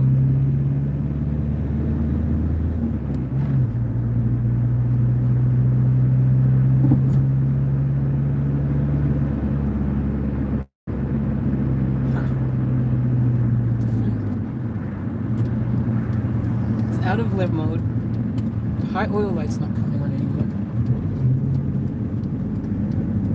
I better sell it right now. I better sell it right now. Someone test drive it. Hey man, it's great. I mean, it's leaking a little oil, gas or something's leaking, you know, man. But I mean, look, what diesel doesn't leak, huh? Anyways, man, yeah, look, it runs, man. Doesn't go into second gear, but all the other gears work. It's definitely not in limp mode, you know. It freaking drives great. No high oil light or anything like that. I mean, engine light's on, but what car engine light isn't on? You know what I mean? It's the engine lights, probably sensors, man, because I can't figure it out. I mean, the car is just running, as you can see. Look, come take it for a test drive, bro. By the way, did I mention I bought a brand new radiator for this, and it's had an oil change and new brakes in the back, bro. Like, yo. Look, I built it all up. I've got electrical, I've got benches, I've got shelving. Hey man, 10 grand right now. 10 grand is yours. I was gonna charge 15, but I'll do 10 for you. If it wasn't, you know, having that leakage, I would do 15. So yours for 10. It's a Mercedes.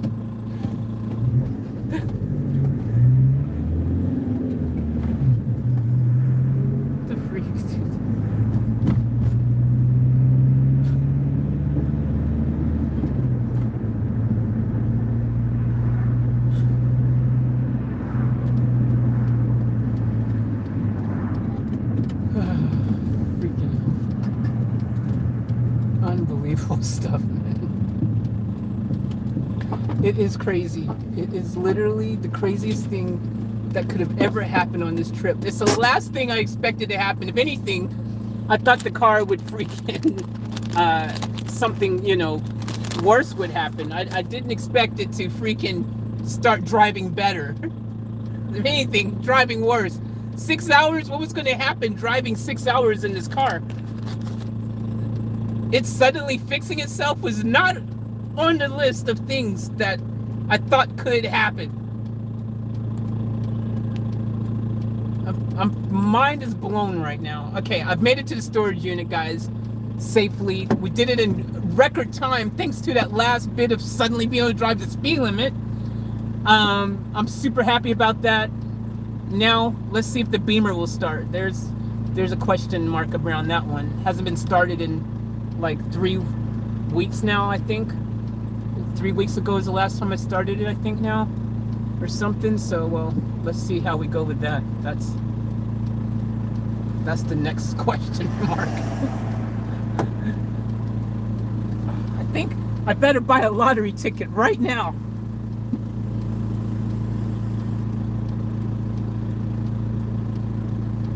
I'm buying freaking Powerball, dude.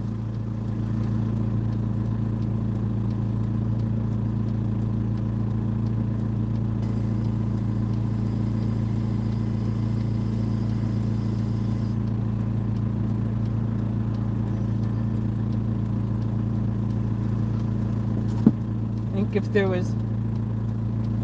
there was ever a time that I was going to win Powerball, right now is that time. If I was going to ever win Powerball, it's happening right now. What day is today? Thursday? I'm going to buy a Powerball for tonight, dude. If there was ever a sign that I could win, right now is that time, bro. So I forget what time the deadline is for buying a Powerball. Is it 7:30, guys? Do you guys know? What time's the deadline for buying a Powerball? I'm gonna buy one online. But is it 7:30? Do you guys remember? Anyone know? 7:30 or 7 or 6:30? What time is the limit, the cutoff? I think it's 7:30. All right, moment of truth now.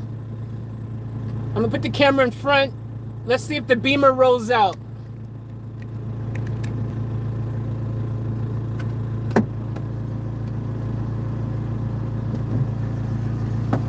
If the Beamer rolls out too, oh my gosh, jeez. We're winning Powerball for sure.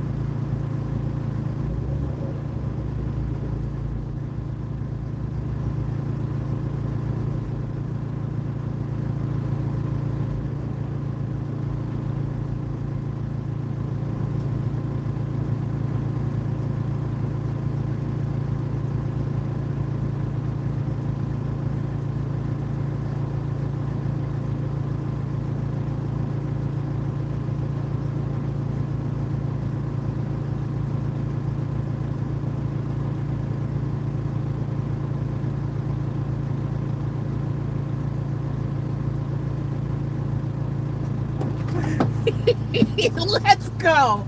Let's go! Let's go! Hell yeah, man! Hell yeah!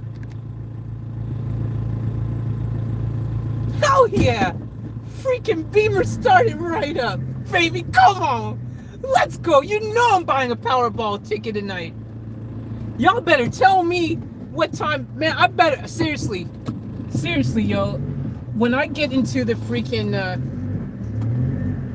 When I get in the Beamer, I'm gonna buy a freaking Powerball. Seriously. I am buying a freaking Powerball, bro. I am. If there was ever a time I was going to win, right now is that time, dude. Right now is that freaking time. If I was ever going to win the Powerball, right now is the freaking time. Holy crap, dude. I'm gonna win $1 million. How much they doing tonight? I'm gonna win 5 million at least, 10 million or something's happening. Some more good stuff. This is my moment. Holy crap.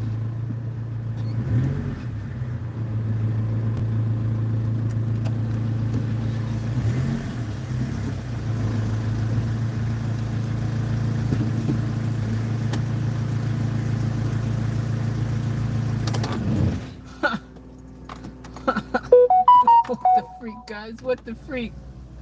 Holy crap, dude. Holy crap. Holy crap, dude. Holy crap. Beamer's freaking beaming. Van Diesel's running the speed limit. Lord have mercy. I'm buying that Powerball. Man, let me go to the toilet really quick before I go on this drive.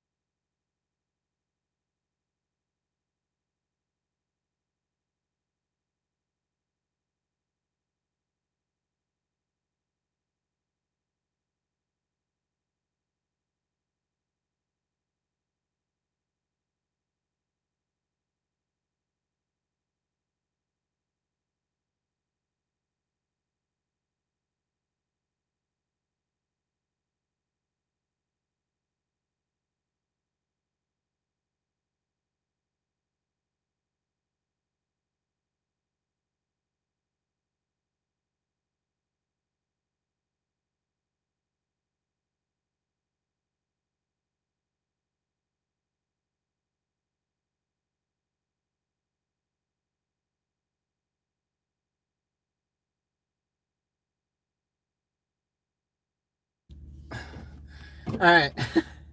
I I'm buying a I'm okay, I'm definitely buying a Powerball, guys.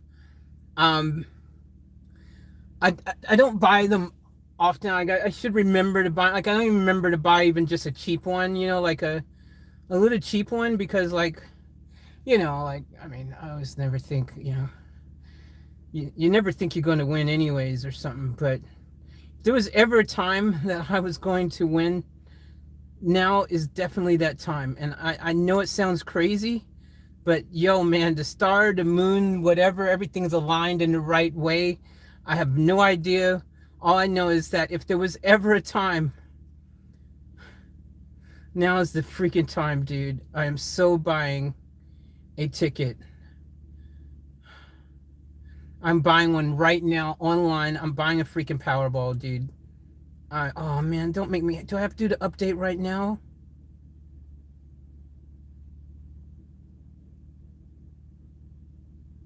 No, I don't want to do. Don't make me do the update right now, guys. Please.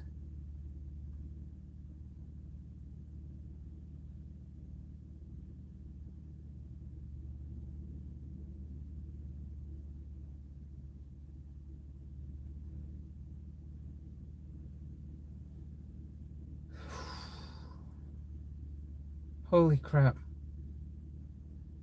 Holy crap. My gosh. I'm so blown away right now. They make you have to do the update.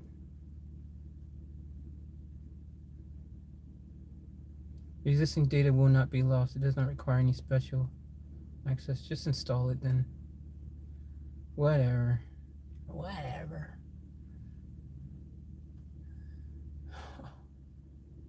So the beamer's out there just warming up right now.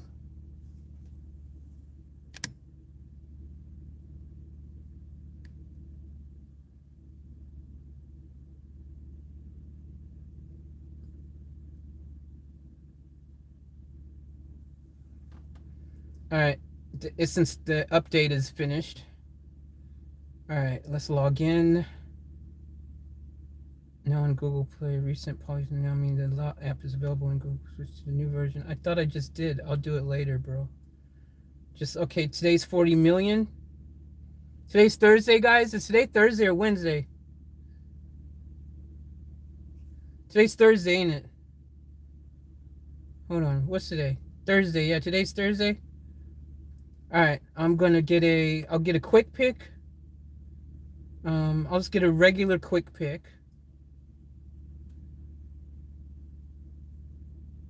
And I do have my favorite numbers that I normally play, my favorites. Oh wait, I'm not logged in? I thought it was logged in. All right, I'm logged in now.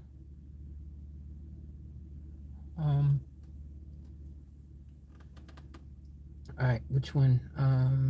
We'll play Mom's Birthday 2017. We'll play the winner. Play favorite. We'll play the winner. Add to cart.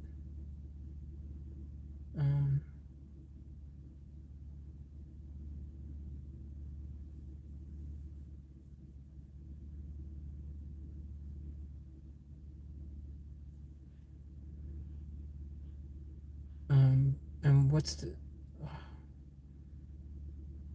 I guess we should technically...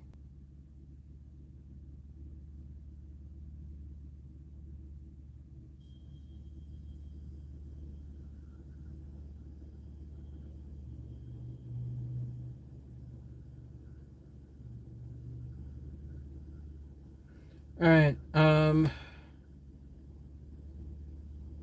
I played two of my favorites, and I've done a quick pick, and I just feel if there's ever a time for me to buy a lottery ticket, now is that time. And I'm not someone who gambles and does all that kind of stuff. I mean, I do enjoy poker and things like that, but I generally, like, I know how to control. Like, I'm not someone who does it all the time and whatever. And I definitely, I'm not someone who buys lottery tickets every day or anything like that. But I just feel like if there was ever a time to buy one, now is the time. I just strongly feel that way, guys. So yeah, I'm gonna do it. I it's again something that you guys just, if you just knew how, just the van actually right now, what it's doing right now is, it's blowing my mind. I don't know what's happened. I still am speechless about it, but man, I'm telling you, if there was ever a moment where I felt so lucky, like something magical, like my luck was in my favor, this moment right now, I feel like I'm going to win the lottery tonight, man, big. Like we're talking 40 million. I'm getting that 40 million, dude. I'm getting that 40 million.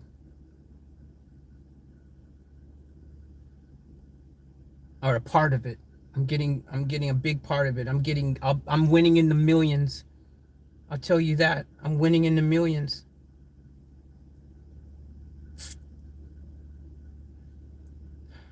All right. Here we go. Buying the tickets. I bought them. I bought my tickets. I bought my tickets. I bought my tickets. I bought my tickets. I bought my tickets. I bought my tickets. Bought my tickets. I'm gonna win, man. Man, if there was every time that I was gonna win, it's now. I'm gonna win. I'm gonna win.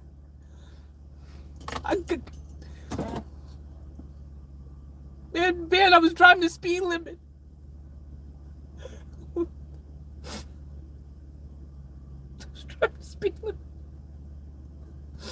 Driving this freaking speed limit, and it didn't go beep beep beep beep beep beep every second. I didn't have high oil happening. If there was ever a time that I was going to win, now's the time. I'm telling y'all right now. I'm telling y'all right now. Got into the Beamer just freaking started up. It didn't hesitate. It didn't think about it. It just did it. Like nothing. Like nothing. You wouldn't have known I ain't drove it for 3 weeks. It just freaking was like, yo, let's go, Faith. I'm ready. Let's do it.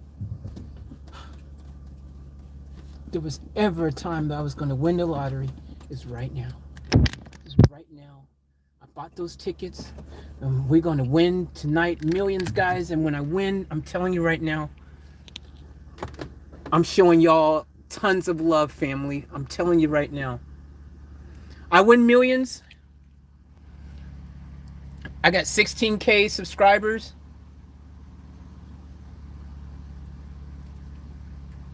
If I win millions, okay, I should do the math on this first to make sure I have enough, but I think I will. But I definitely could at least give okay, if I win millions in this Powerball, and I need like, okay, I don't know, like, there's lots of subscribers that I freaking don't like know, who don't log in or whatever, but for the people who are always logged in and who obviously are here supporting the channel and everything, I'm gonna give, if I win like millions, where it's like a crazy amount of money, like if I win 40 million, I'll give each of my subscribers who are part of the family, like who are regularly watching the channel and supporting and stuff, like people who, you guys know who you are, I'll give each of you guys like $1,000 or something. Like I'm gonna give away tons. I'll give away hella money to all of you. Like you guys watch. If I win this 40 million, you watch how much money I give out to all of you guys. I'm gonna be giving out. I'm gonna be Oprah times 10, dude. Seriously. All right, let's go drive the Beamer.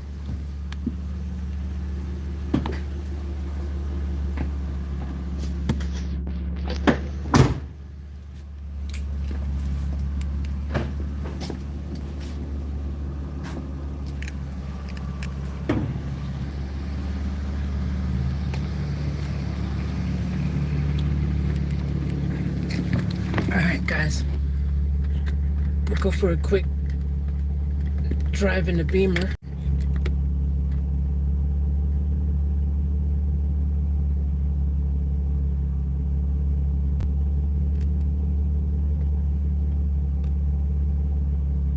right, let me go close the shed up.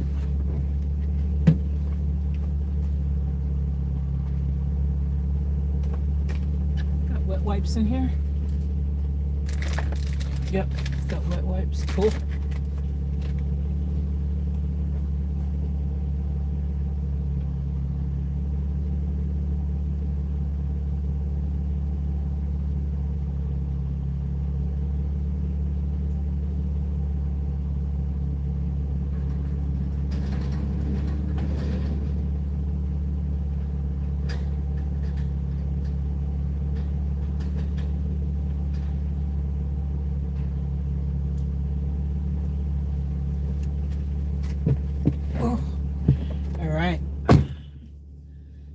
And we should have enough fuel in here.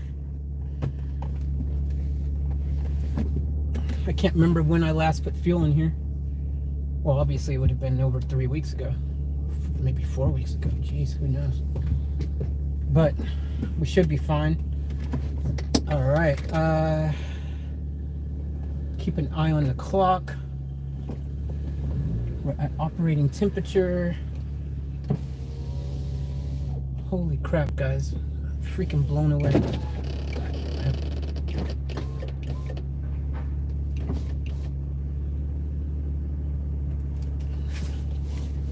Alright, let's go. Ah, it's good to be in the Beamer right now, too. Yes, baby. Yes, baby. Yes, baby. What's good?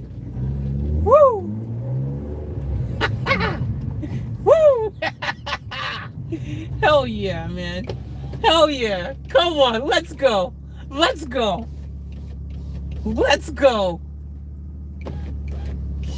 Let's go. Let's go.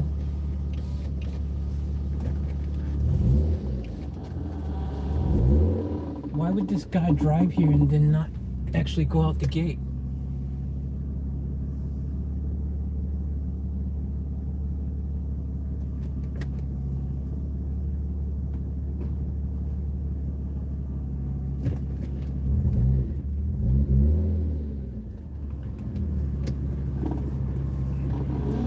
Whoa, we're in the Beamer. Feels good to be back in the Beamer, man. Oh my gosh, it feels so good to be back in the Beamer. I gotta be careful with the time. How much time do I got? Alright, I've got about 15 minutes. I can go for about a 15-minute drive. And then I've got to come back before they close up. But 15 minutes is better than no minutes, so I'm good with that. Plus, it's already been running for a little bit. And as I said, she did just start right up, so you know, with Gucci, to worry about, like, I was worried the battery was just going to be flat, if anything. So that was the longest I've left this car without running now. So, and another mystery again was when this car suddenly decided to start.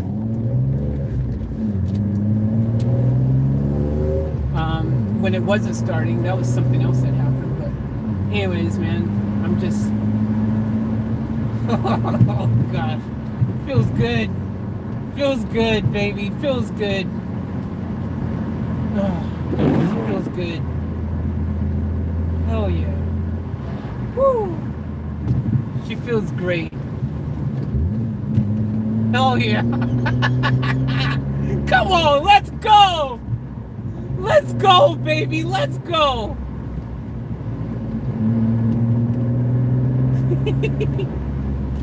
Woo!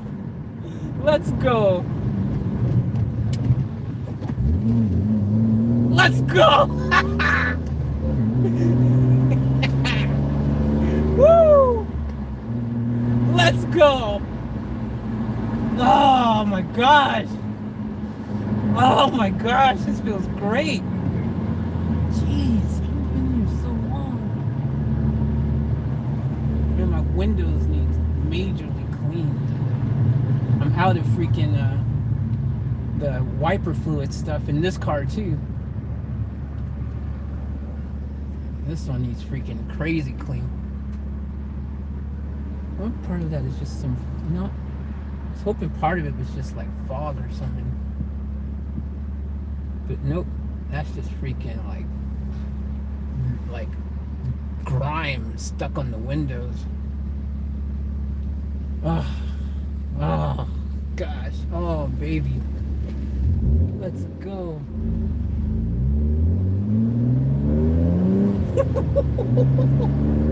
Let's go. Let's go, baby. Let's go. Oh, my baby, my baby, my baby. Lord, my baby.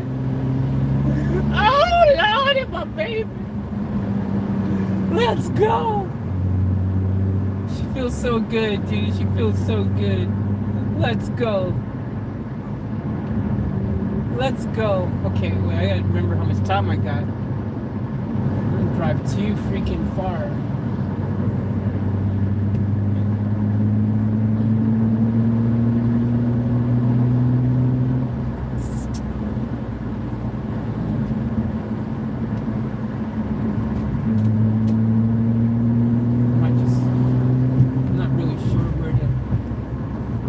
Right now, since I only have like 15 minutes to go for, you know, a drive, so I can't really go anywhere too far or anything, you know.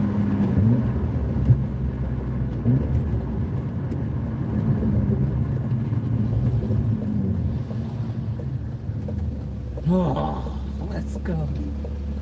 Let's go. Let's go. Oh my gosh. Gosh, it feels so good to be back in here. She's sounding good.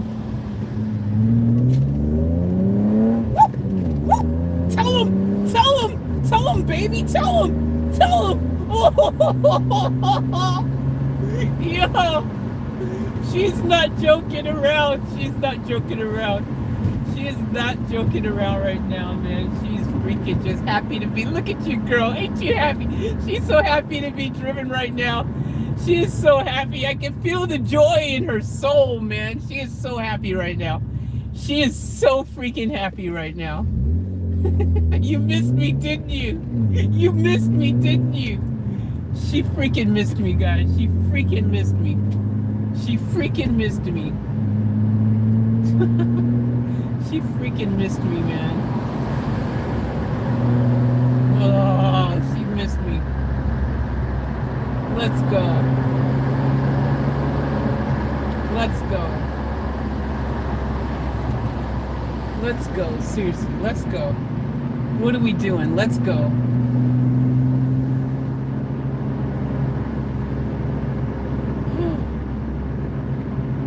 Let's go. Woo.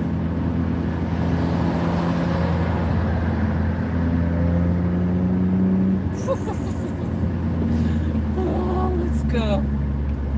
Let's go. You don't know. You don't know. You don't know. Tell him. Tell him. You don't know. Oh, come on. Let's go. Let's go. Oh, man. I can't.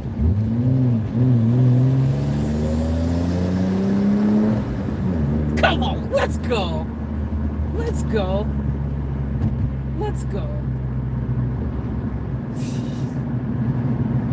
Let's go. Let's go. Let's freaking go. Let's go. She knows. Come on, baby. Come on, baby. Let's go.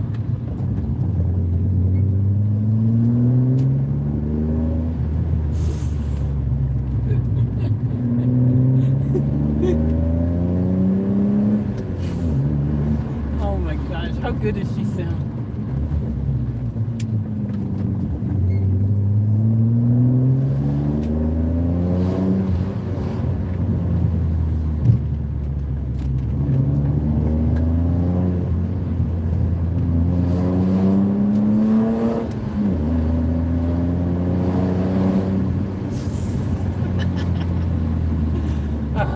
Let's go.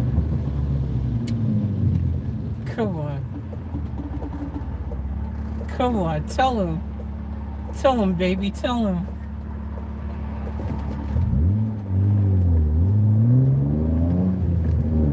Man, she sounds so good.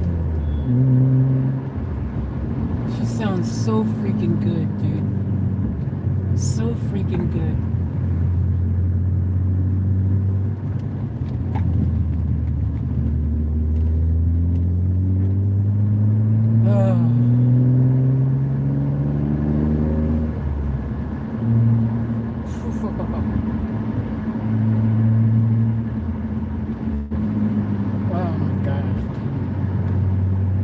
What are we doing? What are we doing?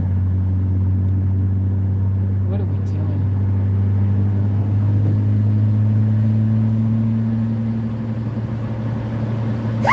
Excuse me.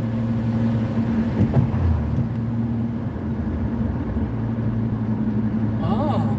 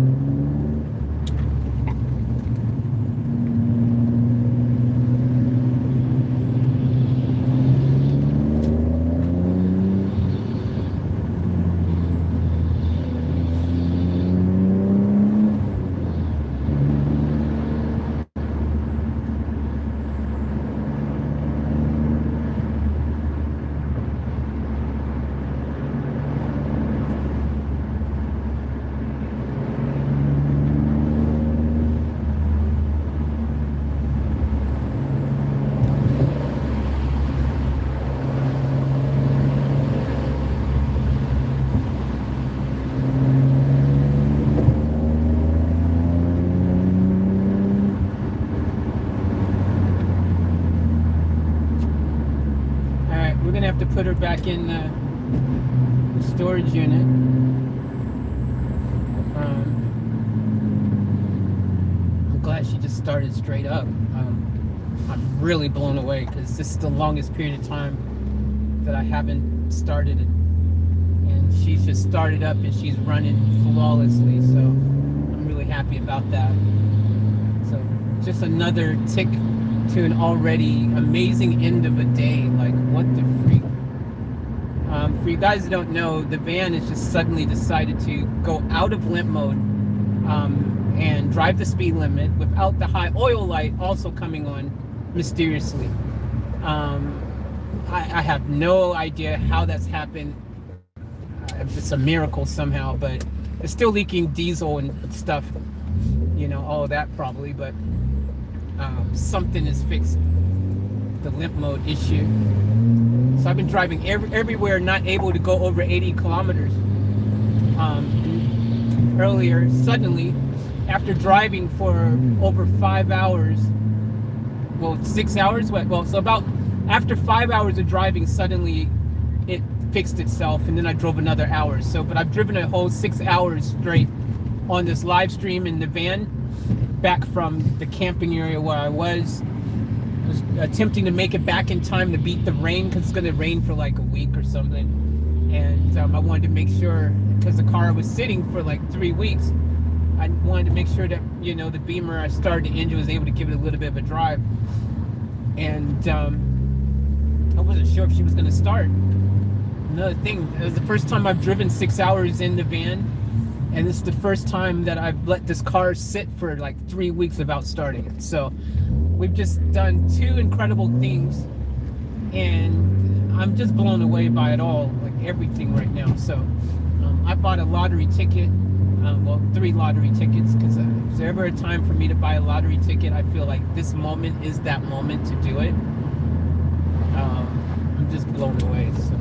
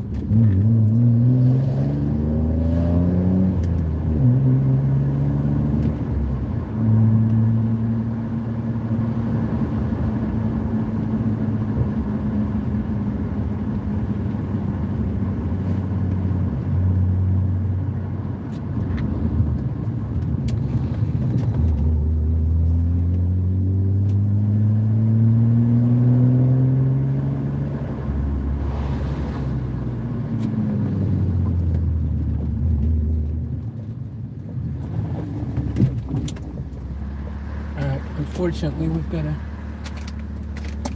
park the car now. But at least we made it back in time to give it a nice little drive and everything, which is freaking awesome. Super happy about that. She just started straight up, as you guys seen. So I have no complaints right now, dude. No complaints. So I'm gonna go in and put the car in the back in the storage, and yeah, man, I'm just feeling, if there was ever a time I was gonna win the lottery, is right now. That's all I'm saying, dude. So we will know in like 2 hours if I won or not. What, 8:30? Powerball's like 8:30. So we will know if I won. We will know.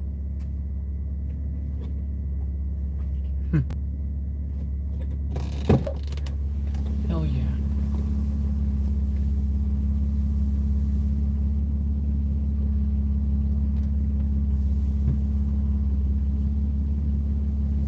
Y'all know.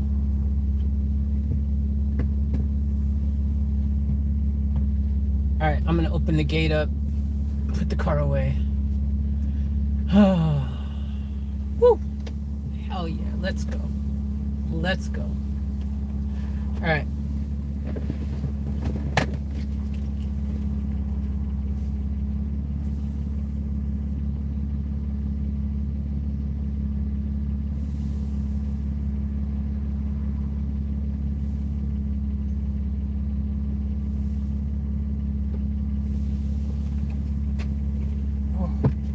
Man, it feels so good to be driving baby girl right now. It feels so good. I've missed her, man. Yeah, maybe, Karen, maybe. I don't know. I'm freaking blown away, though, I tell you that. But we'll see what happens when I get back in there and start it up. Because, you know, maybe when I start it back up now and then I start driving again, we'll see if it's still out of limp mode, and we'll see what happens, you know what I mean? That's going to be the real test, is when I get back in and start it and drive it again, if I'm going to be able to do the same thing again. That's going to be really interesting. But I'll wait to see if I can drive over 80 Ks. I'll wait until after the Powerball. I don't want to freaking ruin my feeling of good luck right now. All right, let me go and switch cars, put this back in, get the Beamer back tucked away, and then get the van back. And yeah, we'll go find somewhere to cook dinner. Whew. Okay, all right, guys. All right.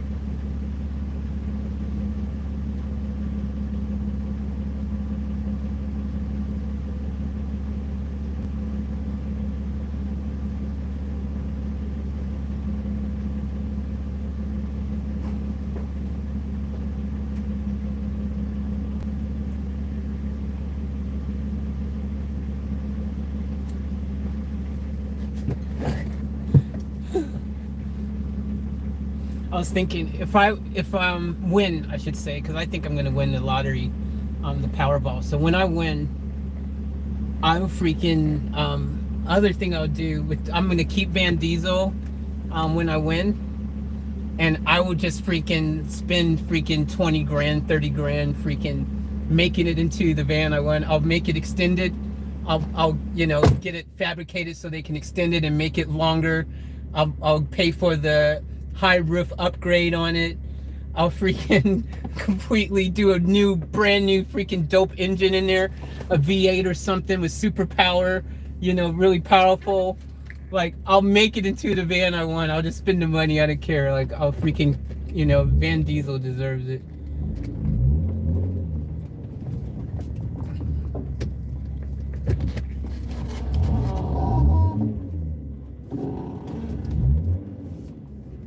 Ooh.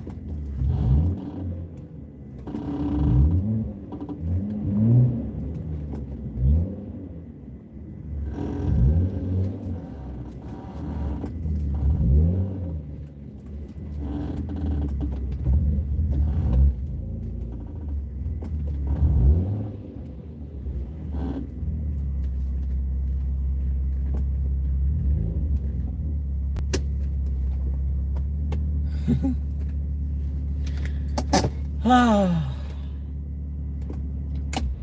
right, baby. Thank you so much for a beautiful drive. Thank you for just starting up for me. I love you so much, and I love you so much. And it was so beautiful to be able to drive you right now. And I'll see you again. I don't know. I'm not sure. I'm not sure what's gonna happen. My plans. I don't know. I don't know. I'm not sure what I'm doing tonight. So. But anyways, baby, I'll let you know. Well, I may not be able to let you know. I won't see you. I don't know what I'm doing. So if I don't see you for another couple weeks or so, just know I'm thinking about you and I love you. Otherwise, I'll see you, tomorrow or a few days or whenever. But I love you so much, and thank you for being so beautiful and bringing me so much joy. And it was beautiful to drive you right now. Thank you for just starting up for me, all right? Okay, I'll talk to you later. Love you, love you, love you. And I will see you soon, okay? All right, and keep all my stuff in here company.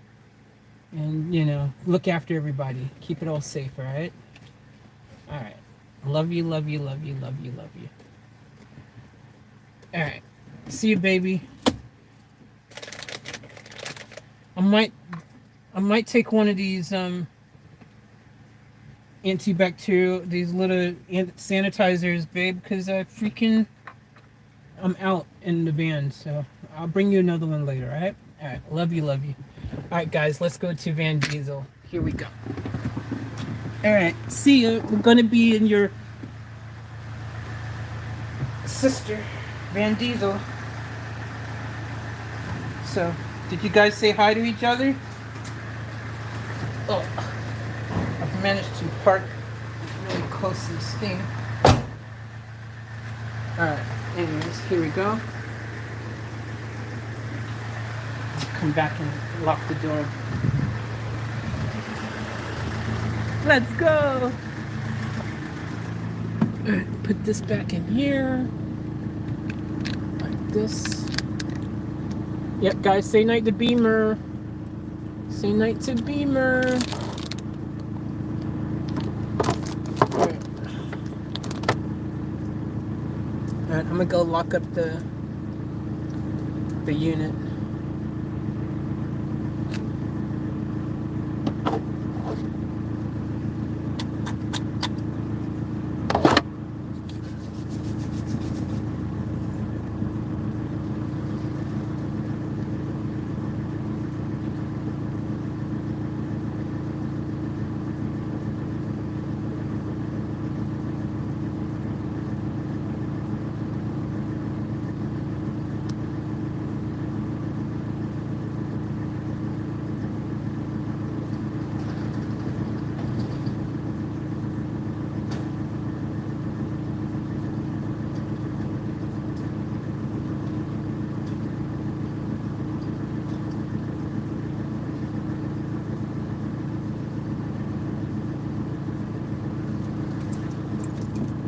All right, guys. Oh. Woo. Put the keys in, Beamer's all tucked in, and we gotta find somewhere to eat now. Like, as in, I'm cooking dinner, but I gotta find somewhere where to park. Trying to figure out where's somewhere I can park right now that won't be too busy. Where I can open the door and not worry about getting bothered or harassed. It's at that awkward time right now where, like, if I park down by the beach or somewhere like that, like, you know, there's gonna be people freaking walking around. Like, it's kind of busy right now. It's not in that perfect time. If I go to any parking lot right now, there's gonna be people all around. Like, you know, supermarket or somewhere, you know what I mean? Unless I wait to cook dinner until those things close. The nearest campground where I could go right now, like, I'd have to drive at least freaking an hour and a half to go where, well, the place where I'm thinking of parking tonight is like an hour and a half away. Oh, dude, you know what? I just had a crazy idea. Well, it's not crazy, but it's an idea, man.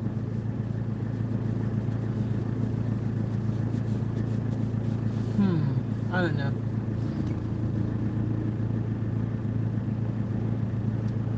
Well, if the car is running, like, properly right now, it freaking, like, I wouldn't have a problem with driving a bit right now to, you know, I could, if it's gonna drive good right now, like, stay driving good, freaking, I should go ahead and freaking drive 6 hours somewhere else. You know what I mean? Get back where I want to and take advantage of the fact that I can drive the speed limit to get there right now. Come park in my yard.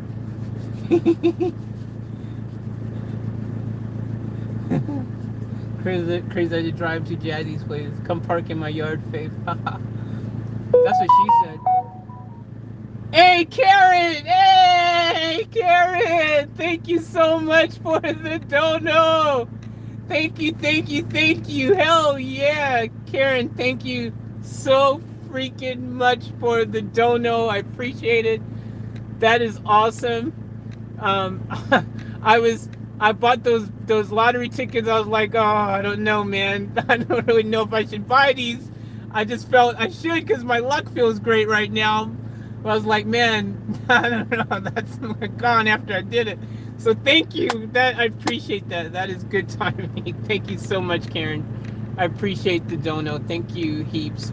Thank you. That is going to come in super duper handy right now. So thank you so much. That is awesome. And thank all of you for your support and the mask and Lorraine each donated earlier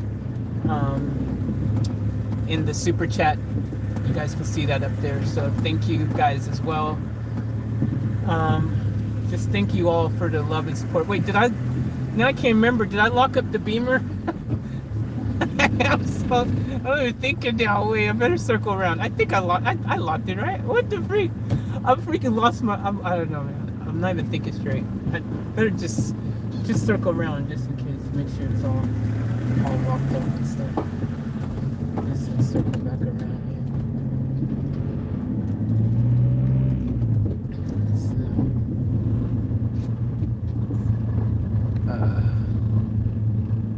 Yeah, I locked it. You remember those moments where you go, wait, what was I doing? Yeah, I locked it. Oh my gosh, I was like so freaking like not in my. Oh my gosh, dude, I'm so freaking ecstatic right now. Wow, that's awesome. Thank you for the dono. I appreciate it heaps. Thank you.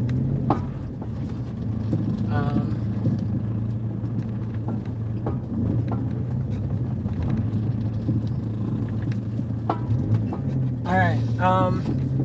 Okay, so we got to figure out. I think I know where I could park right now.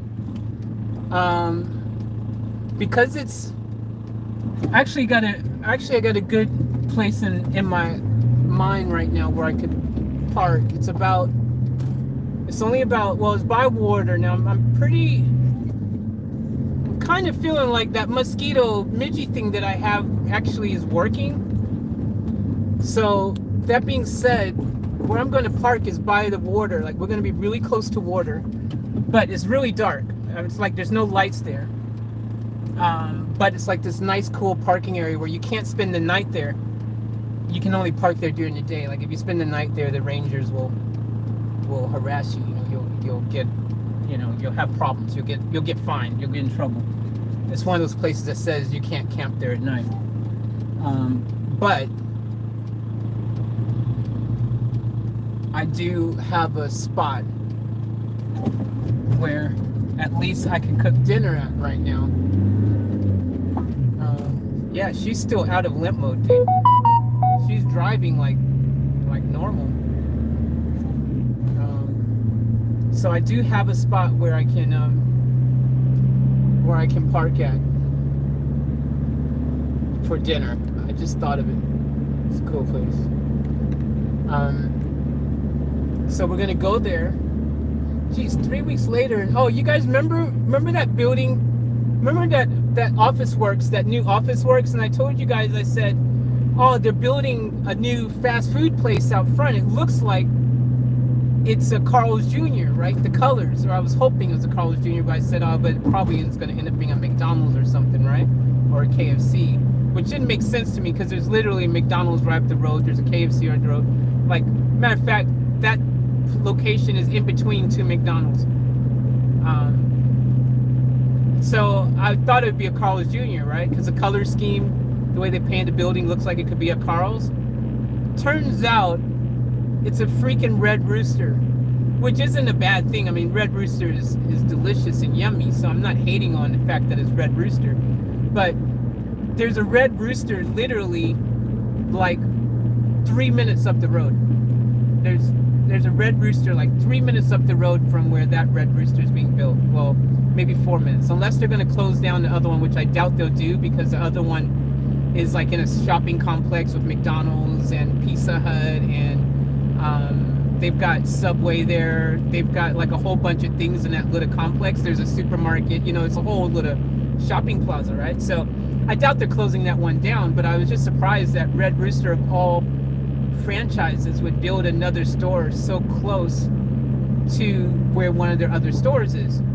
I mean, I'm kind of impressed actually, because Red Rooster is kind of a bit of an underdog as far as the fast foods go in Australia, even though it's great, it's awesome, it's delicious, but like they don't have as many stores as like everyone else, like all the, I should say, the major people. Like they don't have many stores as McDonald's or Hungry Jack's, aka Burger King, or KFC. I don't know, actually I might take that back. I'm not sure about KFC, because KFC KFC has quite a few stores, but they kind of are a bit, compared to McDonald's, they don't, well, I guess no one really has as many stores as McDonald's when it comes down to it. But yeah, I was still surprised it was, of anyone who it could be, it was Red Rooster. So it's going to be a new Red Rooster on the Sunshine Coast, over where the new Office Works is, if anyone was wondering. I found out from the people at Office Works. I went there one day and asked them, specifically went there to ask them, do you know if there's a Carl's Jr. being built here? Because I heard a rumor. And they said, nope. There's no Carl's Jr. coming there. There's a Red Rooster.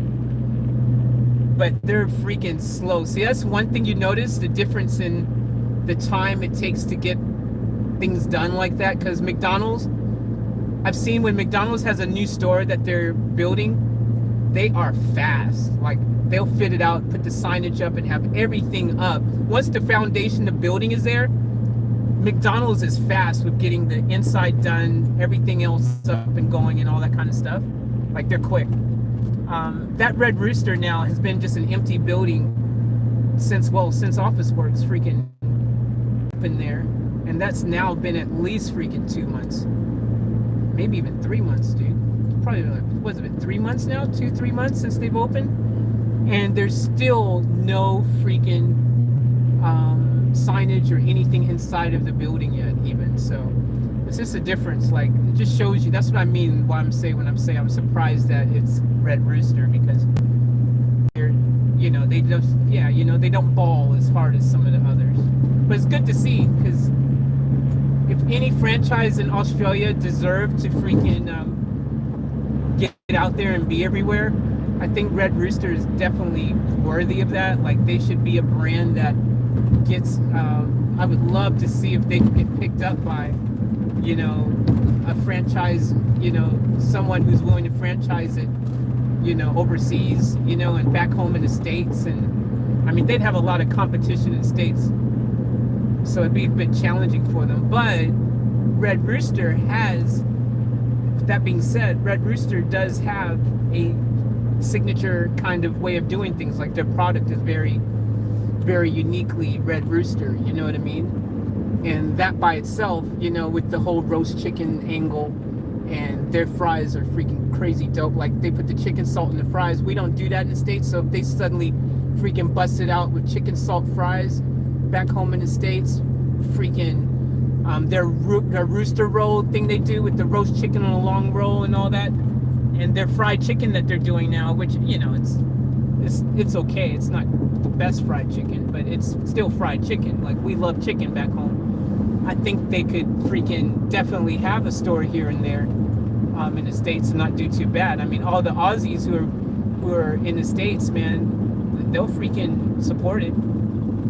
I know they'll be excited if they suddenly saw a Red Rooster in LA somewhere, man. They'd be like, what the hell? Red Rooster, mate? We've been freaking wanting Red Rooster for so long.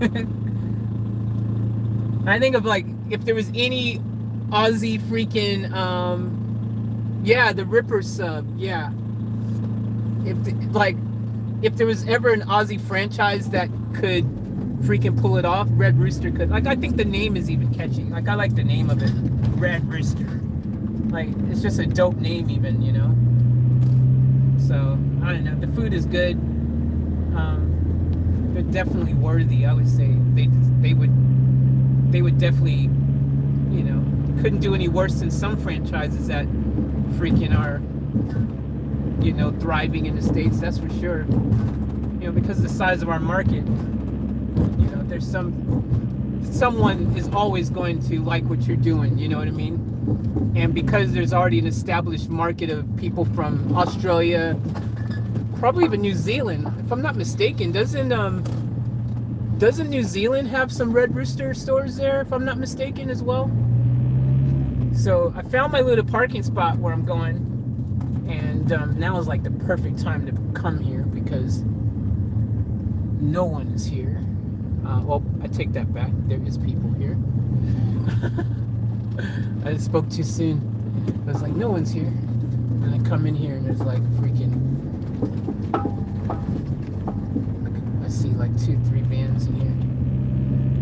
I'm gonna park. They built this out where there's actually a new little, oh, did they close that area back up? Ah, that must have been temporary. If it is, I'll park over.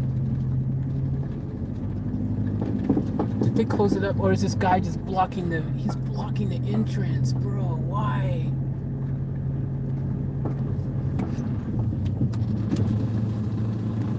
Oh no, you can still get in.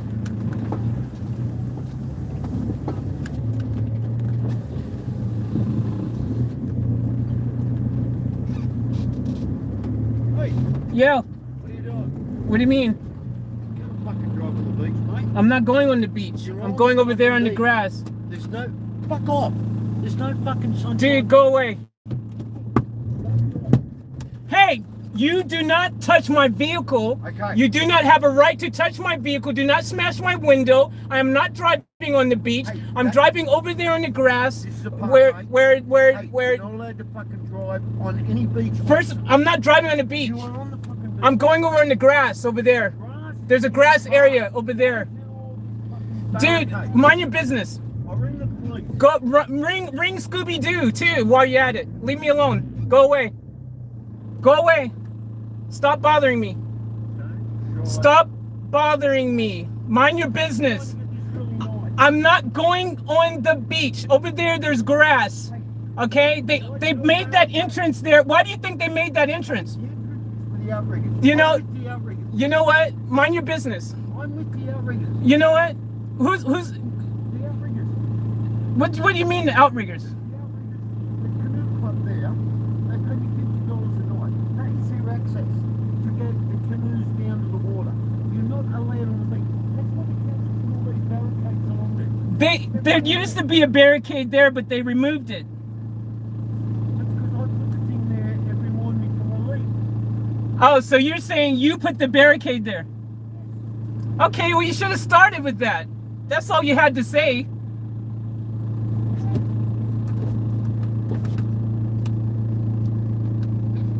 Guys, I think I'm stuck, by the way, too. I should have ignored that guy. Freaking... I've parked here before, and there's like grass in the back, but I actually, when he stopped me, I just got stuck. Because I needed momentum to keep going. Because over there's a whole bunch of grass. So, I kind of got stuck in the car. But that dude, he didn't have the right to freaking smash my window. I might be stuck, guys, seriously.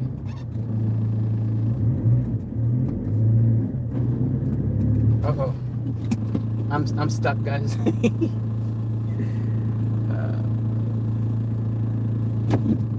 Okay. Should I go forward or backwards? Now that I'm stuck in here.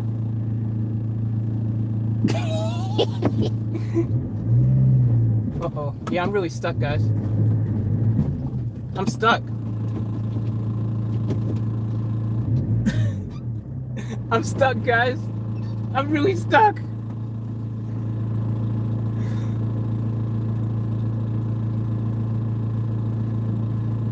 That guy stopped me. I had momentum, and now I'm stuck.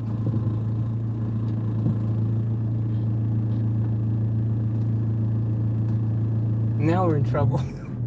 I don't know what to do. I don't have one of those things to get unstuck. Yes, babes, I could hear a dripping sound. I looked up and it was pissing out of... Oh, you guys are talking about something else. Well, I'm stuck. Something's happened.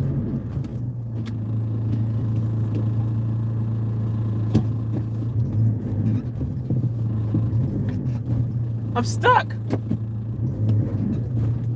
I can't move. I'm literally stuck. I can't even... Something's happened in my engine. Or something. I'm stuck.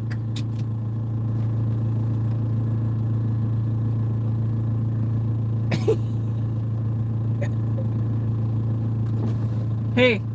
I'll try to push you out. Thank you. Straight you will. All right. I think it's... I don't know if it's... You're on the beach. I'm Anyway. yeah, okay. Slowly? Yeah. Slowly. No. I need like a piece of wood or something, huh? You know what? Because I thought I'd have momentum to You know just where drive the over tide there. will come up tonight? Huh? The tide will come up to here. Oh, really? And it's 1.5 hours away. Wow. And you will be sunk to your Okay, that's not good, is it? No. All right. So we need a plan. Okay. My friend's in that van. That man, Yeah. big fat chunk Kiwi, Well, I know him. oh, I didn't say we're friends, but I know him. come on.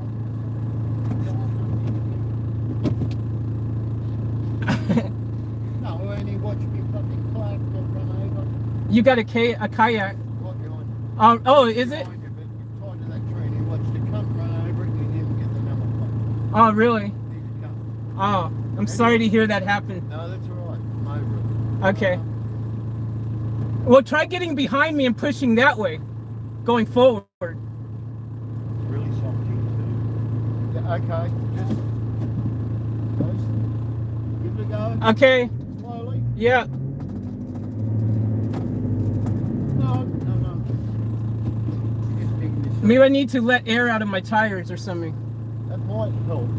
You're digging yourself down every time we spin. Yeah. You're going down. Oh, I need a piece of wood or something in front of the tire, right? So it can. Yeah, but that would help. But you're still going that way because you're just off the hard. This is really soft here. Yeah. The tide's been up this high. Oh, right. You can come higher tonight. Oh, really? Yep. It'll be about here. Holy crap. Yeah. That's why I said you're on the beach. Oh, okay.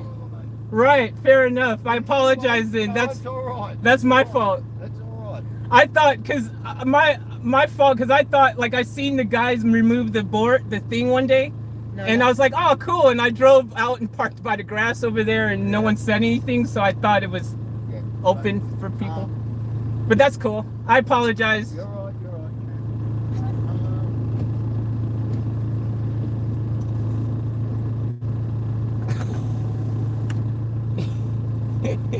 Guys, I'm stuck in the sand. I don't know if you guys realize I'm stuck on I found a soft spot on this beach thing where I was driving in, and now I regret doing this because now I'm like totally stuck in here. And I was going to just have momentum and just drive straight over to where all the grass is over there on the other side. And yeah, that was a fail. I wish I had those mud trap things. There's like these things you can buy when you get stuck and you can put underneath your wheels.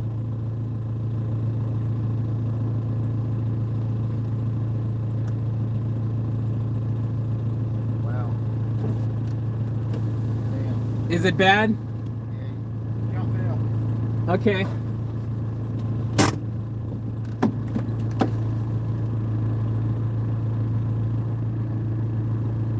Man, we got unlucky. We're gonna jump. Okay. I still think we should go back but down. Really? Yes. So they didn't have all this sand originally. They must have added it, huh? No, it's all right, Benny. All right. Because the first time I came in here, no problems. Yeah, but I fucking stopped it. Probably stopped the momentum. Yeah. Here it gets hard again. Yeah, that's what I was going for. I was going to go right through there and then over to that grass patch. Yeah. Yeah. But Maybe that's what happened, the momentum. I've never been stuck in this van before, so I'm not an expert. Well, I've never been stuck in any car before, so.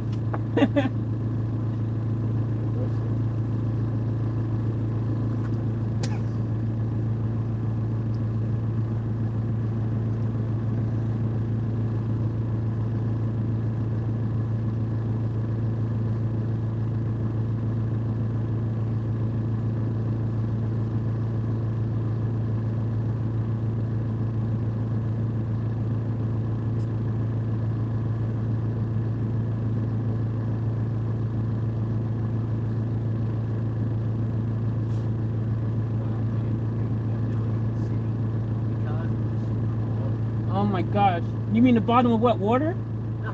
Oh, But it will be. Oh my When the God. tide comes in. No, you're nearly sitting on your depth, I'm saying. oh my gosh. If you're sitting on your depth point, you're not there. Yeah.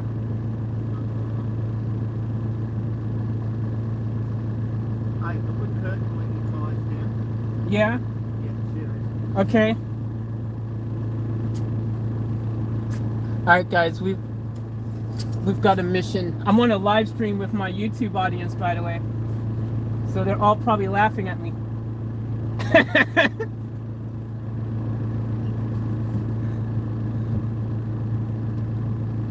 I'm stuck, guys. Alright, so what I just like take the No. should I do both of them, the back and the front, or just the back? No. Your driving is your back. Yeah, so let the air out of the back. Yes. Okay. So your front aren't even sunk down. Sorry, what'd you say? I said your front aren't even sunk down, are they? No, Okay. not really, no.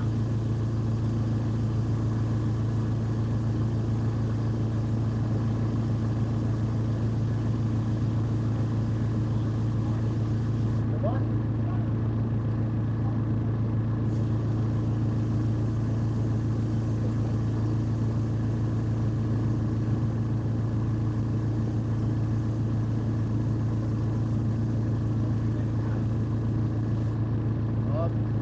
Well, it's probably about 36 pounds.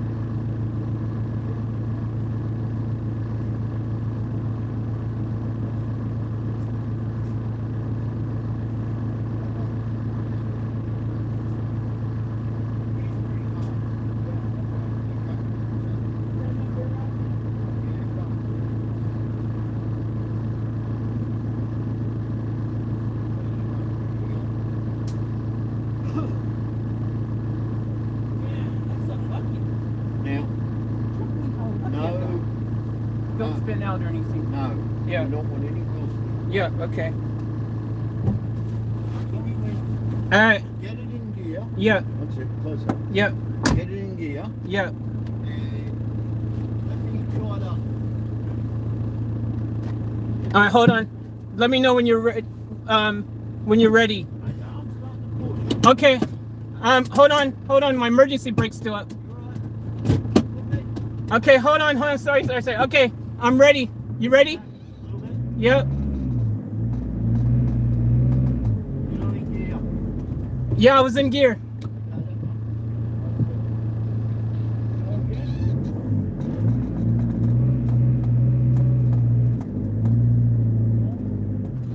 Should I stop? I was trying not to give it too much. No, that's good. Okay. Because you know what? It's not spinning. Okay. It's trying to get on the stick. Okay, great. So it's actually working. Wait a second. Yep. Okay, a little bit.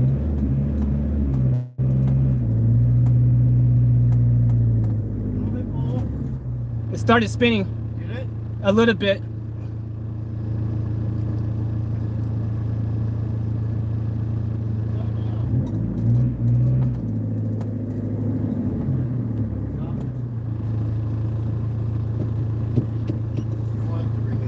now. R-A-C-Q, mate. All right. And this is called Hanamura. Okay. Hanamura at Rigger Park. All right. Hold on. Okay. All right. Let me. I'll contact them on the app. It actually has a GPS location thing. Okay. Are you right? at the Yeah. moment? Yeah. Thank you. No worries.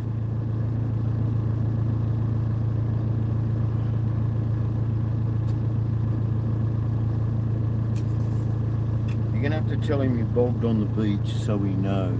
Yeah.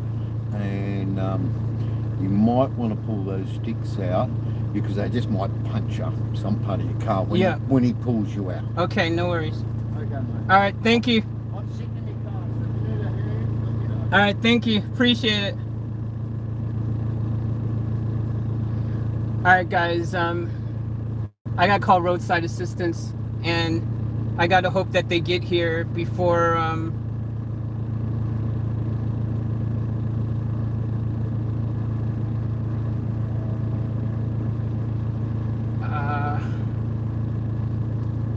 I gotta